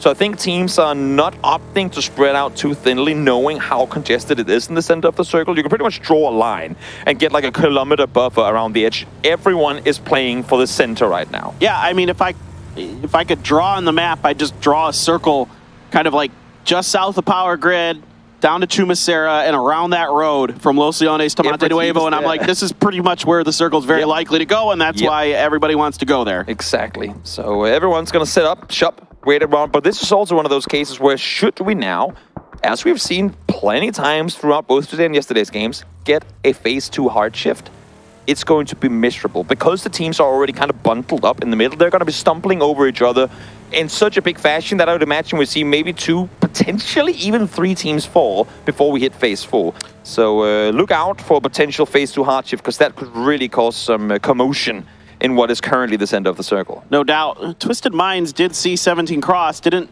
really put any shots into them, but Lil Ghost did park himself as an anchor. Twisted Minds has spotted and identified it and is considering trying to finish the job here. Patulans gets a bit of a spray. Lil Ghost trying to back off behind this shack, but the grenades are out, and they are pretty darn deep, but they just swing right of him, and it is going to be Lil Ghost on his horse. 𝗟𝗡 here coming to pick him up. Nice reaction play from 𝗟𝗡, realizing we got to pick him up. There's no way he gets back to that vehicle. And also for Patulans, I'm not going to say that I have anything to do with this, because whether or not I tell them they need around 20 points, they know they're close. They know they're not there, but they know they're close, and this is what they do in order to get extra points. Let's forget about the hot drop against Pentagram for a second, because they do already have 4 kills, but they are so good at flexing out early, like seeing, oh, there's a solo over there, let's just ambush him, go full force, get that 1 kill, because even if we get a knock player, we will trade him. We are that good, we believe in each other to be able to get that frag without casualties on our side. So they do these aggro pushes, knowing that we just need those few extra points in the last 2 games, and we should be all right. Yeah, no, I mean, they're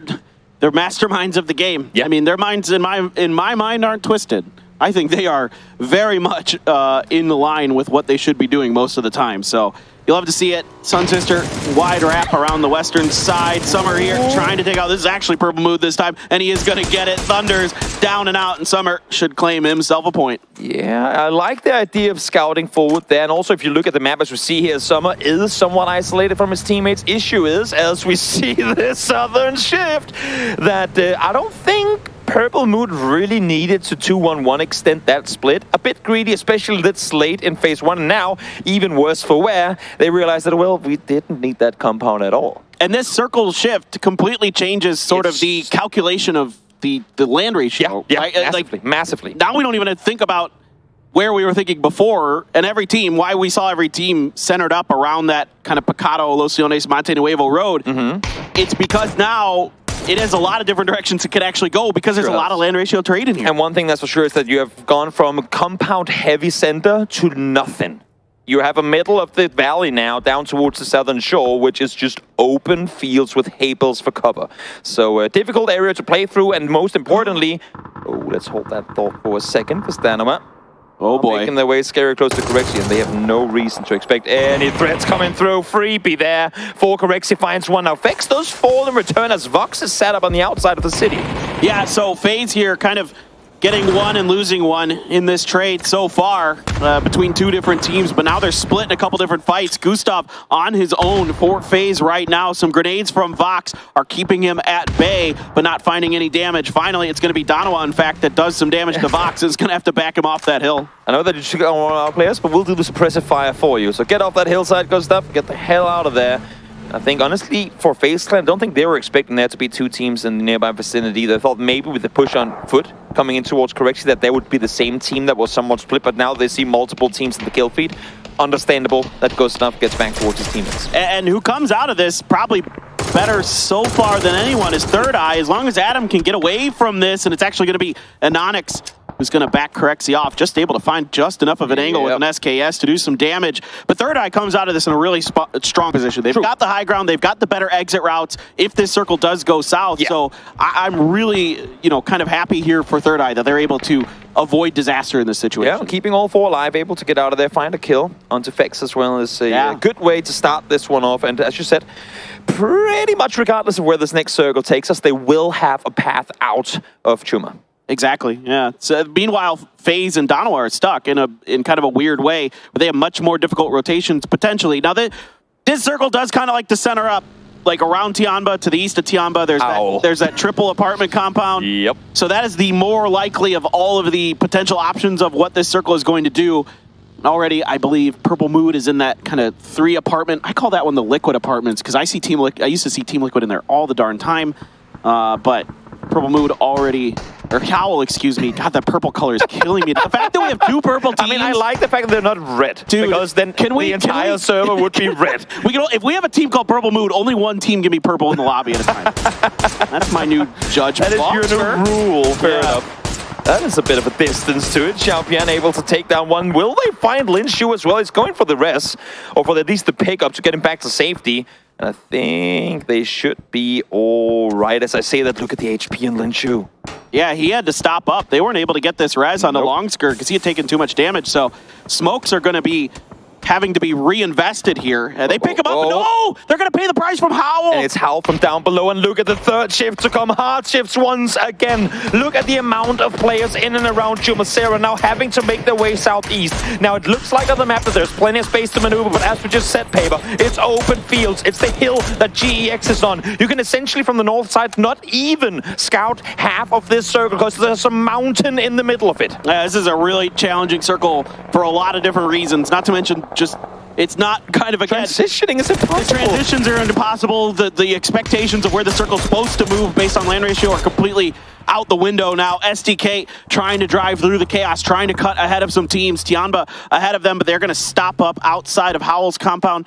Take a moment to break, and then back over to Danawa, FaZe, Purple Mood in here, Twisted Minds now, kind of a bit on the outside of things, on the other side of the road of 𝗟𝗗. So everybody here, though, outside of the next circle. Another thing that's interesting is in terms of land ratio and where phase 4 will take us, right now the mountain is in the middle.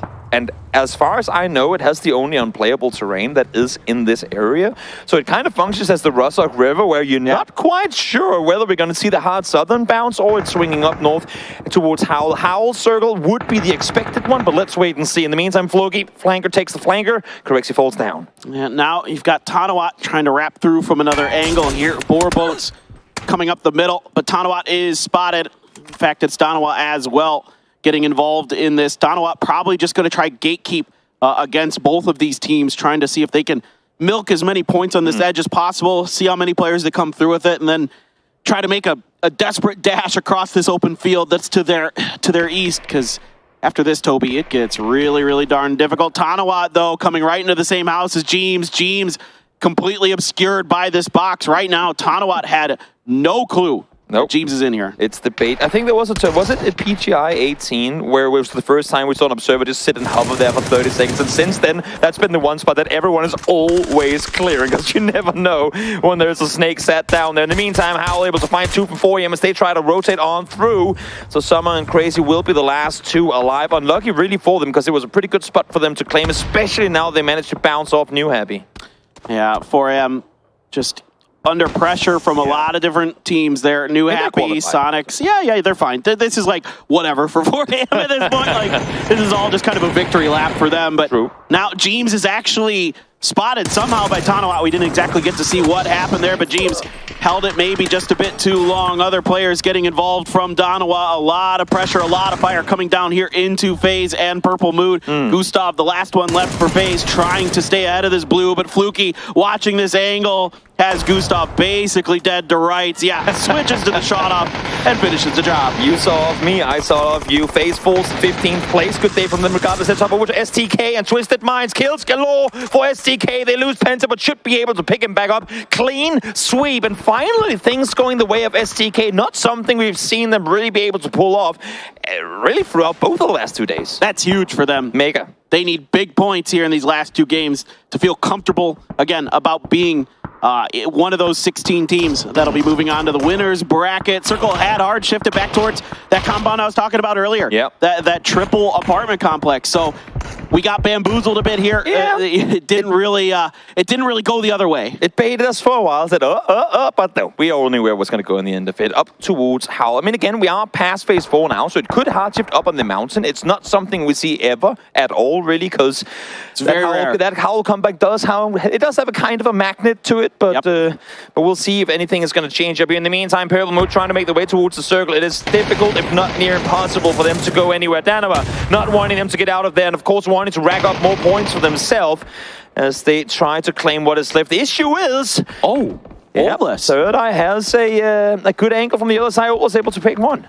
Yeah, they can pick up Anonix here and get him back into the circle safely, potentially get the res. The problem is you still have Tanawat lurking here. You might need some cover, but I don't see Loki really interested in this. Tanawat gonna let loose with whatever utility he's got left. The grenade hits Anonix, but doesn't get the flush. The return here from Soul is just a bit too far to do much. Loki now is going to be observing this player very, very closely. Issue for Tanawat now is that I think he meant to throw smoke there. Issue for him now is that he can only really look up if you want to do anything. If that play behind the wall ain't going to do him a whole lot. In the meantime, now Daytrade, a team that also hasn't got a whole lot going today, standing up against New Happy, finding the second one is Nurens. Almost gets the third down. Plenty of damage going through as he does find the third. Daytrade standing strong against New Happy here. Oh, only one player left for New Happy. Belmoth and Flash trying to reinforce Nurens' knock, because they do not want to lose that player. They want to come out of this 4 strong. The grenades begin to rain in. The stuns have HS completely pinned down right now.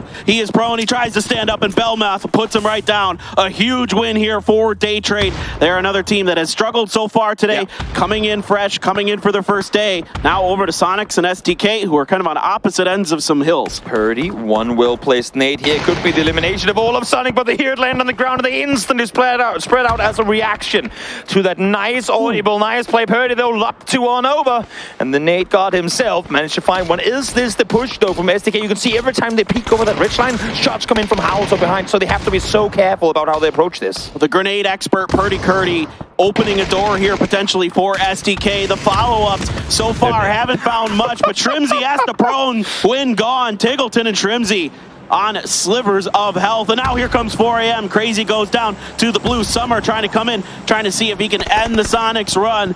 Both of these teams firmly in the winner's bracket, so this one for Pride more than anything. Summer here letting loose with some stuns. The molly did connect on to Tiggleton. Stun got a piece of himself there.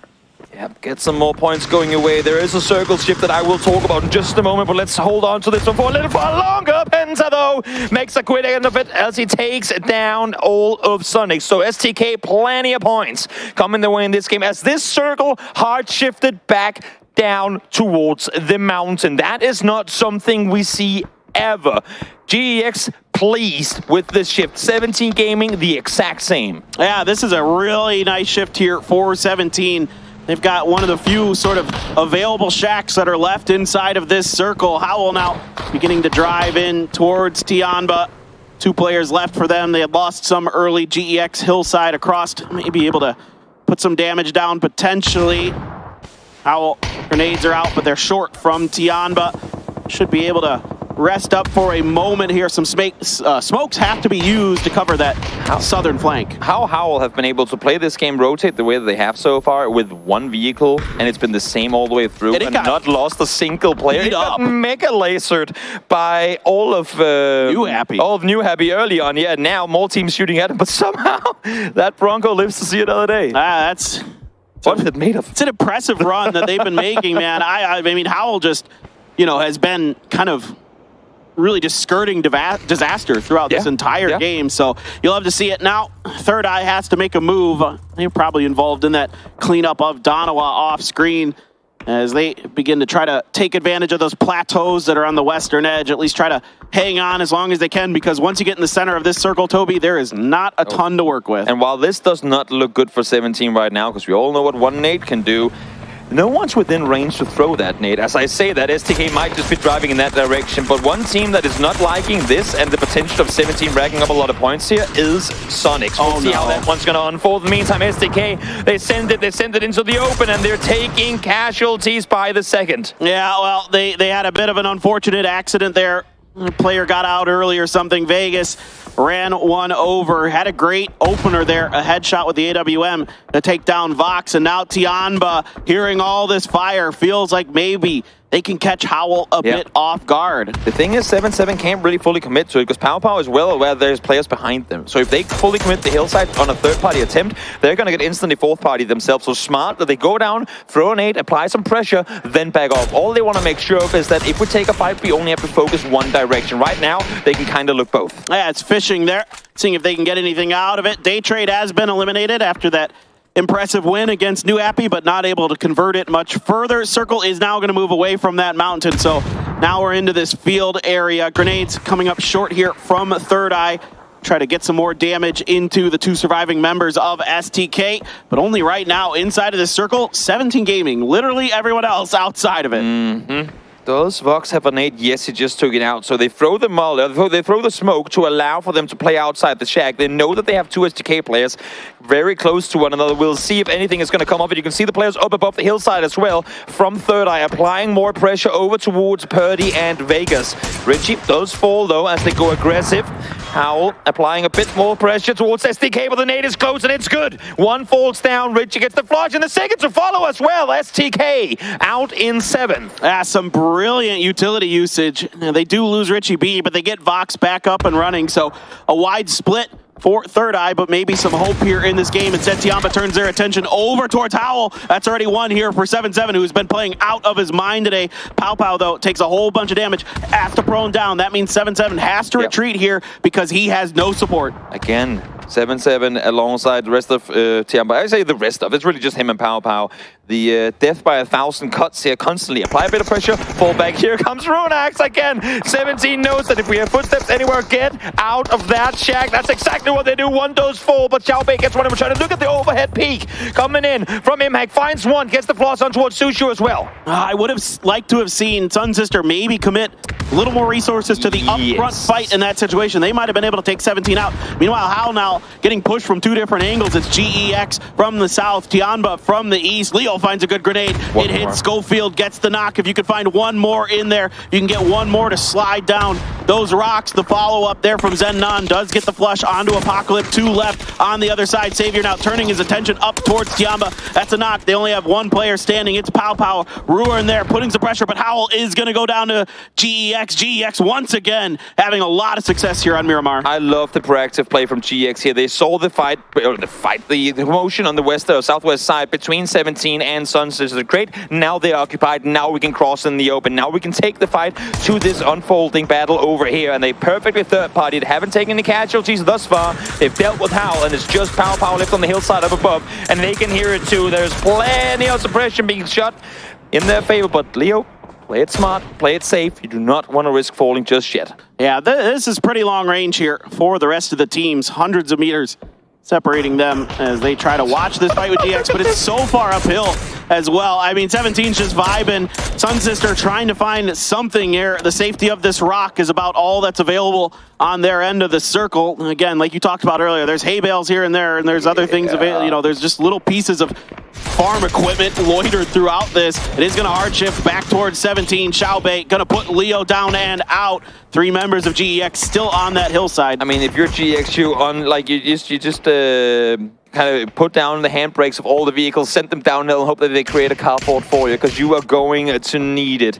I love the observers taking a look here. You have a tractor in the field, and now with hay bales being destroyable, there literally is no cover for anyone. It's just 17 currently inside the circle. They have the shack. They have the hard cover to work around. Everyone else are going to have to try and somehow make their way into this circle. The issue for 17 is, though, they cannot go active before 𝗟𝗓𝗋 is off of this hill. There's a couple of Morados over there for 𝗟𝗓𝗋 that, and I saw plenty of smokes there that maybe, just maybe, they could find some way to make this work, but instead their attention is firmly on Third Eye, and it's even going to be Third Eye getting the knock on to Yuri. The headshot there with that Mark 12. Lil goes continuing to pepper Sun Sister on the other side of things. At least 𝗟𝗗 able to respond a little bit here, but yeah, I mean, this is so tough for Sun Sister. They're pinned. They really are, but for GX as well, I mean, keep on peeking, keep on taking damage, and 𝗟𝗡 is doing so much to try and keep them suppressed up there. Zenon is there, they're not inside the circle. They might just be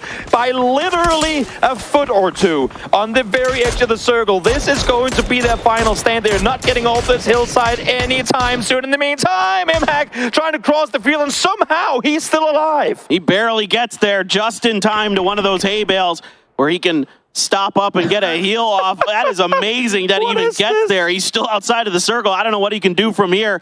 With 17 still in it, with that position that 𝗟𝗏 has looking down into that valley. This is extremely difficult. 𝗟𝗏 here trying to use this opportunity to get to the farm equipment, may be able to actually get there. Question here is, I mean, if you're 𝗟𝗏, I know they need the points, but do you just allow Sun Sister to cross if you know they have nades to try and deal with 17 for you? Because in the end, you will have to fight them. So maybe even if you see them running in the open, it's a free point for you. You might just want to have them help you get the win. Look at the amount of utility for 𝗟𝗗 as well. Do not shoot him. He is trying to help you, 𝗟𝗏. If I see 𝗟𝗏 shoot 𝗟𝗗 right now, that would be so unfortunate because his amount of damage he could apply right now to 17 could be game-winning for 𝗟𝗏. Yeah, okay, the utility in front was good from 𝗟𝗏, but the response with the grenades was even better from 17. The follow-up is going to miss, but it's Vox who's going to get the knock onto 𝗟𝗏. Now they're going to try to use this opportunity to take the center of the circle to see if they can somehow, some way get a win. GEX still up on the hill, still trying to recover. Maybe through all this chaos they can get it done, but every time their heads peek up, 17 is ready to put them right back down. 𝗟𝗏 here trying to keep 𝗟𝗏 at bay, and he is going to do it. Finds the kill. 𝗟𝗏 gone. Nice shots with a mini there from 𝗟𝗏, and GEX again somehow still 3 up. No helmet. The blue. The blue for a split second, and Xavier falls. You might as well just deny at this point. I don't think you're getting out of here alive. They do still have 20 seconds though, but the rest, I mean, Xavier, he's been down I think 6 times at this point, so no reason to try and commit. Might as well just try and see if maybe you could take out Sun Sister. Can you guarantee yourself the second place? And if Sun Sister falls, I do not fault GX at all for conceding these last points. Oh, no. Yeah, no way in heck. I mean, they have a boatload of smokes, but it doesn't matter. You're too high up to put them to any use. I mean, yeah, you could try to leapfrog your way down this hill, but the blue is already here. Yui gonna go down, and now Zenon falls all the way through, but he's wide out in the open. It's gonna be Lil Ghost who finishes him. It's a 3v1. 𝗟𝗏 versus one of the best teams in the world, 17 Gaming. Sonics has done everything they possibly could all day long to suppress 17. This game for 17 Gaming is huge.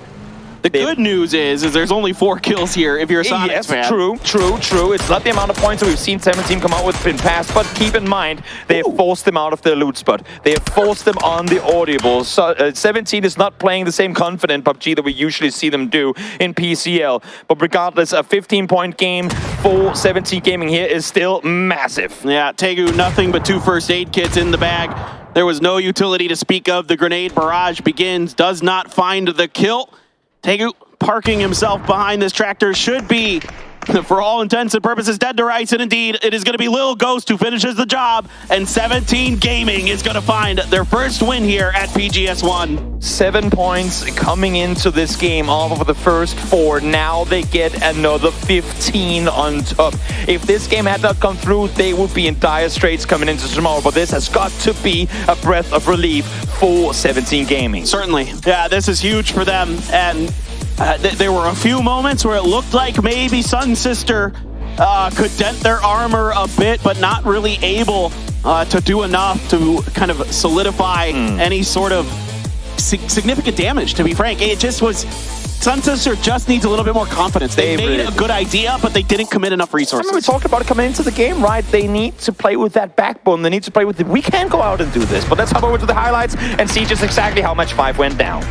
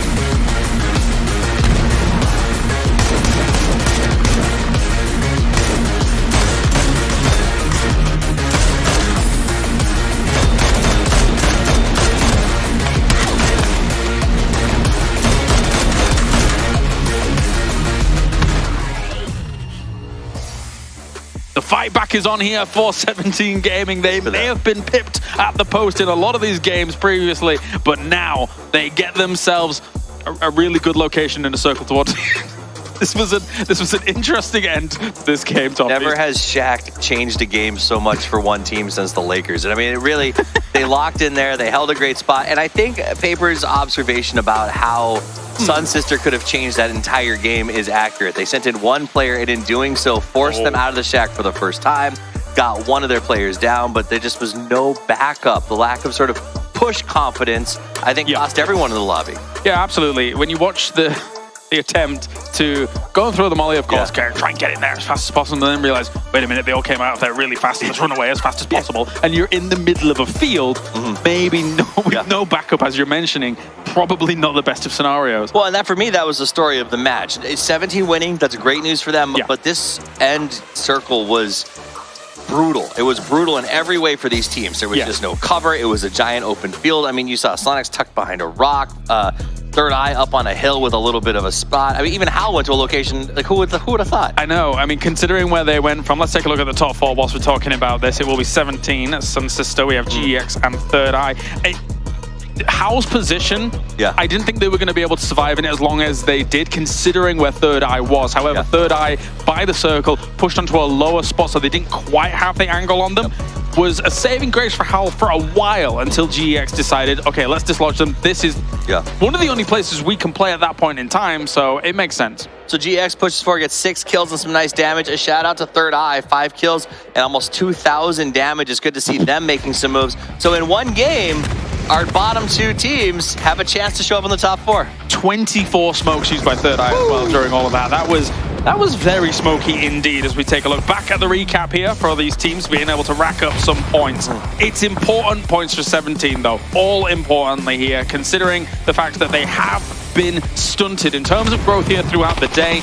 Managing to be able to get this, considering they were cast aside all the way over towards 𝗟𝗓𝗗, which is a bit of a stretch compared to their usual rotations. This is a good salvage mission. Yeah, a stretch in both name and action. It was a big jump for them. They had to drive all the way to there and get the loot, but they managed to come and make something out of it, and that is something to be said. These teams train their drops. 17 is not always necessarily prepared to go to their backups, and the fact they're going to win a game out of a backup on 𝗟𝗓𝗗 is great news for them. It's also worth noting that this is game 5, and every single match today has been won by a Group C team.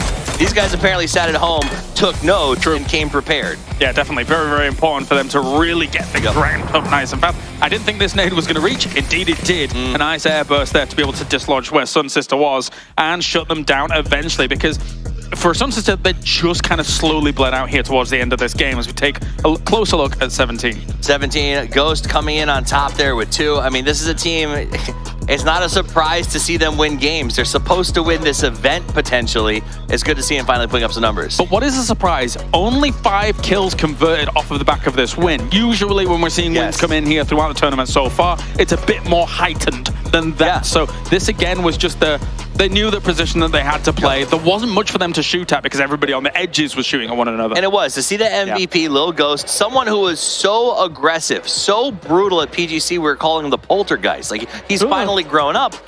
Getting 2 kills on their victory is a little bit off-putting, but understandable. With that final circle, when the best defensive position is a shack with a window, there's not a lot of damage you're going to be able to put out. No, definitely it's not worth the risk anyway. Absolutely, absolutely. And as that does continue on here, I want to talk about some of the teams that we want to be looking at for the next match. True. Because there are some teams that it will be their last match in this group stage. So we're looking at, I believe, Pentagram, Shoot to Kill, Purple Mood, and Sun Sister. I think for maybe 2 of those teams, definitely, it's going to be very difficult to rack up as many points as they might need to secure themselves winner. I mean, Purple Moon in particular, they would probably have to just go absolutely wild, put up one of the best games of their life, and then still have a hard time making a move after that. Yes. Sun Sister may be in a similar position. I think the eyes for me are going to be on STK. They had a good game in the last one. We saw them sort of come up on Sonics from behind.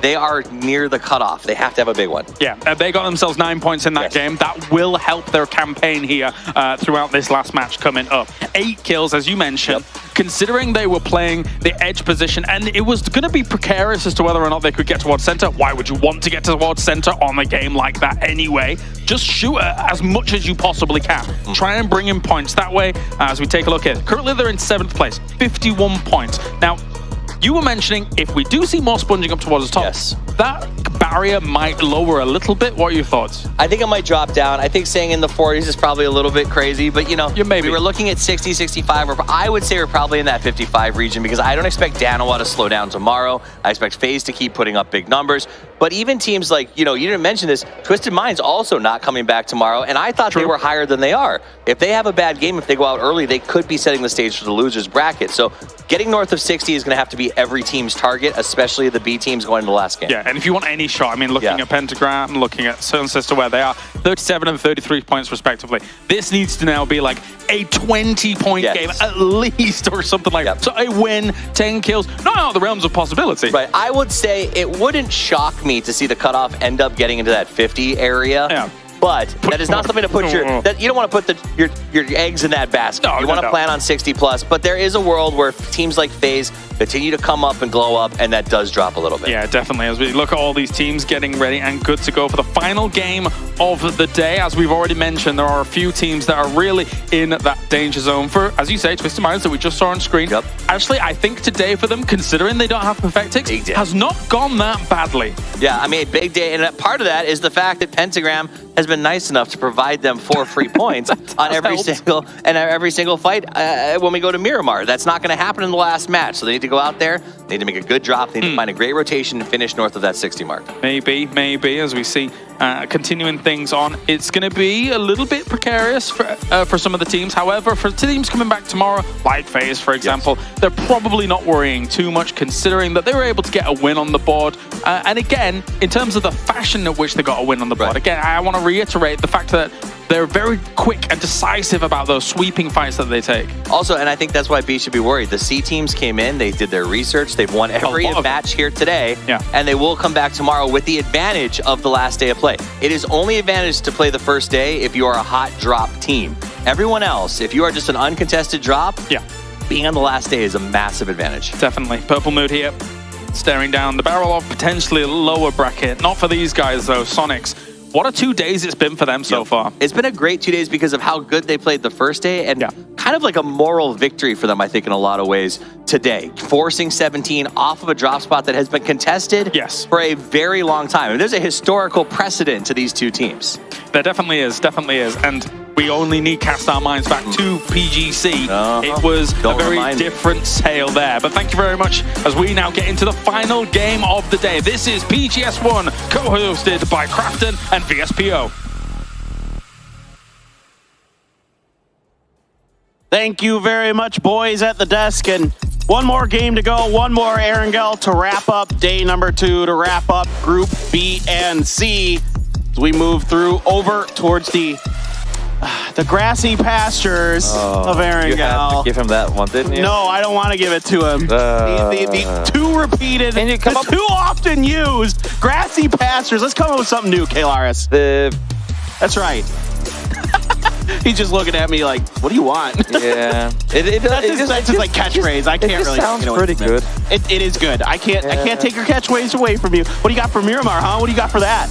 Yeah. The deserty dunes. Sorry, I'm talking to Kalaris. I'm done. You were screaming to Kalaris across the stage. I did notice that. In any case, hi, I'm also here. I'm Toby, and I will be joining Paper and bringing you this last game for Group B. They said it on the desk. There are certain teams here that we will be keeping our eyes on because after this game is over, if you don't make top 16, well, that is losers bracket for you. Yep, absolutely. There is no other way to put it. So we move forward and we move on. Pentagram, no Na'Vi to hot drop today. Pentagram's hot drops have been less than productive, if I'm being completely honest. True. And I do not, most teams aren't productive with hot drops. Let's just be fully honest. It's as if you would think people would have learned this by now, but still, teams do it. It's a pride thing, right? And a preparation thing and blah, blah, blah. What would you rather, keep your pride or win tournaments? I mean, Not that it's always one or the other, but still, I mean... Other than 17, who's come close. Fair. They have proven that if you're good enough at a hot drop fight, then yes, both. certainly. But it is a difficult task, for sure, for most teams, as the circle a little bit southwestern shifted. It's a little bit of the military island, but super unlikely to go down there unless we can pray for the very, very hard shift. If you say super unlikely, you know what that means. Because if there's anything... That's why I said it. If today's and yesterday's games are anything to go by, phase 2 hard shifts, well, they have been a thing. So let's see if that's going to happen. Let's see if who is that? I believe that's Correxy trying to chase down the ferry. We'll see if that's going to work out for him. 7-7 in the meantime. Spotting the Sun Sister rotation. Just going to go out and say, hey, I'm here. Don't come nearby. I will say, what's interesting, though, is that 𝗟𝗏 was at the ferry pier, the mini pier, on the northern side. So had Corexy or somebody tried to take that... They landed on the boat, I think, directly and took it away. Oh, the actual, like, drivable boat, not the ferry boat. Oh, no. They landed on the boat. The automated boat? Not the one you can drive? The hard spawn boat. Oh, the hard spawn boat. I'm sorry. Yeah. I thought you were talking about the ferry, like the one that actually let me just interrupt you for a second. As Longskirt's chasing down 2 Sun Sister players without a weapon. They were in the... He was probably going, when they jump out, I'm going to run them both over. But didn't quite happen. Maybe it was just the scout looking to see where they were going. And now he's going to get a gun. I like the aggression, though, of chasing people in a vehicle, with a vehicle, but without a gun for your own. That's just... That's real, like real barking. The irrational self-confidence. It's not irrational. It's very rational confidence that teams like 𝗟𝗏 have. Yeah. They are well within their rights to be making moves like that. Over to 𝗟𝗏. It is 𝗟𝗏. A decent game in that last one. They're able to get decently deep, pick up some kills, get some much-needed points. You know, I had a quick chance to talk to Richie B off stage in between when we swapped you in. Yeah. And he was dejected. You know, he was just like, we're just not playing good. We're just not getting chances. We need to start making some in that game. You know what? There were things maybe they could have done better, but overall, not bad. It's a song I've heard before, especially by teams that are very new to LAN. They play online, they thrive, they think, ooh, we're so good, we'll just take what we do here and put it to LAN. It ain't that easy. It ain't as simple as that. It's pretty much as if we've proven time and time again that you need that experience in there before you start performing. We rarely ever, if ever at all, see a first-time LAN team go out and wreck people. Which is why you said it yesterday as well, Pavel, was actually pretty impressed with EXO's performance. They didn't come out and do like super flashy things, but for a team in similar fashion with 𝗟𝗏 that don't have much, if any at all, LAN experience, they actually kind of played up against their opponents. Certainly. I mean, besting 𝗟𝗏 a couple times in there, so that's nothing to be ashamed of at all.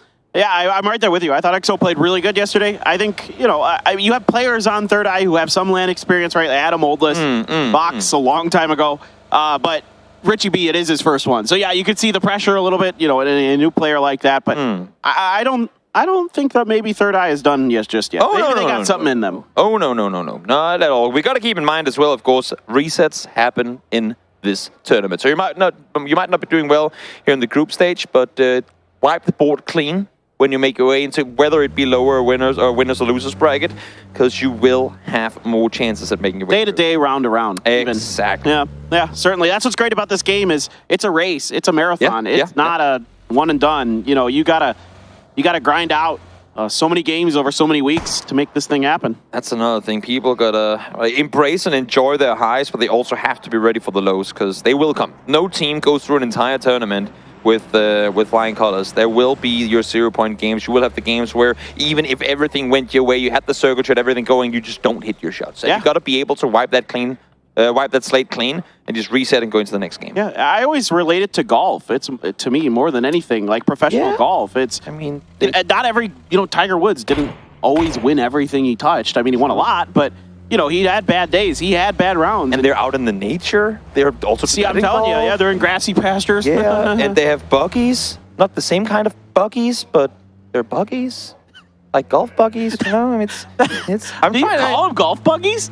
Yeah. They're golf carts. No, it's buggy. No! Yes. Oh, you're I'm Danish. You're dead to me.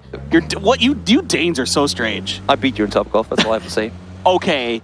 All right, well, play me in screen golf and we'll see what's up. In any case, as we are in this very exciting match, and you know what, honestly, it's going to sound weird to all the viewers out there, but I kind of enjoy that we're allowing ourselves to segue out, because this means that the groups have started to settle in. The reason that we're seeing so much commotion in the early game is because we are in the very early stages of this global tournament. Some of these players are only playing today for the first time, so you will see teams run into each other early on. And normally when we see the more well-calculated PUBG, not talking about what we're seeing on screen right here, but when we see the more well-rounded PUBG, usually you get the best out of players when they play it smart. Lou, well, it was only about a matter of time before Impact was going to fall down after the vehicle tires were popped there, but I like to see that things are starting to slow down. Yeah, that's starting to adjust to the rotations of their opponents. Yeah. Oh, yeah. That'll just be, as this tournament goes on, it'll get a little less hectic. Exactly. As it goes on. But Lou there, I really want to point this out. I don't see this enough.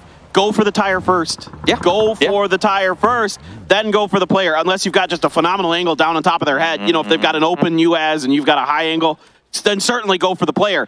But if you've got an angle like that, the tire is your better option, because there is a good chance that you can spin their vehicle out and just make it easy for yourself, like you just saw Lou do. So well done by him. 𝗟𝗡, though, under pressure here from Sonics. Sonics looking to make 17's life even more difficult. The reinforcements are coming here for 17 on the backside. 𝗟𝗡 gets the first one. Can he find any more? 𝗟𝗡 on the outside, dead. Another one gone. Mime is down, but a good grenade is going to find one. 𝗟𝗡 at another. Lil Ghost trying to peek the corner, not able to do it just yet. 17 here, trying to see if they can knock the Sonics down. Able to trade 2 for 2. 𝗟𝗡 down to barely low HP, but able to stay put it now. 𝗟𝗡, last player alive for 17 Gaming. Yes, they won the last game, but they do not want to end with a donut here in this one. They will get 2 points regardless, I should add that.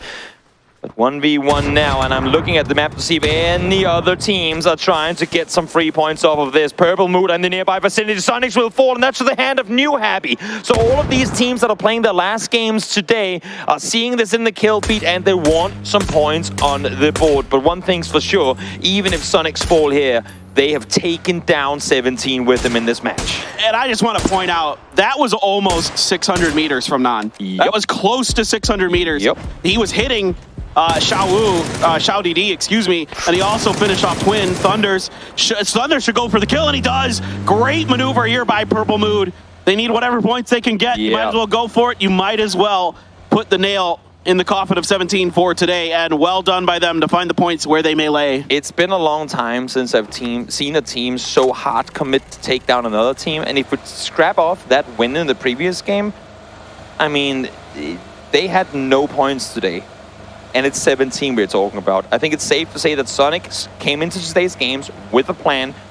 They executed it as close as could be to perfection. It's mission accomplished. It really is. Mission accomplished for the Sonics. I mean, today, the last 2 days for the Sonics have been pure brilliance. Just pure brilliance across the board. There's no other way to put it.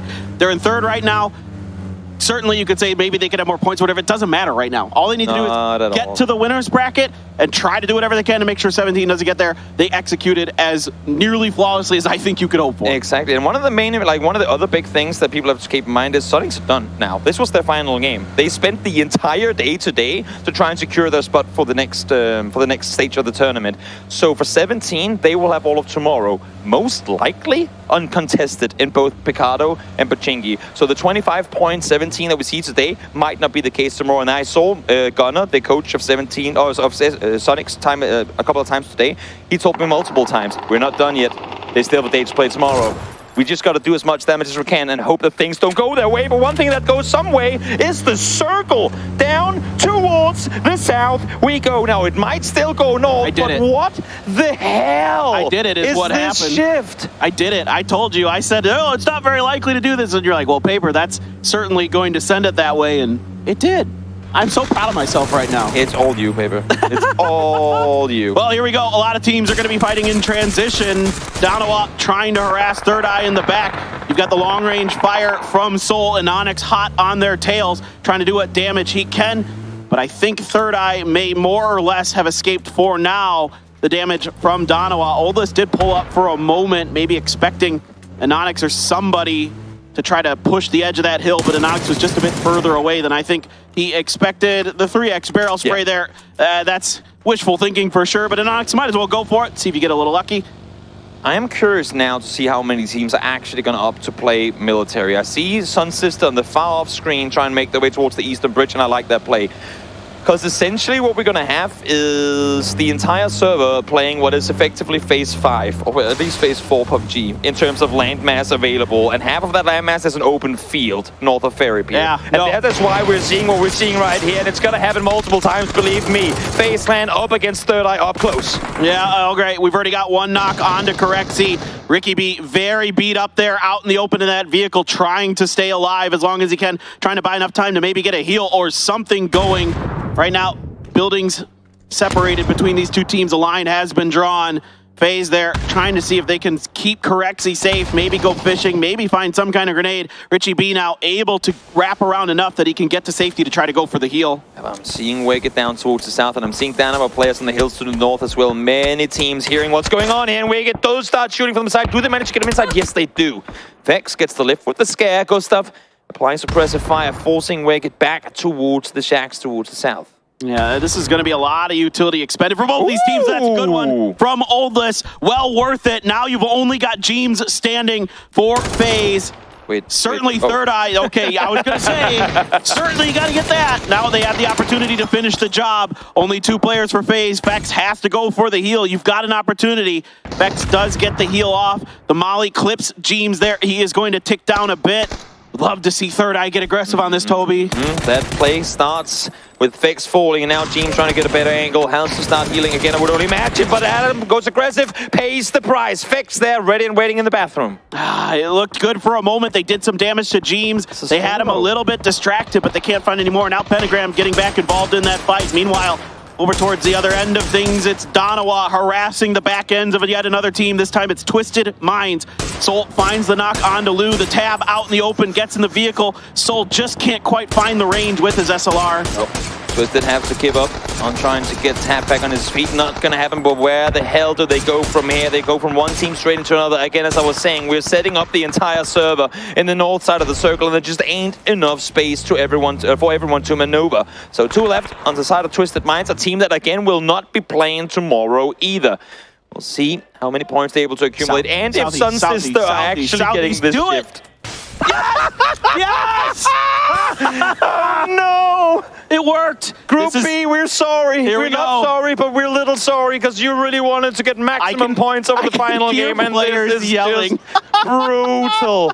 Absolutely atrocious things are being done here in terms of circle shifts going far down south. Let's see how teams are going to react to this. Richie B there taking a grenade to the face is going to have to back off to heal once again. So 𝗟𝗡𝗗s, in fact, still holding on by a thread. Not able to really get anything done is Third Eye. Yuri, in the meantime, doing a good job against 4AM, but 𝗟𝗟𝗡𝗗 finally able to stabilize his team. A bunch of damage done by Summer. Savior somehow able to get around the corner and avoid death, but a good grenade from Savior lands right at 𝗟𝗟𝗡𝗗's feet. 3 down for 4AM. Summer and the Wizard across the way. Looks like the push is on. Yep, back towards the stack we go as FaZe try to hold off against Third Eye. This fight has been lasting a long time, and now shotgun in hand of Oldless sat down below the stairs as we fly back towards 4AM again. And their fight against 𝗟𝗡𝗗𝗄, this one not coming to a close anytime soon either. Savior on the stairs now making his way up towards the roof. That is a nice sneaky angle with the nade there. Can't fight him initially though, as Savior does fall. It's just Shannon left alive. This is the new Happy I've come to know and love. Third partying everything. They are vultures on the edge of the circle. They are constantly looking for these points, and this time they're going to find quite a few of them. FaZe has been eliminated by Third Eye there. Looks like Third Eye is going to be able to keep 3 players up. New Happy here knows there's one more. If they've been keeping track of their kill feed well enough, they know it's Summer somewhere in this vicinity. Honestly, I'm not gonna lie, even if FaZe had survived that, I'm not sure how they would make their way over to the military, because you know what? They took the boat early and sailed it to Milta. So. Yeah, they kind of accidentally eliminated their options early, exactly. right? Yeah. They took the one boat they might have had available and sailed it the By other the way, direction. Ming's got an AWM, so... Like to see it. Observers, please. Like to see it. Yep. We hope. Everybody's got to make some difficult choices here. Pentagram, swam. They are almost across. I don't fault them. It is the right one play. option you have available here. Danawa went east, took a boat as well, and are now trying to make their way in. But it's only phase 3, so they'll be able to chill for now. The only team we've been giving them a hard time. The only team that 9 billion IQ'd this one, Sun Sister. They played the 1v15 odds, and they won the roulette. Please, Sun Sister, win this game. We beg of you. You're the only one on the island. You're our only hope. Please. I mean, STK got across, but, you know, absolutely. Sun Sister was the only team who gambled on it, and they were the only one who, you know, sort of profited. Well, I mean, now multiple teams have. Yeah, but coming into it, definitely. See Batulans fall down. Twisted Minds, not the final match they would have wanted. They're going to finish in and around the 60-point margin. We've been a little up and down in terms of where we're expecting the final cutoff to be. So let's see if Spiro can maybe get some more points for the team. Vox falls to blue. That is huge. One more point added for Spiro again. They're so close to 60, if not actually hitting 60 with that kill there. So 1 point here could be the deciding factor in whether Twisted Minds will make winner's bracket or not. Richie B still had 3 first aid kits behind himself, so he might be able to last this fight just a little bit longer than Spyro potentially. I didn't quite catch how many he still had in the bag. Day Trade and Purple Mood squaring up at the ferry pier. Now Tanawat already down to Flash. Thailand versus Thailand right now. Flash good for 2. Fluky here trying to get to the beach, trying to get to safety. Buchill's gonna be knocked from Fluky's position. A nice piece of work here, but the response is great from Flash, but he's gonna get knocked himself from Thunders. Things getting difficult now for Purple Mood. Fluky down, Thunders the only one up. Fortunate for both teams here. They're not the way they would have wanted this one to go down. They do end up winning. Day Trade, that is, but damage has been done. Can they get Flash back up? Then maybe there is a chance for the 3-man crossover, but they missed the boat. They've lost the opportunity to transition, and STK is currently set completely uncontested on the shoreline to the south. So I do not see how, even if Day Trade do get 3 back on their feet, how they make that crossing. The standoff continues here. Richie B is going to finally get the better of Spyro. 60 is where they end. We said 58 to 62. That was my idea. So we'll see. We'll see if the exact 60 is going to net them enough to make their way through. Donawa and Pentagram there on the eastern edge. Pentagram is really fanned out. Zednon here cooking a grenade, gets splashed a bit himself. New Happy able to turn in time to avoid disaster on the stairwell, going over to the other end, but they are now under STK's sight lines. Purdy Curdy with an SLR trying to do some damage. Zednon now harassing them, going for the stun. Able to get a stun, but Ming Ming pushes ahead of it and is going to finish the job. A lot of damage coming from Pentagram from behind there as well. DX will fall in 10th now. Nurin's the last hope. Makes landfall on the southern shores, but let's see if he has any chance of getting out of here. I do not see it happening, and nope, there he falls. New Happy claims the point. A Day Trade fall in 9th. Just now, are we making our way into placement points? A New Happy. It is surprising, in a way, with how brutal this circle is. Yeah. A lot of teams are able to get over here, at least to some level of safety. Even Howl made it. Richie B now had a vehicle that was scraping the ground without those tires intact. He's getting through. He's coming up behind him. There's that AWM I was talking about. It puts the hurt down on Purdy Curdy. Richie B, though, might be unaccounted for. HS is looking at him. The smokes are out. The grenade from HS is going to land right next to him. A great grenade from HS. Yep, Solo's eliminated by the second as we make our way further into placement points. There we still have Tiamba 7-7 on the southern side of the circle, who wrapped all the way west around and has managed to make his way in as well, completely uncontested down towards that southern side. So we'll see now Danoa out east. They have to make a play. They would, I would imagine, try and make a play on the compound. They should. I mean, in similar fashion to how they won the first Miramar of today, scout it for a while, make sure that there's only one in the building, and just full-on collapse on it. And well, if I know Sun Sister well enough, they're probably just going to back off. Yeah, that's kind of basically how I expect that one to play out, Toby. I'm not going to lie. There they come. Here they go. They've got a vehicle even. They're on speed. Yeah, they're able to get here, and yeah, there goes Vevin. And what an analyst I am. Yeah, you nailed it. Predictor of PUBG. Who could have seen this coming? Nobody, for sure. I mean, of course, Dono has to go this way because Pentagram had so much control over that northern edge. Not much they could do there. Meanwhile, 7-7 from Tianba, still alive. The last solo snake in this lobby, as Howl did lose their final player. 𝗟𝗚 gets a knock onto HS. I'm really keen on this fight between SDK and New Happy, because New Happy now as well pinched between Pentagram and SDK. The team that gets control of the shorelines also gets control of the hill, and that could be a winning position to play from. So this fight right now crucial and important for these teams that 𝗟𝗚 opted to push into the compound down below, because they are now going to fight uncontested of the hill south of them. All right. Let's see what Ming can do. He swapped to the barrel. AWM still in hand. That level 3 gear. The vest very beat up for Ming.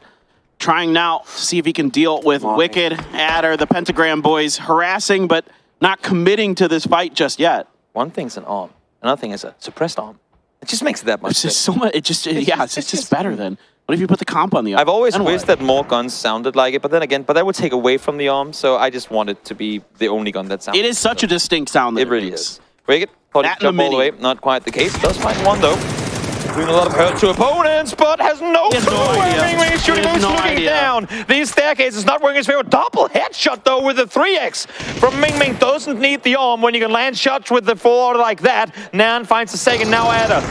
Solo player in this position as 𝗟𝗚 is far off. He finds the third as well. And Pentagram, it looked good for them for a moment, but this has just turned into a 2-point game. Just like that. Well, these are the 3x barrel sprays that I have just watched many times in PCS Asia. Just absolutely dismantle teams, no matter who they are. This is one of the things that has made New Happy so good for so long, is that they can use different optics on the barrels effectively. Yes. And that is absolutely devastating to a lot of these teams who rely on certain, just red dots with, an M4 or a barrel or whatever, whereas they can swap and still harass you at range. But now SDK is a favorable position against New Happy, but Ming with that AWM once again opening up some space. This time it's 𝗟𝗚 who's on the receiving end. Push could be on, but it's the blue. The blue is just too much for Ming. That was a half second, if not even less. He probably could have actually run to the circle, but he committed to it, and it ends up being the downfall of him. Shoot to kill, happy with that, no doubt about it. So New Happy down to just 2. Make that 1 as Soul finds one more for above. I love the fact that Soul and 𝗟𝗚 has opted to flank back up north again. They heard the commotion. They want a part of the fight up there. 50 points almost in 1 day. And they know the space is open because Pentagram all but went out. Exactly. They saw 3 players go down. They know that New Happy's fighting SDK. This is great recognition. But they weren't ready for 𝗟𝗚's position at this tree. They're out in the road. 𝗟𝗚 finds the perfect time to strike. Takes 2 down. Grenade in hand here for Soul. But he's nowhere near this. He can't get a grenade there. Now he's out in the open. What a spray from 𝗟𝗚 with the M4. Only 1 player left for 𝗟𝗚. Loki trying to get there. Oh my God, what a hold. He got a triple yesterday. That was with the 𝗟𝗚 up close against opponents with no armor. This one, a totally different ballgame. No, he will fall. He will fall, but credit where credit's due. Yes, he caught the first one off guard. Second one is Iconics. You don't take him out easily. Third one, Soul up the hillside, absolutely dismantled. So great effort by 𝗟𝗚 to rack up more points because, again, Pentagram, they're done. And how about this?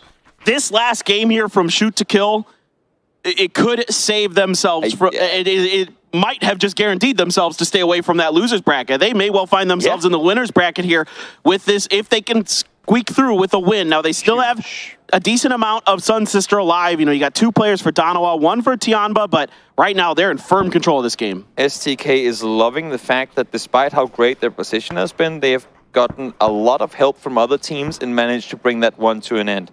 𝗟𝗚 dealing with the entirety of 𝗟𝗚 on that push while they were looking the other direction. That could have been the dismantling of them, but wasn't to happen. They got the alarm early. They got the warning that teams were closing on in, and now STK is in full control of the hilltop. The good news here for 𝗟𝗚 is Loki still has that UAS available.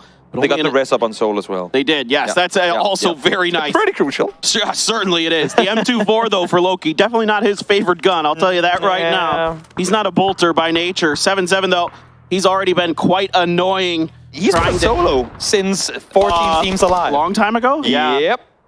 He's been a solo for a while.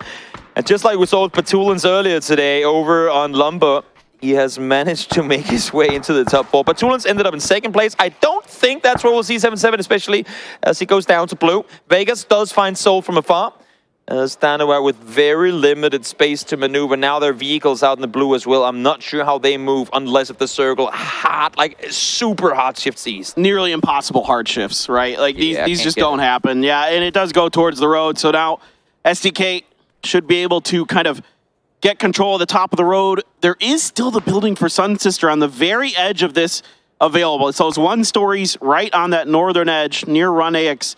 And, you know, maybe somehow Sun Sister can like outlast SDK. Maybe Loki hits a couple of the craziest bolt shots of his life. But you know, you could see by the statistics, 54% up in the top, and this thing's actually pretty accurate. It's actually a little scarily accurate. That Danoa has a smaller chance of winning than Sun Sister, because I think in terms of how they've been playing this tournament so far, I would give the 26% to Danoa. Yeah, the percentage is like, it doesn't take into account them having the better position and and one more player up. But the percentages don't take into account who's playing. It's just that is true. Purely on positions and teams and terrain and all these things. I'm sorry to have to say it, but I need to see more from this Sun Sister team. I know that Danoa is set up there, but with so many knocks having come through, why has Tay not tried to make a run up the hillside? Why have they not done anything to try and set themselves up for an end game? Sun Sister, come on, you can do this. It's just safety. It's just that but it's not safety. Well, if they have safety, they take it, no matter if it is actually, you know, if it's fake safety, right? Like, because it is. It would have worked really well in a format we don't play anymore. Yeah, right. Yeah. But we don't play that anymore. We don't play that anymore, and I think someone has to remind Sun Sister. Which will not be named. Yeah, that will not be named. Soul is now for the 19th time arresting a teammate. Loki and him has been doing nothing but getting each other back on their feet as of the last couple of minutes. But again, I mean, trying to outlast Sun Sister, trying to potentially outlast Shoot to Kill. Now at this point they say, you know what, not going to happen. We ain't going to get it anyway. Let's just concede. We have a day to play tomorrow. Let's finish up with a smile. We played a great set of games here today. Danoa out in third. Yeah, Danoa, nothing to be ashamed of here today. They managed themselves very nicely, came out with a bang, 2 games in a row, a strong finish given the difficulty of this circle, of this situation. Now it's up to Shoot to Kill to see if they can really put themselves in a safe spot going into the next set of stages. Sun Sister now finally trying to get out up this hill. Toby, Fevin leading the way with some frags, but Penta pretty far off of these. I don't think those are going to find the mark, and I would like to see Fevin save one more frag, and I think he will. Yeah, I like the idea that Penta shot early, but instantly fell back because he knew what was coming. Sun Sister has been sat in that compound the entire end game anyway, and he's expecting them to still have utility. So respect the nades, no matter how the aim of the opponent is. Nades do damage regardless of who's throwing them. So smart of him to back off, get out the other direction. That's just... I'm not wrong. No, you're not. No. I'm laughing that is probably Sun Sister's best weapon. It's just a funny statement. It's like, nades do damage. I mean, it's true. I love it. That's why I'm laughing. Yep. I really enjoy it. That is the best weapon right now, unless if the Grocer can come into fruition, and it sure does. Purdy first to fall. Will he get the flush to follow? No, because he instantly spotted. Nice reaction play by Alo. Yeah, a bunch of damage done here to Run AX. The smoke was out. He was able to get himself just enough behind that tree to avoid the knock. So Vegas trying to come over to bail out Purdy Curdy. If there's any smokes, they got to come out very quickly for Vegas. That's a good Stuns nade. now here. You love to see him get aggressive, and it is a good grenade, Toby. Purdy is gone, but Vegas able to take Run AX down. Yeah, this has got STK written all over it. Purdy does fall, but it ain't gonna make too much of it. Unless if Tay has something to say about this. Flash comes forward. Vegas will be suppressed. One more taken out. I like the idea of the smoke, the flash, and then able to isolate that fight. But now, how do you play this 1 versus 2? Alo on the north side, Penta up the hill on the other. Does he go for the rest here? He knows he has them at a distance. He knows that Vegas was alone. He saw Penta above because he just took out Feven. And how does he play this one alone? And he knows Fevin is still alive on the other side. They know that they can't come from that angle, so he just has to smoke off this northern edge, and he's able to get the res coming through here. Penta and Alo, but a great grenade from Penta finds the reknock onto Run AX. Tegu now trying to come around the corner. A grenade splashes, does a touch of damage to Alo. Alo gonna hold this angle. Gonna try to put the pressure on. He might be able to see him. Yep, he's got him. Tegu taken down ever so low, is healing, but that's gonna be it. That's gonna be STK winning the final game of the day. A brief smile on the face of the STK boys. It's not been the group stage that they would have wanted, but they finish it off with a win. Finally finally smiles on their faces as they get what I could only imagine will be a ticket through to winners, but I'm not gonna claim it yet because things are going to be so close. Yeah, well, it's been a stressful day, a stressful couple of days for SDK, but that is a nice way to seal the deal for themselves and very likely might find themselves in that winner's bracket. And what a game to finish off on. They go Millie on the slightest chance of the double, quadruple Southern Hardship still goes there. It's unbelievable, man. All right, well, anyway, we're going to watch some highlights, and then we will wrap the day up with the desk, guys. Don't go anywhere. We'll be back soon.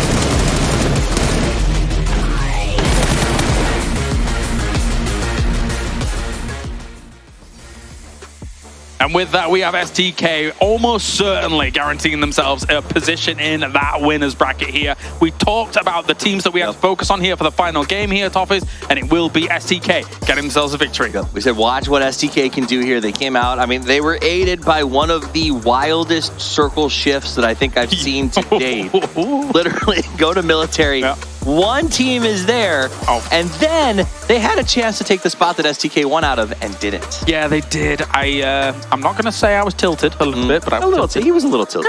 Just a wee bit. If you're going to go to that compound, considering you're the only team on military, go up the hill. Wait, stop and scout if you want. But like once there's no one shooting at you, come on up. Yeah, you were mentioning, I mean, when we look at that kind of, when we break down that notion, for Sun Sister, maybe there was a bit of apprehension, a little bit of nervousness about, okay, we are on military. Yeah. It's really actually, we've been able to win out this kind of a small chance that it would come here. So maybe...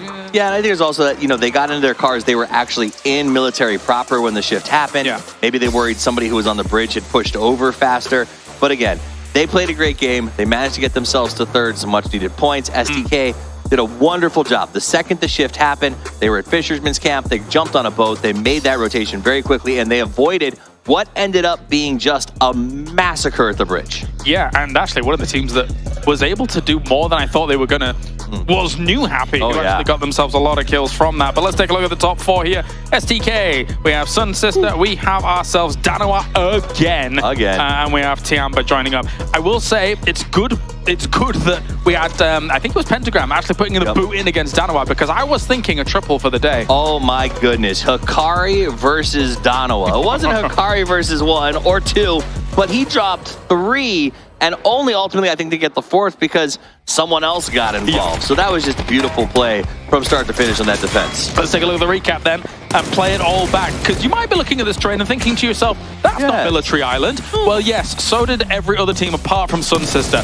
when it came to where they thought the circle was going to go. And we had to scramble down here to try and make something happen. Again, New Happy, by this point, already had themselves 7 kills. They were doing work on the other side of that bridge. Well, to cross the bridge was a grind. GEX had it locked in before the shift, and then after that, every other team had to just basically take turns fighting their way through whatever the next roadblock was.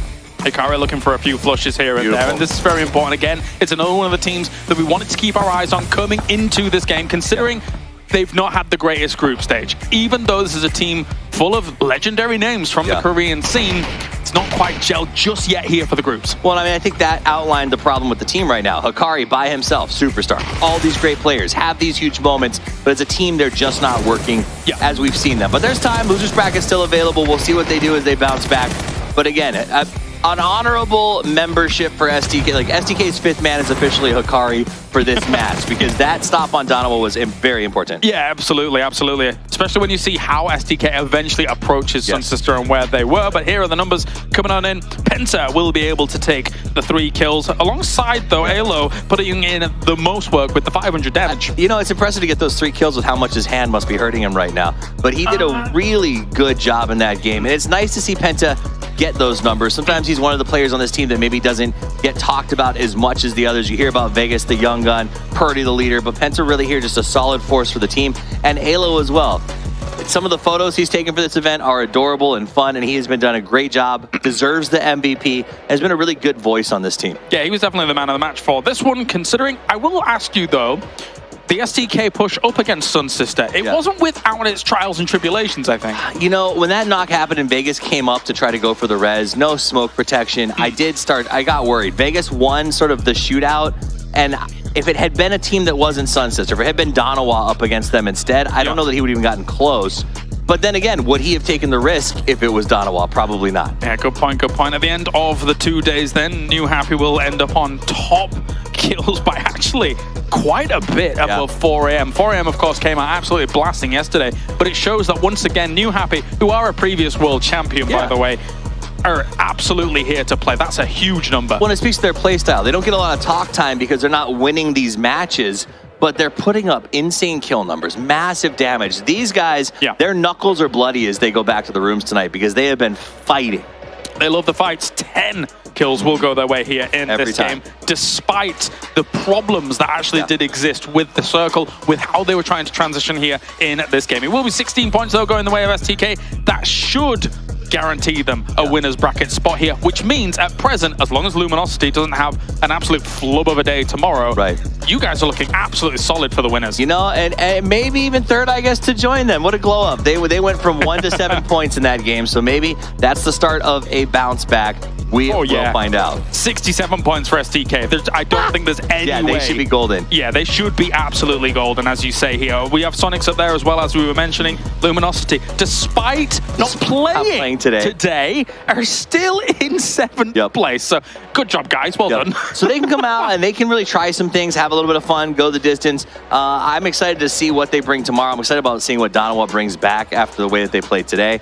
I think tomorrow is going to be really an awesome day. Yeah, Donowa almost qualified in one day as well. Yes, like looking at that, I think they were at what, 58 points as we looked through the 1st through 12th there. So an extraordinary day for Donowa. It's a great start for them. I have a bit of a meme with the guys saying that for me, Donowa is always a 4th to 5th place team. Ha ha ha. Yeah. But I would love to see them subvert that, especially tomorrow as we have our 6 games on the way here. They could easily pump up towards the 1st or 2nd spot for this group stage. Oh, 100%. I mean, this is a team that could be contesting when it comes to the grand finals. So to see that, blow up is very good. But we're back tomorrow, 6 games, back and forth, ending on Erangel, starting on Miramar.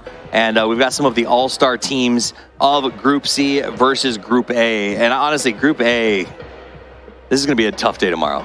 Yeah, I would say so. I would say so because you're going to have, if we look at the broad spectrum of what is going on here, you're going to have a 17 Gaming that's coming out for absolute blood. They are going to be trying to challenge for 𝗟𝗡𝗗. Of course, we know that that's probably going to be the case. And they're going to be rotating how they normally do. And we know how powerful they can be in that case. But they're going up against defending world champions. They're going up against Luminosity, who basically qualified in one day.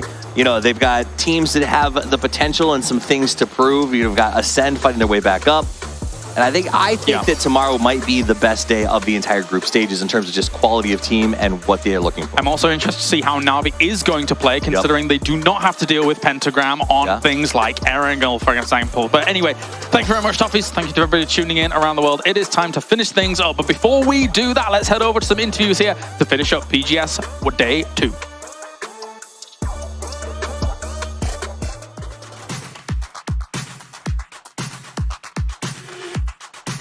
Hello and welcome back to the main stage here at PGS1. I'm your host, Bella, and what a day it has been. I'm sure all of you are super eager to hear from the players themselves. So first up, let's have Donowa Sports' very own Soul join us on the stage. Please welcome Soul.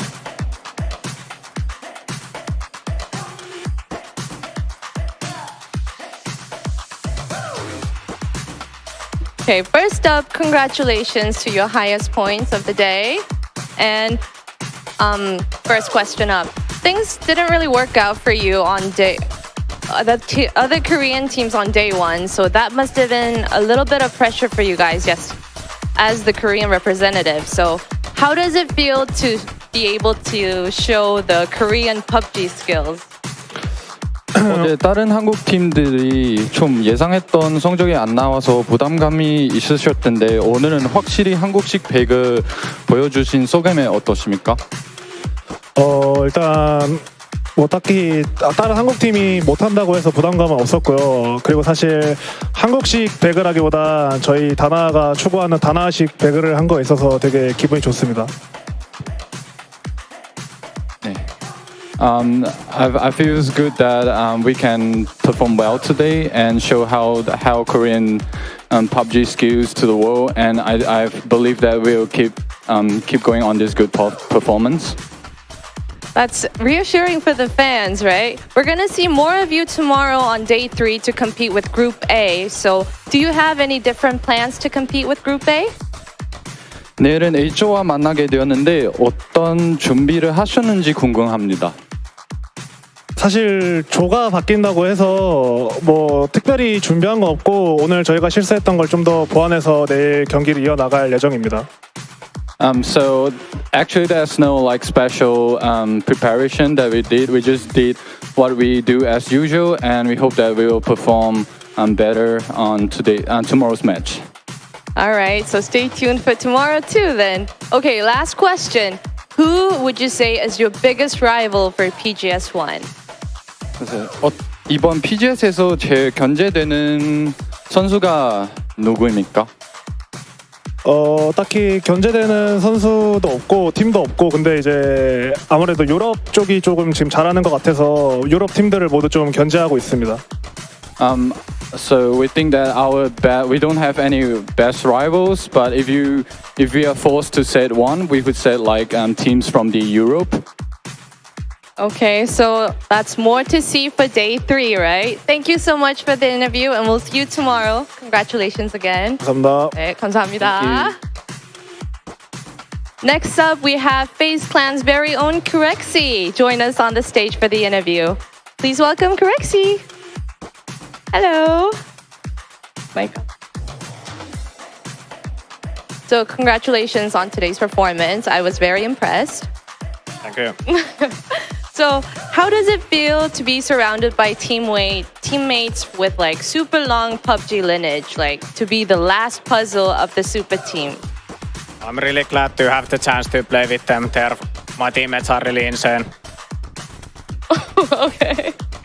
And, you know, it's day 2, but we've seen all 24 teams play. So do you have any teams that stood out to you other than FaZe Clan, of course? No.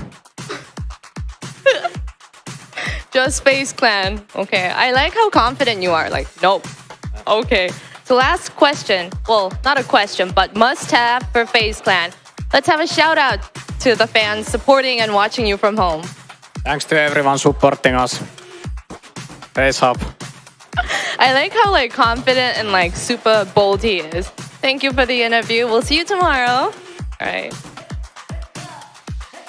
That was FaZe Clan's 𝗟𝗓 for the interview. And this is it for day 2 of PGS1 group stage. And we'll see groups A and C perform for tomorrow at day 3.